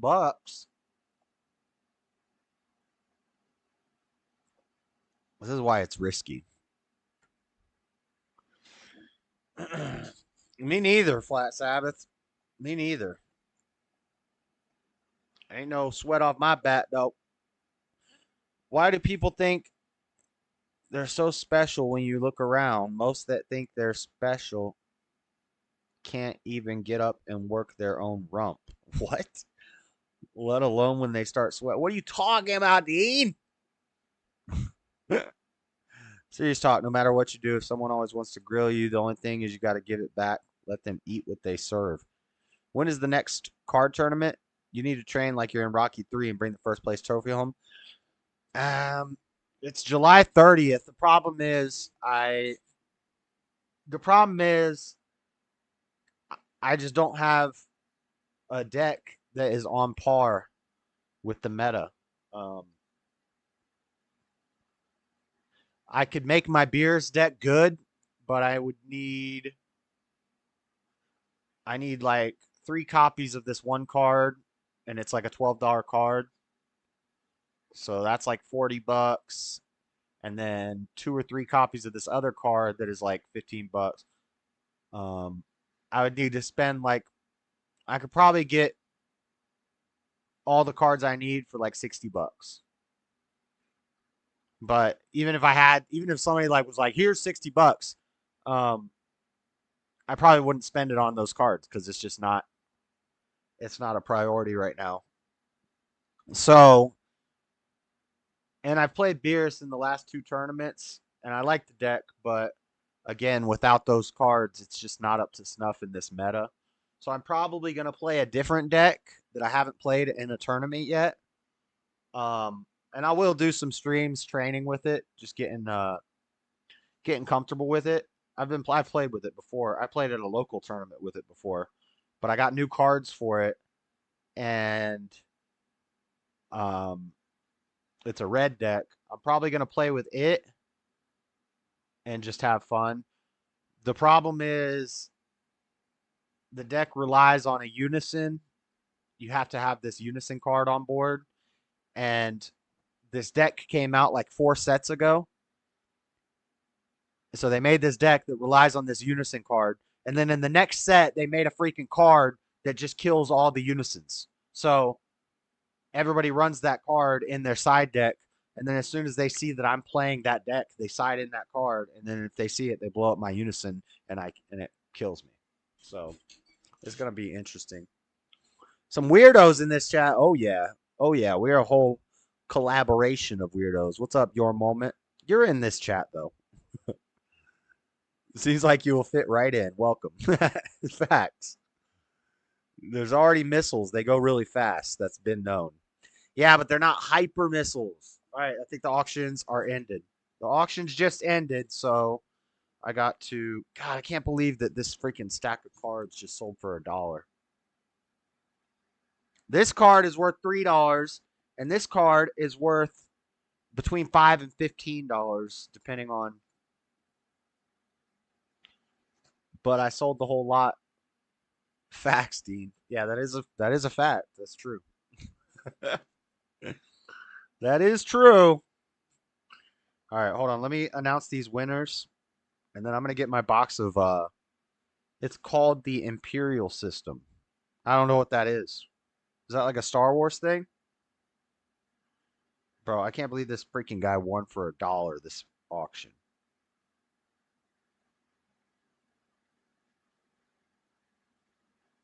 I guess he's got to send 7. I'm not buying dang bubble mailers because a bubble mailer is $3. The tracking's $5, but I'm only asking $6 for shipping. So I'm gonna make my own bubble mailers. Winner.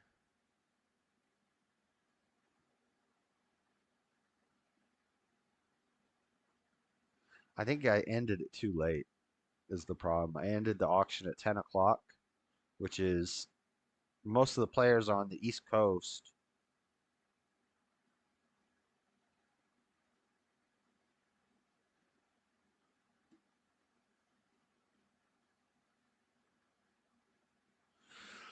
We didn't make much here.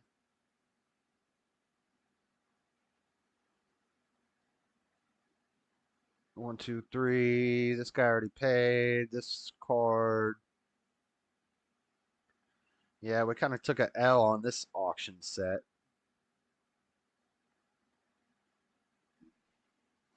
It's the opposite. Fast missiles are old news. It's the opposite of the metric system. You got to tell me where the auction is. I would have bid $2 and told you to keep it. It's DBS TCG Auction Center.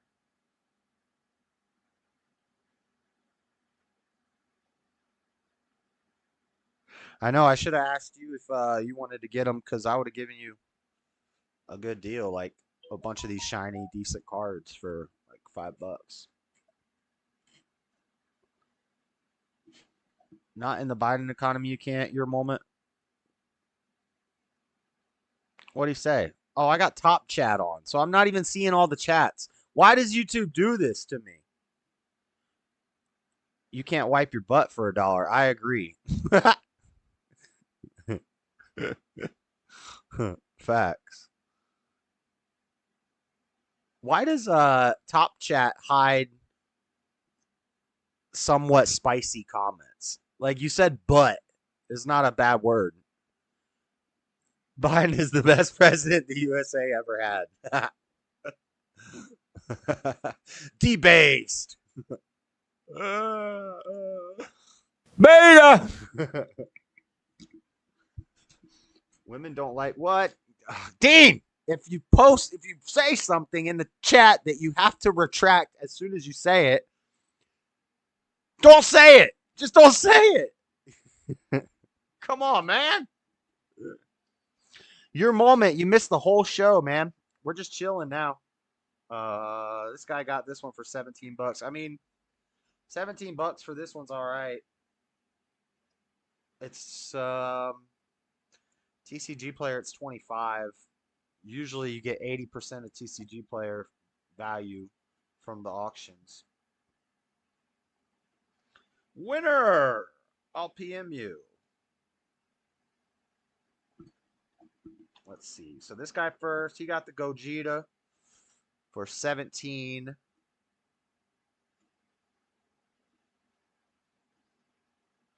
Oh, and I've dealt with him before, so I already have his address and all that. Hey, you won my Gogeta. Good thing is I have 3 of these. So I've been holding on to them for a long time because this card actually was up to $50 at one point. So I still have 2 copies of this card. It's such a cool card. It's just a sick looking card. It looks like a secret rare, but it's a special rare. But it's a special rare from set 6, which is a sought after set. If top chats me all the time, I hate it. Yeah, I don't know why it does that. Ain't divulging in nonsense. Are you selling hot sauce at... Oh, my God, shut up, Dean. What's the flag say?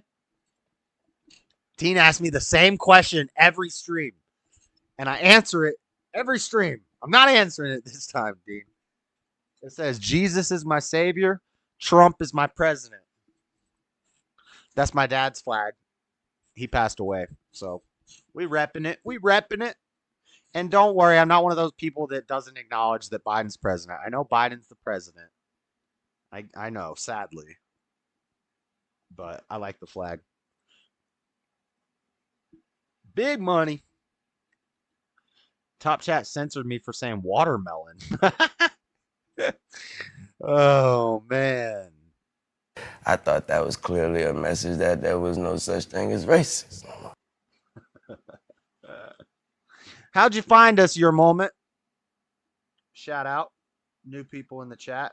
How'd you find the channel? Hey, you won my Gogeta. What did he bid? 17? He bid 16 or 17? He bid 17. It'll be 18 for PYE or 17 plus 6. I can't math right now. 23. Or 23 tracked. Let me know which you want and if address has changed. When did I sell to this guy? April 17th? What did he buy from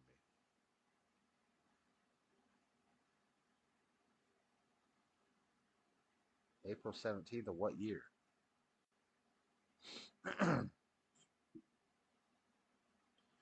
PayPal is the same.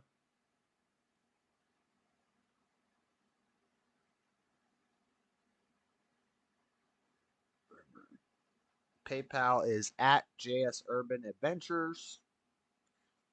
Venmo is at jsurbanadventures. Cashapp is $Dreadedconservative. Are you a flurf? I searched for Christian chat, then sorted by live. Nice. That's what's up. I don't know if this is a Christian channel or not. This is a Christian channel. You're not Christian. Some people in the chat aren't Christian, but I'm Christian. We do Bible thumping. Look, I got my Bible right here. Tonight we're not doing any Bible thumping because the last 4 weeks we've been Bible thumping heavy in the show. The Monday night show, we talk about news, politics, current events. And then in the last hour of the show, I usually have a segment planned where we'll either talk about theologies, not just Bible thumping, and not just Christian. I've talked about Mormonism. When I finish reading the Quran, I'm going to talk about the Muslims, and I'm probably going to get a fatwa put on my head when I talk about the Muslims. But yeah, I'm a Christian. This is my book right here. But I also like reading other religious and theological texts just so that, I'm not just going to take people's word for it on anything. I want to read the book. I want to know what they believe. I don't want to know what some crazy guy Muslim believes. I want to know what their book says. And it's not that I believe it. It's just so that I know.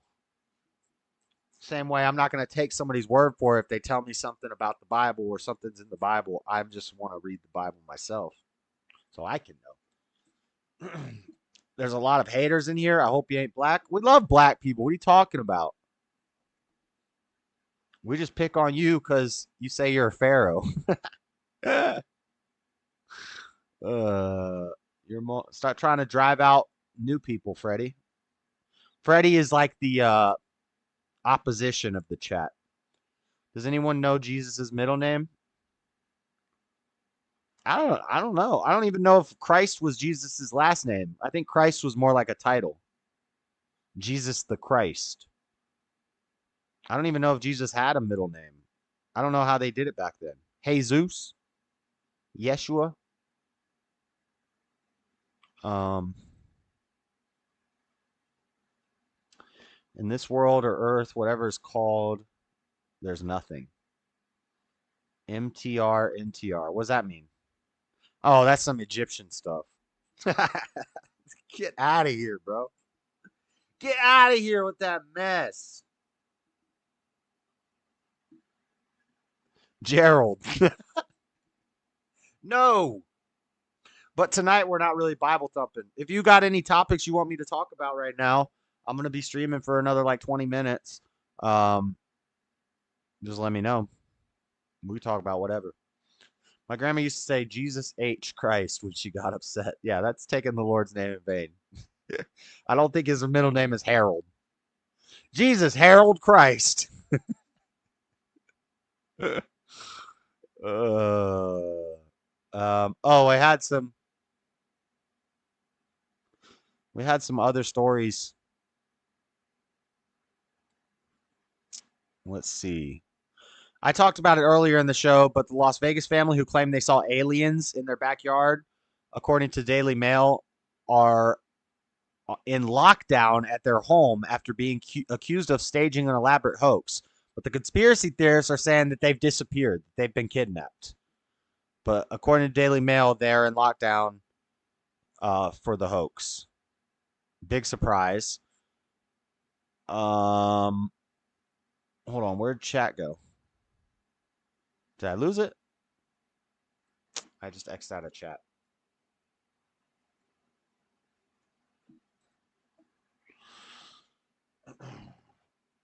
Let me see.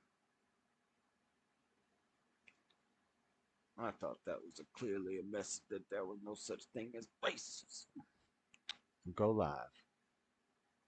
There is not a such thing as racism. We wrestle not against flesh and blood, but against powers and principalities and wickedness in high places.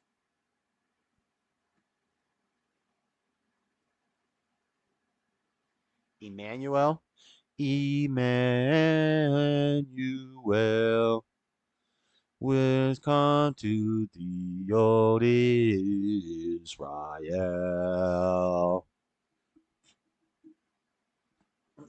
That could be it. Could be. Bro, I can't believe this guy got these cards for $1. $7. Samuel Lopez. Oh, I shouldn't say his name on the stream.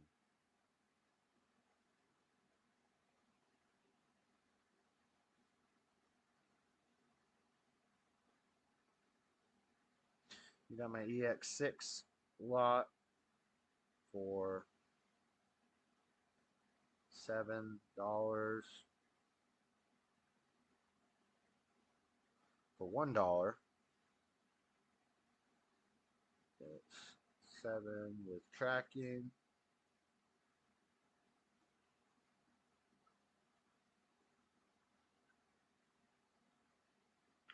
Let me know your address.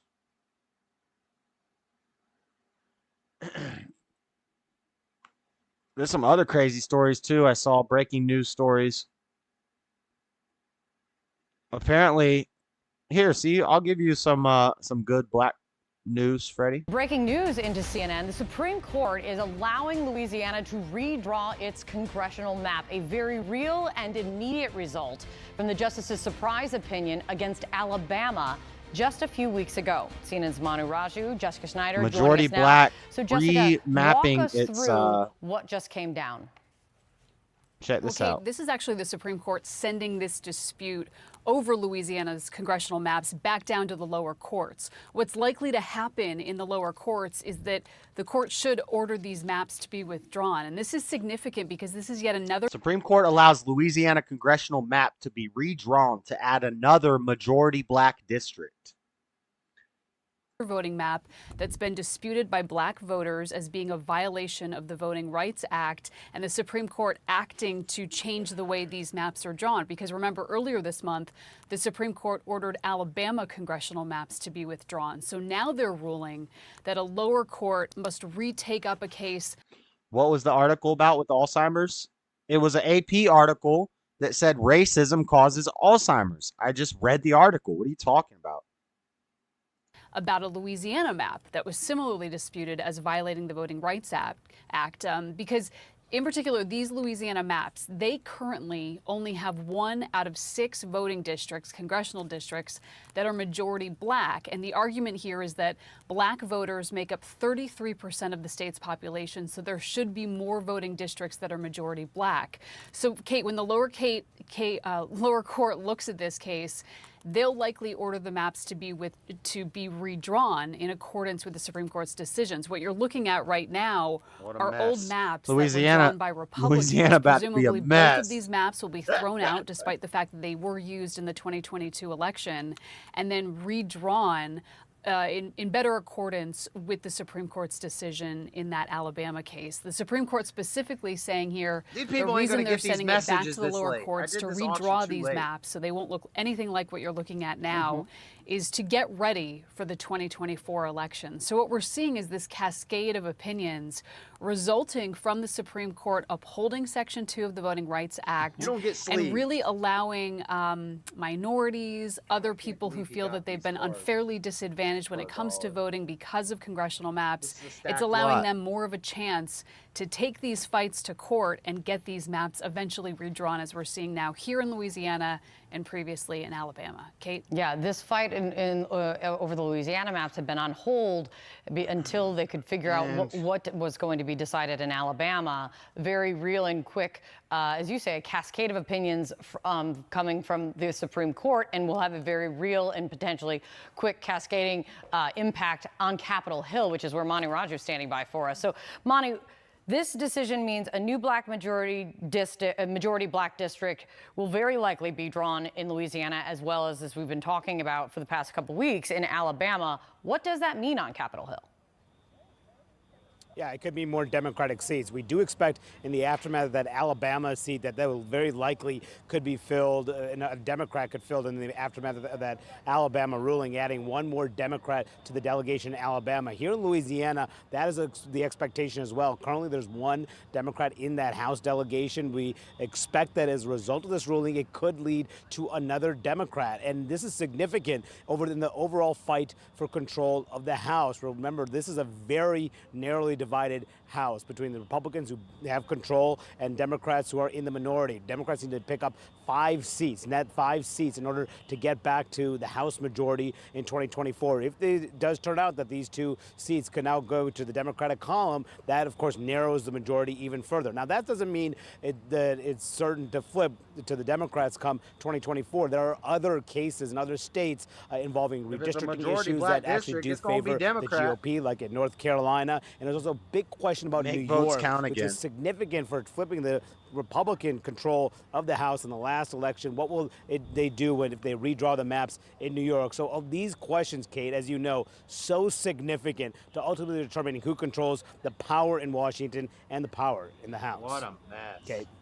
Affirmative action elections coming soon to a district near you. All right.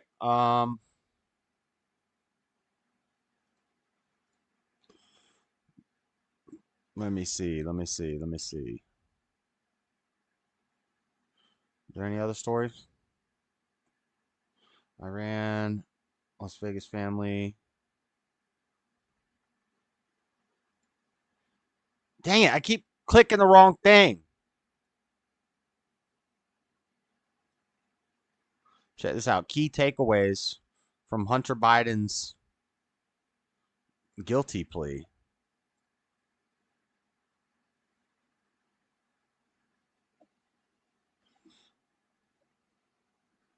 I got Venmos. Hold up.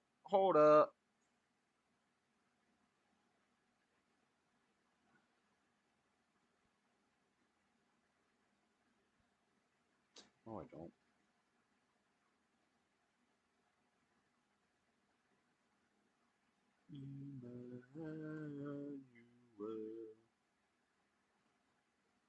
I ain't got no money in Venmo.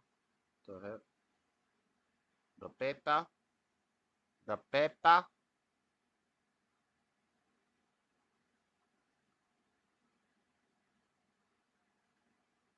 The paper. Oh man, if these guys don't respond to me.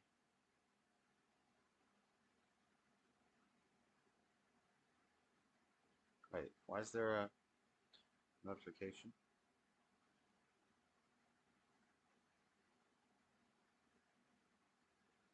The paper.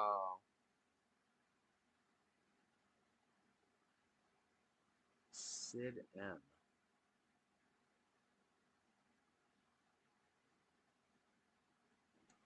Why'd somebody send me $100?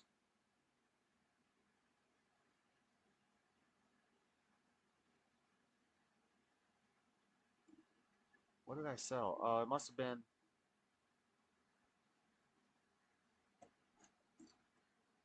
Oh, that was a while ago. May. Okay. Okay, I believe you. Look at this. Delaware U.S. Attorney Davis Weiss announced on Tuesday that a plea agreement had been reached with President Joe Biden's son Hunter, potentially avoiding incarceration or a trial. What are the charges? Hunter Biden was charged with 2 misdemeanor tax offenses and a felony firearm offense. Gun possession. Aren't the Democrats all about gun control? Interesting. And Hunter Biden's walking around getting felony gun charges. Ebonics. Auction. That's more contestants for the Hunger Games. We need more districts. Yep. What's everyone's favorite type of cheese? Pepper Jack. Are auctions racist? Survey says. What the heck? What the heck? I really liking feta cheese on my hamburgers. Biden got tax offenses, pleading guilty. Does he face prison time? If Hunter Biden has been convicted of crimes, he could have faced a maximum penalty of 12 months in prison on each of the tax charges and a maximum penalty of 10 years in prison on the firearm charge. According to a press release from Delaware U.S. Attorney David Weiss, a source with knowledge of the agreement said Hunter Biden will not plead guilty to the gun charge, which will be dismissed if he remains drug-free. Yeah, right. That crackhead's not staying drug-free and doesn't commit additional crimes for 2 more years. So, Hunty's in some hot water.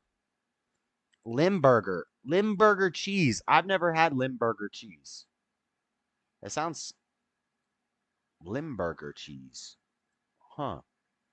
I'm not really like a cheese connoisseur.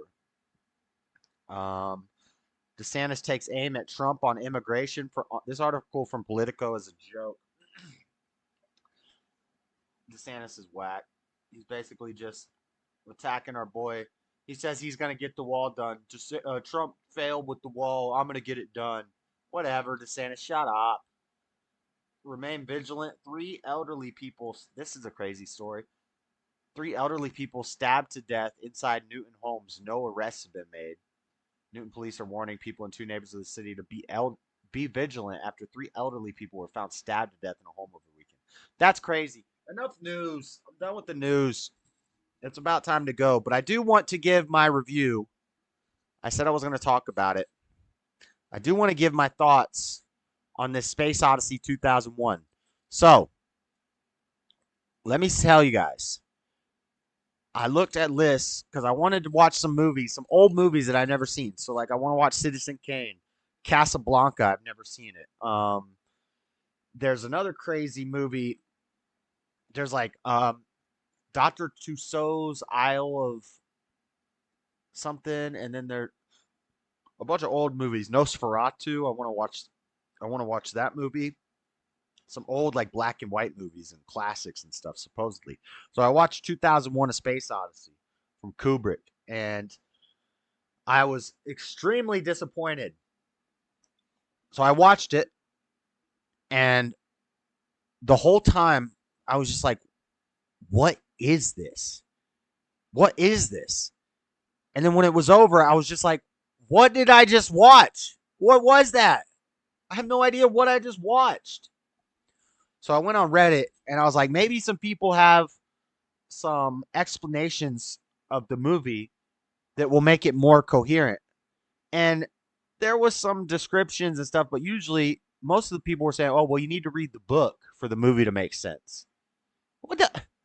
If I read the book, I don't need to watch the movie. And if I watch the movie, I shouldn't need to read the book. It shouldn't be a compendium. I don't need or a companion guide. I don't need to read the movie and watch the book.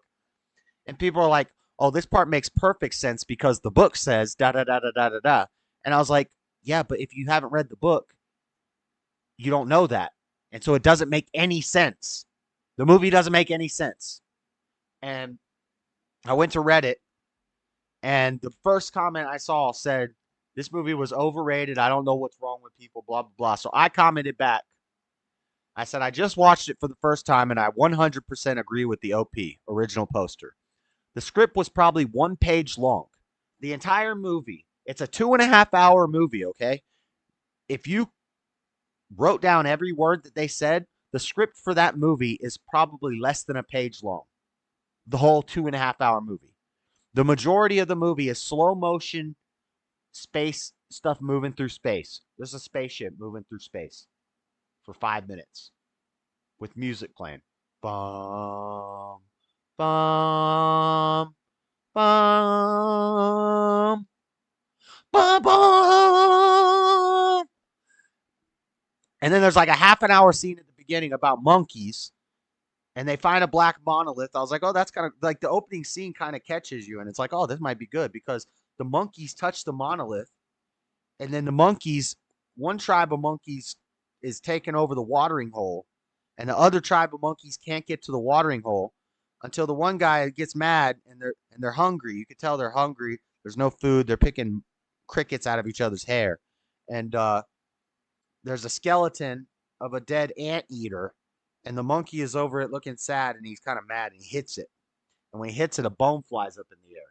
And he's like, boom, boom, boom, boom, boom. And the monkey grabs the bone, and he starts hitting and breaking stuff. And he's like, oh, I got a tool. So then they all get tools. They all got bone tools, and they go and kill another monkey and take the watering hole. So the first act of Intelligent Man, and this is the Dawn of Man scene. The first act of Intelligent Man, which is monkeys. Ain't no monkeys in my family tree, by the way. The first act is murder. And then they never build on that principle. Like, so you think the movie's going to be about, oh, mankind has a proclivity towards doing evil deeds. Nope. The next scene, the protagonist is no longer man. The protagonist is now a robot. It's an AI robot. And so they're going to the moon because supposedly they found something on the moon buried.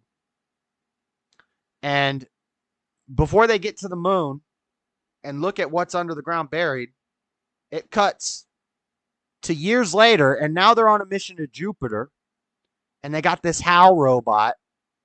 And this is the only part of the movie where it gets kind of interesting because this AI robot was programmed to lie to the crew about what their mission was.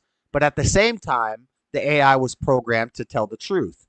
This is not in the movie. They don't explain this to you in the movie. The only reason I know this is because I read on Reddit where they said in the book they go into more depth about how they programmed the thing to lie to the crew, which they do cover that in the movie. But they also programmed it to tell the truth, which was a paradox for the AI, which means the AI ended up being corrupted and killing the whole crew. And that's the only interesting part of the movie. And that's about 15, 30 minutes of the movie. But this is what my review said. And if you haven't seen the movie recently, you're not going to understand these plot holes. But let me explain. The script was probably 1 page long, and this could have been a 30-minute episode of Twilight Zone and been good. As a 2.5-hour movie, no. Maybe all the boomers who raved about it were tripping on acid, but this was not in the top 10 movies of all time, which is where I found it on many lists. I love Kubrick's other works, Clockwork Orange, Full Metal Jacket, The Shining, but this was whack AF. And here's my list of plot holes. First off, how did the person end up floating in space that needed to be saved by the dude in the pod? Yeah. They're talking about the robot. They're like, we got to shut the robot down. And then there's a cut. And then all of a sudden, dude is in a pod in space, and there's a body floating in space, and he's trying to rescue the body. They don't explain how this body randomly ended up floating in space. They don't explain why he's out there trying to get the body. They don't tell you who the body is. There's just a body in a spacesuit floating out, lost in space, and he's trying to get in the pod. And then on his way back with the body in the arms of the robot drone thing, Hal, the computer, kills the crew who is like in cryo sleep, kills all the crew, and then locks the ship down. So dude in the drone can't get inside unless he goes in through the manual hatch. But but the arms that open the manual hatch are holding this body that was floating in space that they never explain how it got there. They never explain who it is or what the point of it is. And he just lets it go out into space so he can open the manual thing with the robot arms. And the body just drifts away. Dude shows no emotion. And it's like, what the heck? So that's the first plot hole. How did the person end up floating in space that needed to be saved by dude in the pod? First plot hole. Next, where did the helmet and oxygen tank come from once he got in the airlock with no helmet or oxygen tank? So he's in the drone. He uses the robot arms to open the emergency escape hatch. But Hal tells him, the computer tells him, because the computer says, I locked the ship down. And he says, well, I'll use the emergency manual door release. And Hal says, well, that's not going to work because you don't have your helmet or your oxygen tank. And so he opens the thing. The pod goes into the escape hatch, and he holds his breath. The door to the thing opens. It sucks him out and hits him around. Boom, boom, boom, boom, boom. It's hitting him around. And then in the next scene, he's got a helmet and an oxygen tank on in the same escape hatch, and he opens the door and goes inside the ship. But Hal just said you don't have a helmet or a thing. So how did he get it? It came from nowhere. It was a cut and he had it. Ridiculous. Next, why did they establish zero gravity as a thing in the very beginning of the movie? Then they pour cups of coffee from a pitcher 2 minutes later. Yeah, they show the girl walking upside down on the spaceship. They show the flight attendant on the spaceship giving out meal boxes where they have to pull out little straws and drink liquid meals from these boxes so that it doesn't fly everywhere in zero gravity. So they've established zero gravity is a thing. You can't just eat or drink whatever in space because it'll float around everywhere. And then in the next scene, they're in the spaceship and bro's like, you want a cup of coffee? He's like, yeah. He hands him a cup and he goes and gets a pitcher and pours coffee for him. They're like, what the heck?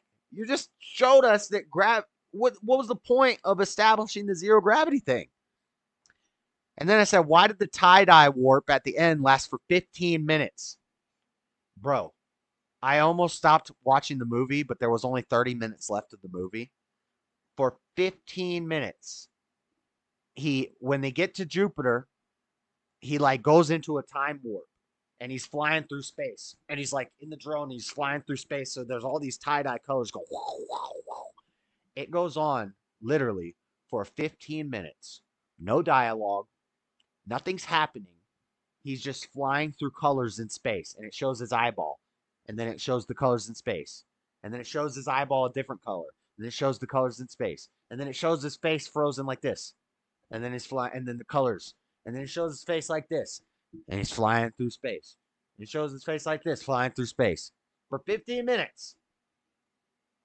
No dialogue. No story development. Nothing. Just colors in space. I was like, people must be tripping on acid if they think this is a powerful movie or a deep movie or something, because it's not. It's not deep. And then what was the point at the green room at the end? At the end, after he flies through the space warp, he ends up in a green room. It's like a green bedroom. And he's just standing in the room, walking around. No dialogue. The whole movie, there's no dialogue. It's just music and cut. Walk 2 steps. He looks at the wall. Cut.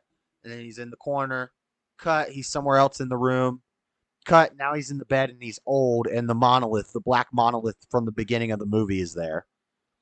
And then cut. We go to the Earth and there's a giant baby in space. What was the point of the green room at the end? And why is there a giant baby in space? How come the monkeys in the first act was murder, but AI is the protagonist? This movie just leaves me saying, what did I just watch? And that's my review of 2001 Space Odyssey. Garbage movie. Don't watch it. Overrated. Stanley Kubrick is pretty epic, but not in that movie. No. If you want to see a similar type of movie that is done way, way, way better, a movie that actually deserves to be in the top 10 movies ever, watch Interstellar from Christopher Nolan. So much of a better movie. And it's kind of the same principle. It has a lot of the same like space journey, traveling really far in space, going through time warps and stuff. Even in the tie-dye scene in Space Odyssey reminded me a lot of in Interstellar, where he goes into the black hole and he's warping through space and he goes to the bookcases and he's falling through the bookcases and all that stuff. Very similar scenes, except Interstellar does it in like 5 minutes and it's actually cool, whereas Space Odyssey does it for 15 minutes and it's just boring. And I almost ended the movie before I saw the end. It wouldn't have made a difference because the ending was dumb too. There's just a big giant baby floating in space. And then the people in Reddit are like, "Oh, you just have no class. You don't know. This shows the progress of man and evolution of man from apes to life to death to being elderly to dying and being reborn again in space and the progress of history." And I'm like, no, it doesn't. No, it doesn't show that at all. Maybe the book explains that, but if you have to read the book for the movie to make sense, then the movie's not good. You need to write a better script. Anyway, Christopher Nolan is a genius. Do you ever take live calls? I do Discord. I got a Discord server. That's all I got to talk about tonight, guys. Here, let me you want to join the Discord server? I'll put the link in the chat. You can join the Discord server. I'm about to go for tonight, but on Saturdays I watch the MMA fights, and I sit here and I do gaming streams too, and we talk about whatever. I watch a lot of street preacher videos, a lot of abortion debates, all sorts of debates and stuff. Street preacher videos, all kinds of stuff while I'm playing video games. Right now we're playing Legend of Zelda: Tears of the Kingdom. But when I'm doing those gaming streams and the Saturday UFC streams, I open the Discord server and you can jump in and chat with me in the Discord server.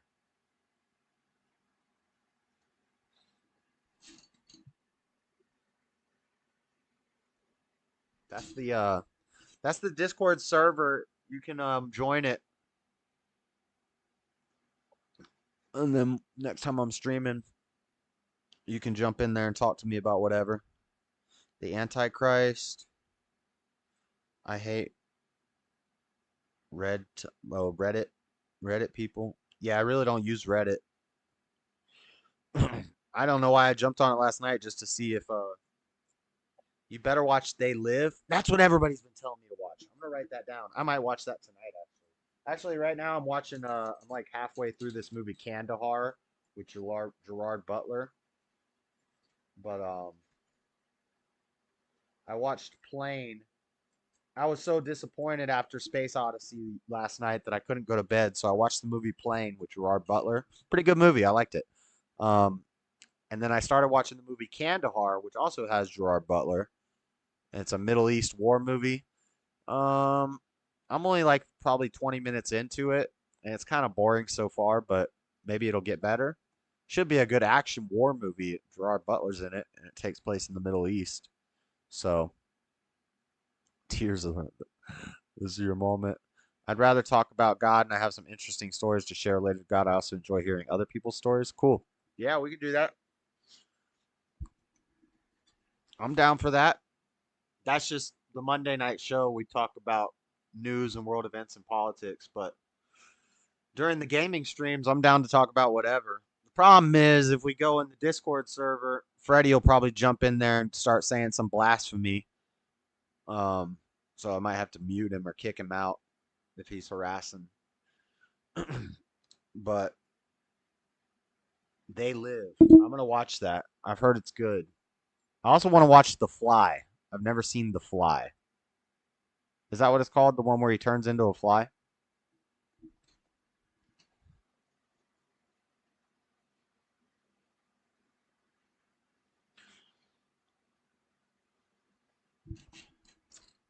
But yeah, it's 10:40.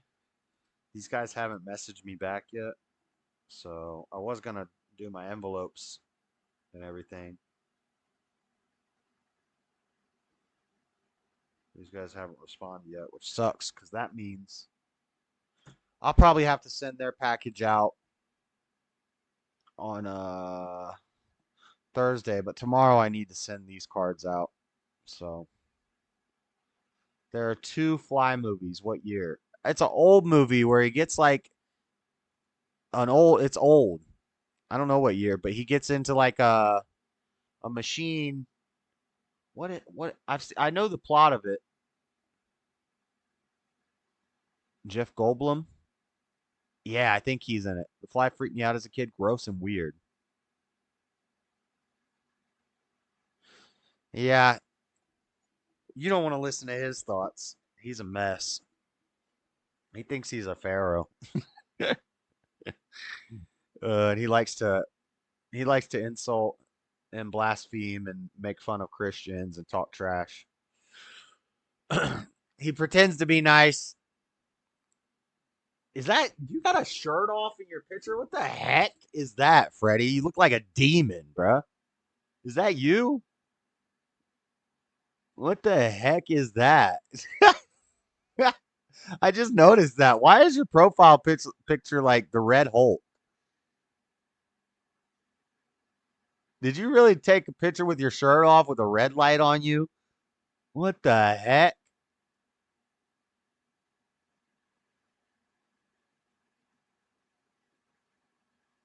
Jeff Goldblum was in the remake. Goldblum, is the remake better? Yeah, he like gets in a machine to like teleport or something, and there's a fly in there, and he comes out and it's like a fly, and the dude is like half fly, half dude. I don't know. They Live is low budget but good.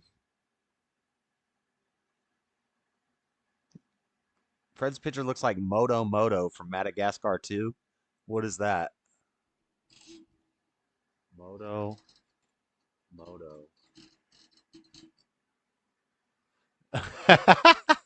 Except red. It does look like this guy right here. Oh, man. If this guy was red, that would be it.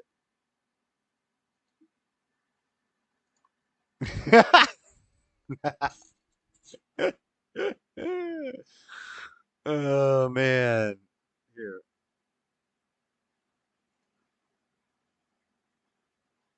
I can do it. I can fix it. Hold on.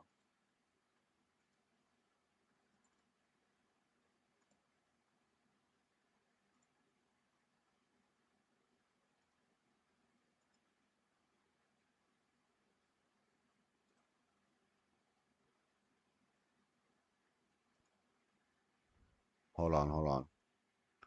I got this.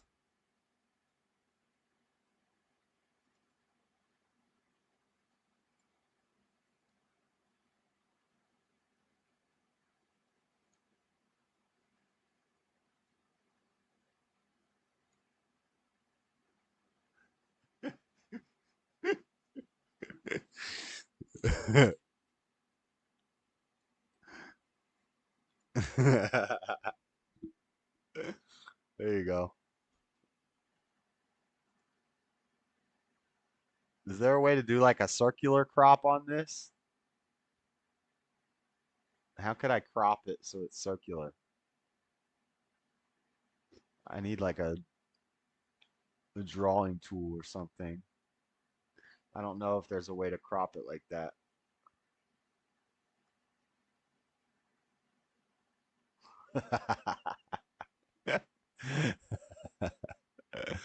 There you go. That's Freddy's profile picture. Nice. Put a beard on him.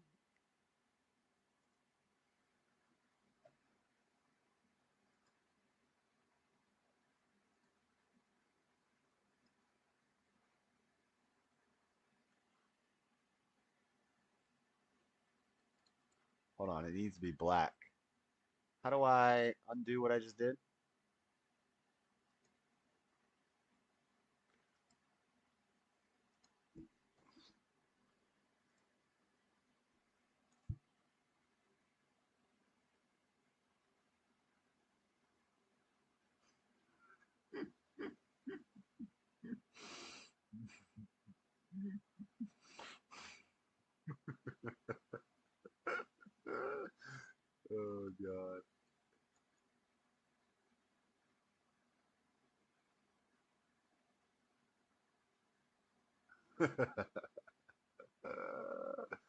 There you go.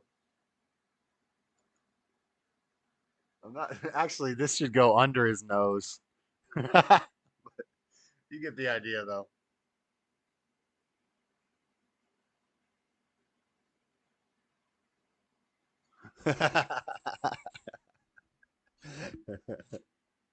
Amazing. Yes, it's a bearded hippo. Yo, we got Freddy's default, or we got his profile picture. Looks like a guy you'd have to shank in prison to keep him out of your cell. Dang! Based. Are you trying to say? Why? Because he's black.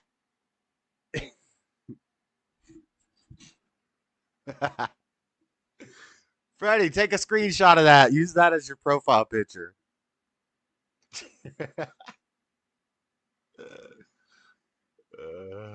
It's so funny.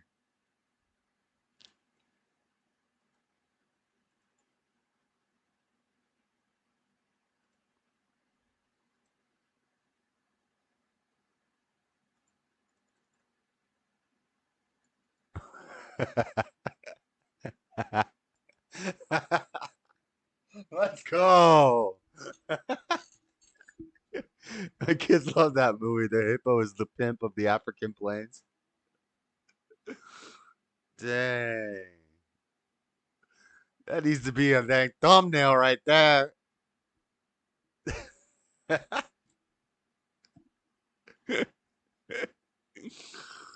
Oh my God. That's so funny.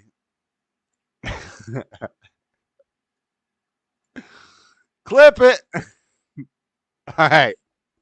I think on that, we're going to end the stream. That's a meme right there. That's a good meme. Oh, man.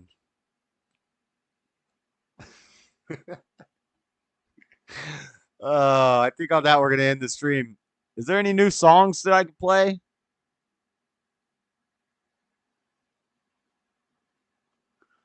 Does Bryson have a new song?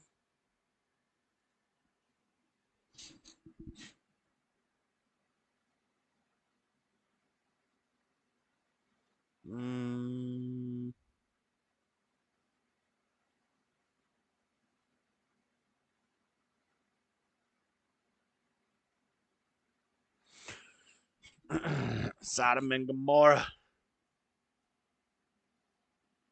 It's the last show of Pride Month, by the way, guys. Demon Month is over. So next week, we will be in White History Month. And I got my shirt ready to go. Ready to go. Let's play Never Bow. Bryson and Tyson, play us out. Science proves your best sleep Get out is of here, vital. Ad. A message for the SJWs of Christian. And we out. Peace. Ashley's Stars and Stripes sale is happening.